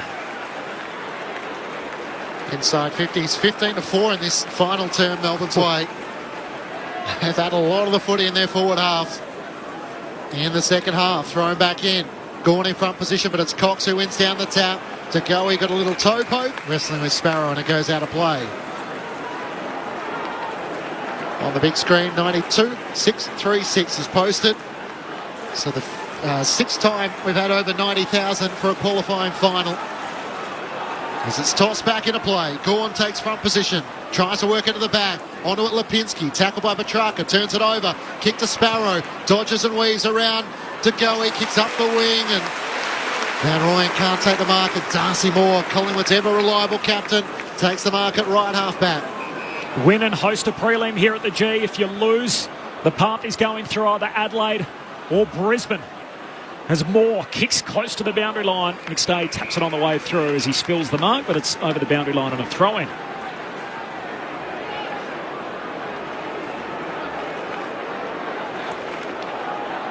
So huge difference between winning and losing tonight. Plus the week off for the winner. The boundary throw-in. Gorn palms it down to Goey. Hand pass away to Adams. Handball back inside. Oliver breaks it up. Soccer's inside the centre square. Spills down to Ginnivan. Bowie comes and gets him. Heavy tackle straight away and a ball up alongside the centre circles. Collingwood by 13 points. 23 minutes gone in this final term.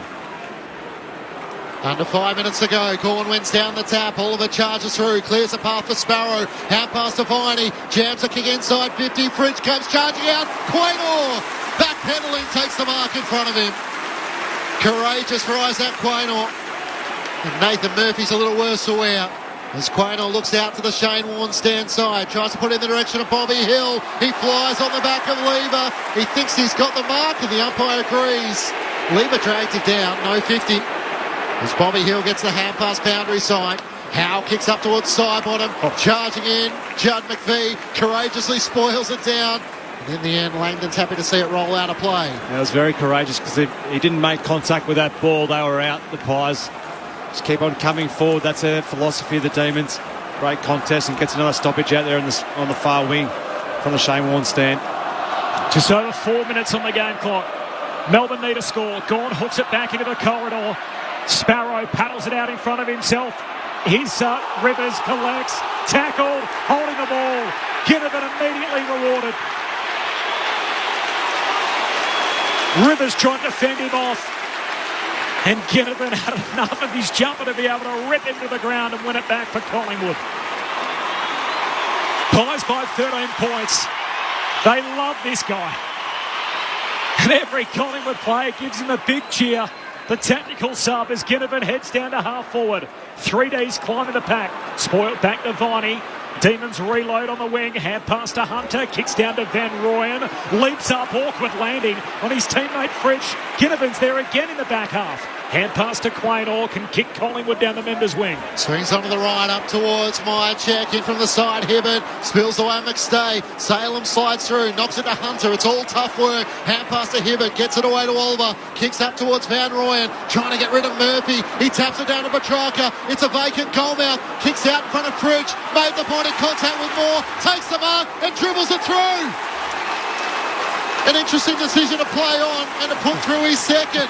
But given the last one barely touched his boot, he'll take them anywhere they come. And Collingwood's lead is cut to 7 with under 3 minutes to go. 9-6-60 to Melbourne 7-11-53. Melbourne with 3 goals to none in this final term, and this ain't over yet. Absolutely not, Clinchy. And you're right, it was an interesting decision to play on. I probably would have been too, given his last kick. Well done, Christian Petrarca, the contest, but then the ability to get out of that contest and then just place it in Bailey Fritsch's favour. It wasn't perfect, so it had to be clever bodywork as well against Darcy Moore, who's excellent in that position. But well done.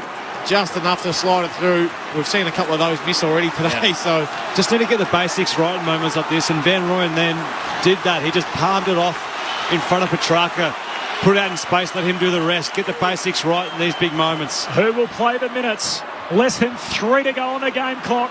7 points, Collingwood's lead.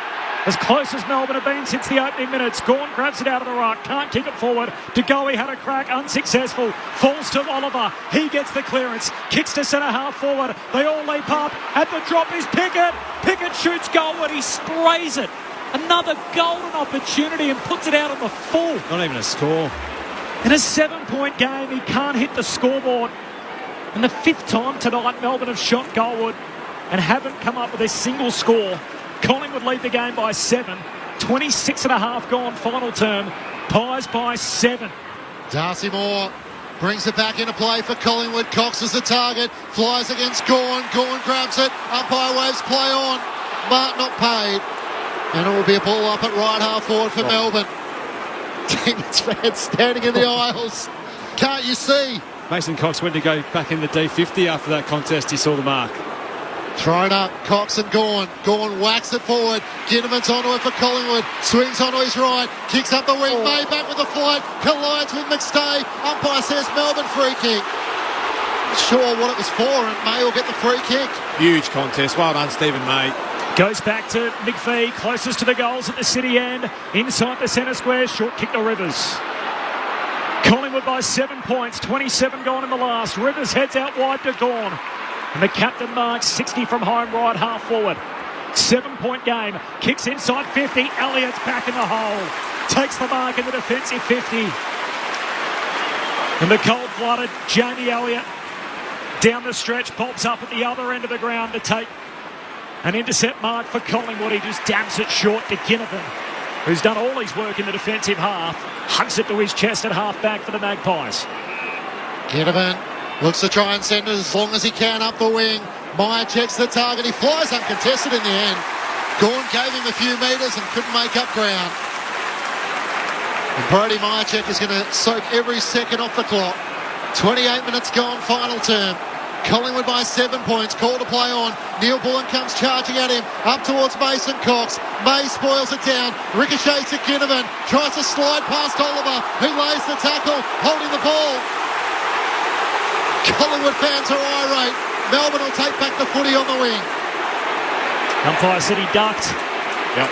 Took on the tackler. And there goes his prior opportunity. He's caught by Oliver. Logo southern wing. Time against the Demons. Kicks down to half forward. Petrarca touches it on the way through, but it spills to Pendlebury. Hand pass against Myercheck. High kick out of the southern wing. Lever and Ginnivan bank bodies. Ball hits the deck. Runs out of play.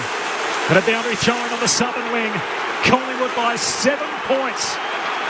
28 and a half gone in the final term. How good's the crowd on the outer side there? They are going bananas. I love it. So noisy. This is finals footy. Thrown back in. Gawn in front against Cox. Tries to take it out of the ruck. Jams a kick towards Pickett at half forward. Quaynor takes the mark. Isaac Quaynor with another defensive mark. A big contested mark at left half back. In the seconds of the countdown, Quaynor plays on. Sends as long as he can up the southern wing. Meyer checks the target. Collingwood hang on. And they're still the team to beat. The Magpies through to a home prelim. Despite all Melbourne's inside 50s. It's the Magpies by 7 points. Good old Collingwood forever. They know how to play the game. Side by side they stick together to uphold the Magpies' name. See the barricades are shouting as all barricades should. Oh, the premiership's a cakewalk for the good old Collingwood. Collingwood led by 20 points at quarter time, by 17 at half time. They got out by 27 points on 5 occasions and led by 25 points at three-quarter time before Melbourne kicked 3 goals to none in the final term. And all of a sudden, Collingwood almost had their own fate being played back to them as Melbourne kicked 3-2 to Collingwood's 2 behinds. But the Pies hang on to win by 7 points in front of 92,636 fans. Good old Collingwood forever. They know how to play the game. Side by side they stick together to uphold the Magpies' name. See the barricades are shouting as all barricades should. Oh, the premiership's a cakewalk for the good old Collingwood. Collingwood 9-6-60 defeat Melbourne 7-11-53. The Demons with 32 more inside 50s for the match, but Collingwood prevail by 7 points. For the winners, 3 goals to Bobby Hill, 2 to Dan McStay, individuals to DeGoey, Cameron, Crisp and Myercheck, while for the Demons, 2 to Fritsch, individuals to Pickett, Sparrow, Neil Bullen, Joel Smith and Tom McDonald. The best team all year, the first team into a home preliminary final. Collingwood qualifying number 1. And they booked their place back here Friday fortnight for a place in the 2023 decider. While for Melbourne, their road goes through hell and back. They've got to go to either Brisbane or Adelaide, depending on how that game unfolds on Saturday night. And that's if they get through the Blues. They win a semi-final next week back here at the MCG. There's a whole lot out of it for the Demons. Angus Brayshaw concussed in the opening moments. Jacob Van Rooyen, a nervous wait ahead of the match review officer. And Braden Maynard will be a little tense himself, waiting to hear from Michael Christian. Oh, there's a whole lot out of that. 92,500. The initial thoughts of Brett Delidio and Mark Murphy on ABC Sport. Well, what a first final, and let's hope we've got a few more of these finals left in us for the remaining weekend. But I was enormously impressed by both teams tonight. The one thing that obviously let the D's down was their ability to convert on the scoreboard, but not just convert on the scoreboard, but their inside 50 work needs a lot of work. Yep. So, one, their decisions to go inside 50, two, their disposal, and then I think three, just their options and their work rate within the inside 50. I think needs a bit of work, because you can't have a game where you have 69 inside 50s and only kick 7 goals 11. I know that Collingwood's defence was really sound, and it has been all year, but that's the one area of the game that really cost them tonight. Yeah, I agree so much, Murph. I think they did a lot right tonight, Melbourne. They competed so hard. Unfortunately, weren't able to capitalise on the momentum that they had at times, whereas Collingwood, they had far easier shots. You even look at the shots that the D's had. They were right on the edge of 50, or they were out wide. Yep. Doesn't help when one of your best goal kickers can't even hit his foot when he's going for a drop bunt. But, look, I think ultimately it was well done to Collingwood. They applied the pressure early, and they were able to withstand, Melbourne coming back at them really, really hard. I thought their defenders down back were really sound. They're under immense pressure. 69 inside 50s. That's a lot of ball coming in there. So some questions are probably got to be asked around the midfielders of Collingwood and how much pressure they're putting on. Obviously, it's nice. It's good enough that the shots aren't easy, but that's still a lot to be given up, isn't it? Yeah, it is, and both sides will make you pay. But having said that, though, it is their team defence, and it's the way in which they play. Like they're really sound, their back six, and they like to strike off from the back line, so they probably give it up a little bit in the middle with their pressure to then get it back to then go. Yeah, and I think they evened up the contest. Weren't too bad with the clearances, Collingwood. They lost that 40 to 44 Melbourne's favour, the clearance work, but they started off the game really well in that area and really got the momentum on their side and really started off in a really positive note. But they are the reason why Melbourne found it hard to score, because they work so hard defensively to fill up space for one another, and then they're just superior in the air. I thought tonight their tools down there were really strong, and they're doing a lot of things really well, the Pies, and that was a really taxing game, wasn't it? So physically taxing, so they'll enjoy another week off and have another a free hit for another week. which is they don't need to worry about rushing him back. They can let him just go through the paces. He only ran 2 or 3 times this week, so no doubt probably build that up next week with then a night of play in the prelim final. Should be right. Let's hope for all football fans and Collingwood fans, more importantly, that Nick Dacos is out there playing. But it's a really positive night for the Collingwood Football Club. Braden Maynard, we're going to talk a whole lot about this, but initial reflections on that. Obviously, at the time, neither of you thought it was a reportable offence. Yep. How do you think the match review officer will see it? Well, I can only hope that he uses common sense and says, well, you can't stop yourself when you're already in the air. It's unfortunate. He's still got to be able to protect himself. He can't then go and with his own head open to try and, it's a split-second thing. I really feel for Brayshaw. I think it's really unfortunate he's taken out of a game so early in a game. But yeah, I feel for him and his whole family. Whole family, because he's gone through it so many times already. But I don't think Braden Maynard could have done anything more. He has got to put pressure on that kick, and it's just really unlucky. It happens. It probably happens more than we think. It's just that this one collected Brayshaw in the head. I think, unfortunately, football's it's so variable, and like there's accidents that happen, and I've never seen that. And I've watched football for 30 odd years, where you see someone go up for a smother and their momentum falls through the other bloke and knocks someone out. I've never seen that ever. Well, like I said, I saw it just this year in the under-18s. A young kid from the Bendigo Pioneers, same thing, went to smother but couldn't stop himself, and then collected the kid who kicked it. And he got off? And knocked him out. No case to answer for. Yep. The good news is Angus Brayshaw is on his heels walking around in the Melbourne rooms. The team's already made their way off the ground, and Collingwood about to head down the race. We're going to catch up with Mitch Cleary, who's down there in just a moment. Darcy Moore, with his hands above his head, just clapping the Magpie Army, who have all gathered around the players' race. And the Pies into a home preliminary final for the first time since 2019. Of course, they fell agonisingly short that day against the Giants. And they'll be able to host a preliminary final in a fortnight. Good news for Nick Dacos, as we touched on. They're on the way to the Magpies rooms. Mitch Cleary is down there. Masai, call him in for us. Very excited Collingwood rooms, as you can imagine, Corbin. Usually the fans and family and friends take up about a third of the change rooms. They've extended the barricade and the area for them to about half of the change room. So the players are not going to have much room to sing the song, but they are getting cheered in, led by their skipper, Darcy Moore. Interesting side note, they've actually got a flag hanging up in the rooms. I've never seen it before in the rooms. It was up at training at their main session and a captain's run during the week. They had it up over a balcony at the footy club. It says side by side. It's a big banner hanging up in the rooms. It feels like it's a bit of a theme going through September. We might quiz our post-match guest on it shortly. Just another quirk as we enter the rooms here with the Pies.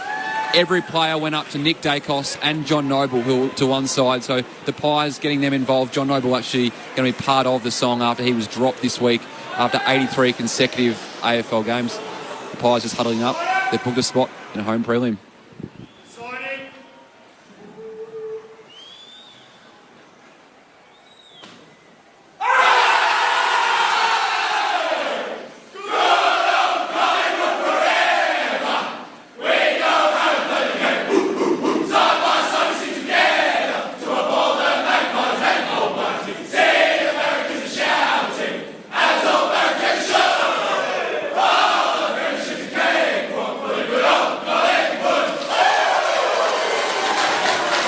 Plenty of gusto in that one, guys. We'll speak to someone from the winning side very shortly. As I mentioned, John Noble and Nick Dacos part of that song. They'll be hoping to win their spots back for the prelim. The Pies expecting Nick Dacos to be fit for that prelim. I'll throw back up to you as we lock in our post-match guest. Thanks, Mitch. It was a what might have been night for the Demons, as we touched on. 32 more inside 50s is how it finished, and they ended up kicking 7 goals, 11, and a handful of other shots, which didn't even register a single score. And in the end, Collingwood goalless in that final term, but enough to get over the line by 7 points after building a lead out as many as 27 points on 4 different occasions earlier in the game. We're just getting some shots of the rooms, and Oleg Markov, who's really the new halfback flanker, the drawn-out hug with John Noble, who of course has played the previous 83 games, and it's the nature of professional sport, and particularly this time of year, the hard luck story, and unfortunately for Collingwood and for John Noble, that's him. I know that feeling of being happy for your teammates, but being very hollow. You know, I went through that. I remember sitting with Cal Ward before the grand final after the boys won the prelim out here against the Pies to go into the grand final, and it's like, well, yeah, I'm really happy for you boys, but I know I'm not going to be a part of it. And he'd be on edge with Brad Maynard, thinking, well, yeah, I kind of hope he doesn't get suspended, but if he does, I might be in. Potentially, it didn't look like it on his face just in on that one. Whereas Nick Dacos is he was like what Toby was. I know I'm coming back in because I'm one of the best players. Yeah. So I've got nothing to worry about, and I don't care what. Just get me into that side. I'm going to come and light it up, and that's how Toby attacked it as well. But it's a bit different when you're on that edge, and I feel for Johnny Noble in that sense. And I even watched Jack Ginnivan in the song, and it wasn't full of gusto for him. He'd only come on, play that little part, and he's just like, well, I'm the sub. Maybe I might be one that could potentially make way.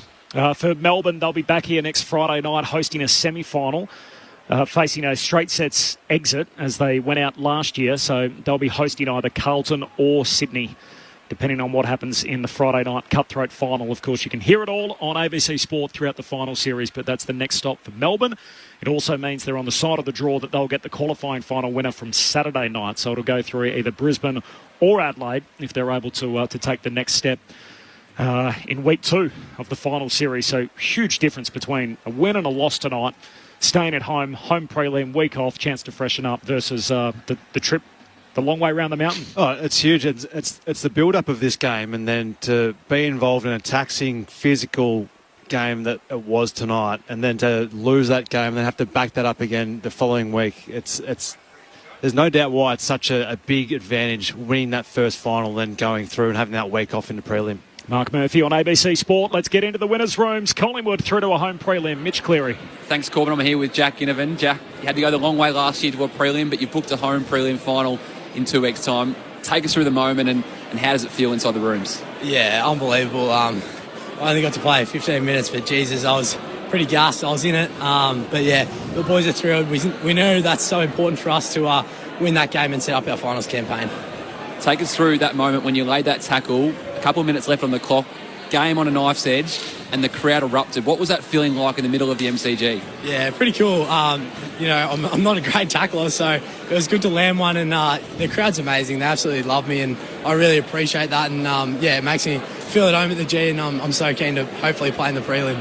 Just before I throw upstairs, noticed a flag hanging up here. It's been at training all week, and it's hanging up in the rooms. Can you give us any insight? Is it part of a theme or something that Fly's sort of driving this September? Yeah, a bit of a theme. We like to keep it inside the four walls, but hopefully we add to that. Our premiership contender, I guess, and flag race, we want to add to that and continue to build our legacy, I guess. I'll throw you upstairs to Corbin Middlemass, Matt Clinch, Brett Delidio and Mark Murphy. Jack, Mark Murphy here, mate. Well done. I'd just like to ask you a question. Being sub on such a big day, big final, sitting there nervous, anxiety, do you remain relaxed? How do you approach it sitting there on the bench? Yeah, definitely not nervous, anxious. Pretty, to be honest, I don't want to sound like an idiot, but a bit bored, I guess, because I just want to be out there and I love the contest and love playing with my teammates. So when I got out there, I was just trying to get in amongst it, and I feel like that's what I did. So do you feel that you just don't tune into the game, so you're actually getting bored, or you're actually watching every second? Because I felt that I played sub a couple of times and you just sit there just anxious, waiting to get on. Yeah, I love biting my nails, so that's about half the time, and I love analysing the game, so I'm trying to help the forwards, and what we see, our focus was to take out Lever and May, and I thought we did that really well, kicking the ball off the line, and we'll continue to do that probably moving forward. Guinea, Brett Delidio here, mate. Well done, and playing your little part, mate. I thought you were probably unlucky not to have you get a free kick when you had your head ripped off there, but I just want to ask you about, Johnny Noble, mate. How did he handle it all, and how did you get around him to keep his spirits up, and how was he with the boys, being a good teammate? Yeah, it's pretty stock standard me not getting a free kick these days, so nothing new that I have to learn off. But Johnny's unbelievable. He's one of my close mates. We go away on trips together. Went to Europe last year, and he's obviously pretty down, but we know maybe it was a tactical decision, and who knows, he could be in next week, and everyone's playing so well at the Pies, so it's very hard. I was probably lucky to stay in the side, and it's just you've got to take your moments, and John will do that, and he's definitely a part of our team moving forward. And obviously the big moment early in that first quarter, mate. What did you make of that with Braden Maynard? Do you think he's got anything to worry about? Yeah, it was a little bit of a confusing one. You don't really see people jump to try to smother it, and then I guess you can only really try to protect your body, and I feel like he did that. We obviously feel for Angus Brayshaw. He's an amazing player, so I hope he's well and his spirits are up.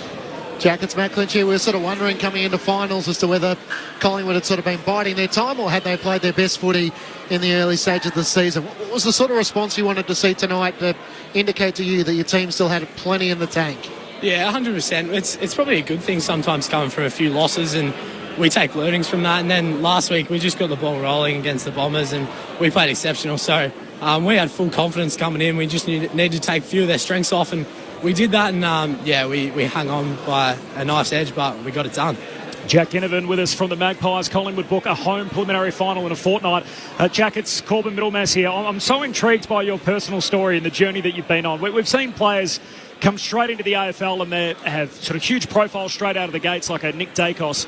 You had a different journey where you had 1 year in the system, and then at the start of your second year, all of a sudden you became a household name, top 5 most recognisable players in the league. How do you go dealing with that kind of added attention after you already had 1 year getting used to being a professional footballer, to seeing the attention and the focus on you completely skyrocket at the start of your second year? Yeah, it's a pretty amazing journey so far, but I'd be lying if I didn't say I love it. The fans get around me, and there's so many people that look after me inside the four walls, so I guess I have that aspect, and my family's massive. There's a few down in the room so far, and my close mates, Trent Bianco's down here. He's going to be my best mate for I don't know how long, but I have so many great friends and great family and everyone, so that's how I dealt with it. And it's pretty easy for me when I go out there, and I've got 100,000 people roaring my name, so it's pretty cool. I saw you on the monitors just walking with a couple of young lads. Is that Brendan Bolton's kids? Yeah, it was little Nettie, so he's a frother. He loves me, got my number on my back, so frother. thought I'd put him under the wing. Is he still crazy? Is he, Guinea? Yeah, he's lost his voice, so he's a funny one, Nettie. Did you grow up a Collingwood fan, Jack? Nah, Hawthorns. My favourite player was Cyril, so I love Cyril. Yep, and that's hence the 33? Yeah, obviously. Yep, we love it, absolutely. Jack, appreciate your time. Fingers crossed you'll be there in 2 weeks' time. It's going to be one hell of a night. Appreciate your time. Thanks for having me, boys. Cheers. Jack Ginnivan from the Magpies. From it. bit stiff having to front up to the media as the sub. Yeah, it is. Well done, Mitchie. We get him on there to get us a bit of insight. That was entertaining anyway. We don't get to hear from him too much. As I touched on as part of the interview, I get it. Guys sort of learn what the landscape looks like as AFL players, where all of a sudden there's an added bit of attention. And then all of a sudden in your second year, he goes from being just another AFL player, of course, bit of extra focus and everything that comes with that and added responsibility, to being top 10, top 15 most recognisable people in Melbourne. I can imagine at a young age, at 19, 20, where it's probably a bit different in the case of you guys, where you're highly touted draft picks and there's focus on you before you go. This is a guy who went in the later part of the draft that had already got used to being an AFL footballer to now all of a sudden having a focus like he probably could have never imagined. Yeah, well, kicking 5 on Anzac Day with bleached blonde hair probably goes a fair way towards all of that, doesn't it? But, you know, as he said, he loves it. He thrives on having the big moments, which is great, because a lot of kids shy away from it, you know, whereas he embraces. He's had his little misdemeanours and whatever else along the way, but he's got support around him, and that's all you can do with these young kids. Yeah, you're right, and he comes across as a real character, and it seems that Collingwood really embrace their characters, and they want blokes to be individuals rather than just everyone just be sheep. So that's something that they're obviously pushing hard at that football club, and they're getting great results with some of their players who just like being themselves and aren't just seen as a footballer. I was always curious about that. Did he love the drama as much as we loved it around him? I guess we finally got our answer. He loves being a part of it. Collingwood winners in the end by 7 points. They led by as many as 27 on 4 different occasions in the second and third quarters. And then Melbourne came home with the wet sail, so they played the role of the comeback team, which Collingwood's so used to playing. They kicked 3 goals in the final term, but in the end, they were left to rue a number of missed opportunities. They kicked 7 goals, 11, including a handful of other shots, which didn't register a single score. Melbourne had 32 more inside 50s, and in the end, they lost the game by 7 points. The big talking point, and plenty of the postscript will be dedicated to this incident between Braden Maynard and Angus Brayshaw. It was Brayshaw who was running out of the centre square, trying to kick inside the forward 50 in his kicking motion. Braden Maynard left the ground trying to smother, hands outstretched, and he ended up in the landing spot of Brayshaw, made contact to his head. Brayshaw hit the deck and was concussed. Of course, has a series of head injuries, wears the helmet, as he has done for many years. Maynard got up, was jeered for the rest of the match, but it'll be a big talking point, I'm sure, as the Magpies look forward to the preliminary final. He was on Channel 7 post-game, the host broadcaster with Abby Holmes a short time ago. This is what he had to say. The incident with Gus Brayshaw, talk us through that moment. Yeah, I guess I don't want to say too much, but it's a footy act. I came forward, I jumped to smother the ball, and unfortunately I just got him on the way down. So I don't know, we'll have to wait and see what happens, but it's all love. I absolutely love that guy to bits. So it's shattering what happened. Does it make you nervous as players? Obviously in finals you know what's to come, but when incidences like that happen, it is quite stressful, isn't it? It is stressful, but you sort of got to move on. It's a bloody intense game. It requires a lot mentally and also physically. So that's why we're built for this. It's finals. So that was Braden Maynard's thoughts a short time ago. Yeah, it's pretty honest, isn't it? I think you could tell he was devastated after the incident, Braden Maynard, and there was a few spot fires after it, but he was really concerned about Angus Brayshaw, so that was nice to see, and I think he's right. It was a weird football incident, so let's hope that first and foremost Angus is well and recovers really well over the next couple of weeks. That's really important. That's the challenging bit. He might have to go into the concussion protocol, then he's out for 12 days. So he might miss.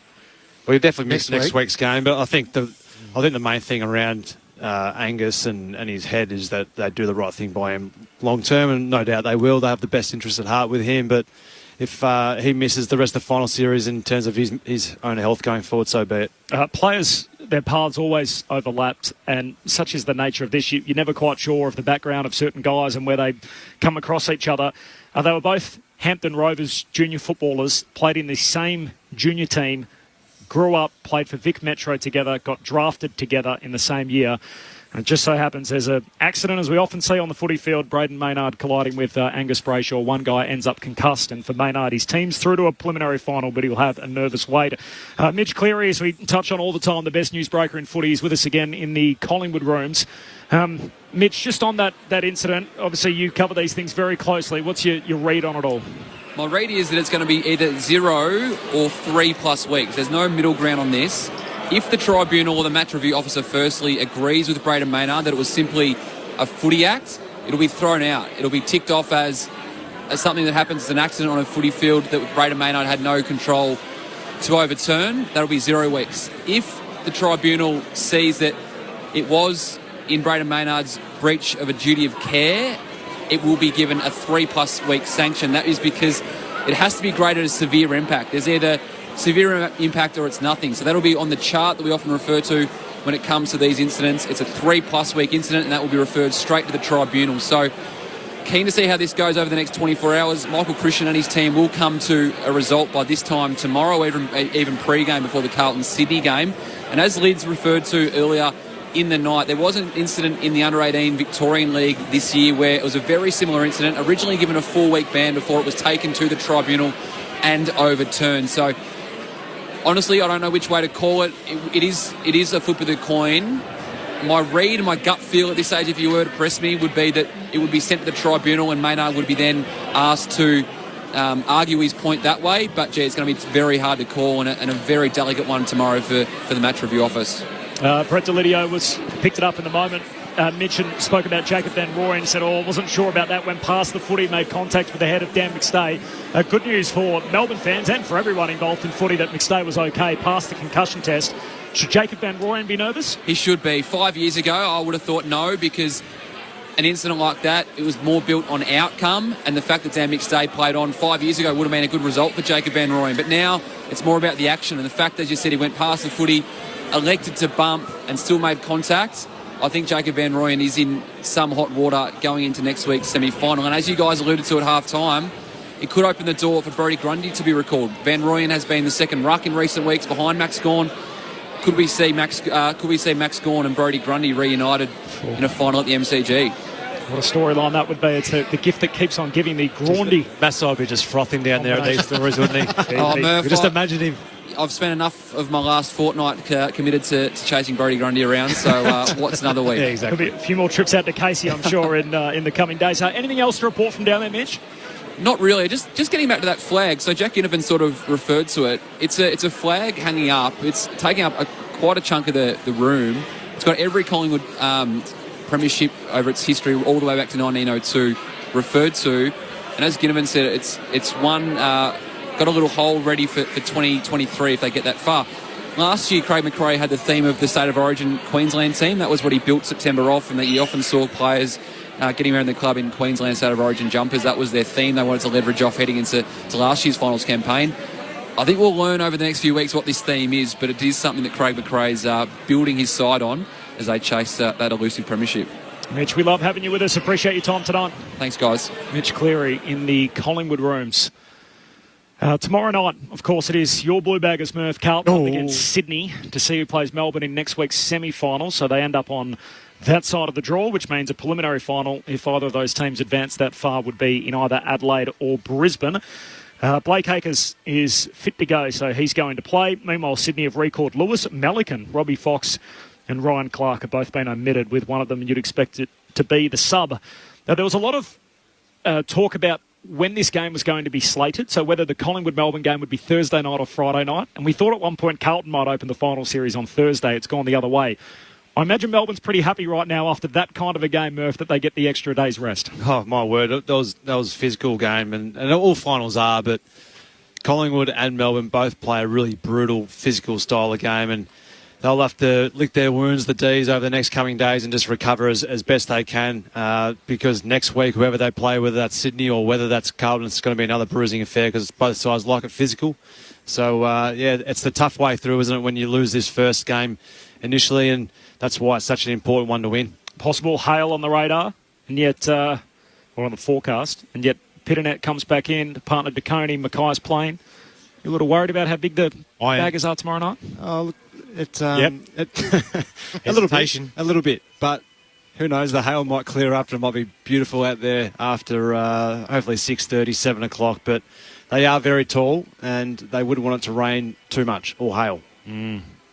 Confidence levels? Confidence levels still high. Still high.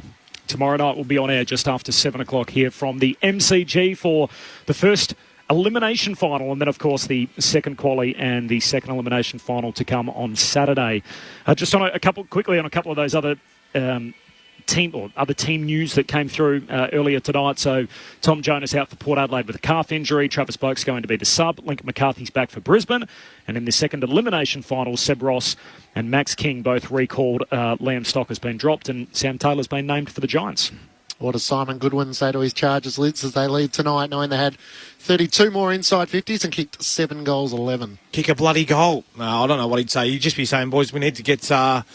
need to do some work on our connection. I think that's going to be the key. And get some more support. They got outmarked quite a few times too down in their back end, which is very surprising for the Demons' defence. So well, on a wet night, there's only 9 goals kicked. They kicked at least a couple from marks inside 50. So yeah, that's very uncharacteristic for a team which has Mayan Lever and doesn't ordinarily happen. Obviously, Angus Brayshaw won't play next week in the semi-final. At the very least, obviously, a series of concussions in the past. We'll see if they can bounce back. Before that, we've got 3 finals in week 1 to worry about. Collingwood through to a preliminary final, which they'll host at the MCG. You'd think on the Friday of preliminary final week as the number 1 seed. It's been great working with you both. Once again tonight, finals footy, we're underway. What a start. Got a cracker. Thanks to Brett Delidio, thanks to Mark Murphy, thanks to Stu Baker, our tech, to Aaron Bryans back in the studio, to Matt Clench. You'll hear from him, of course, throughout the weekend and from 12 noon on Saturday on The Lead.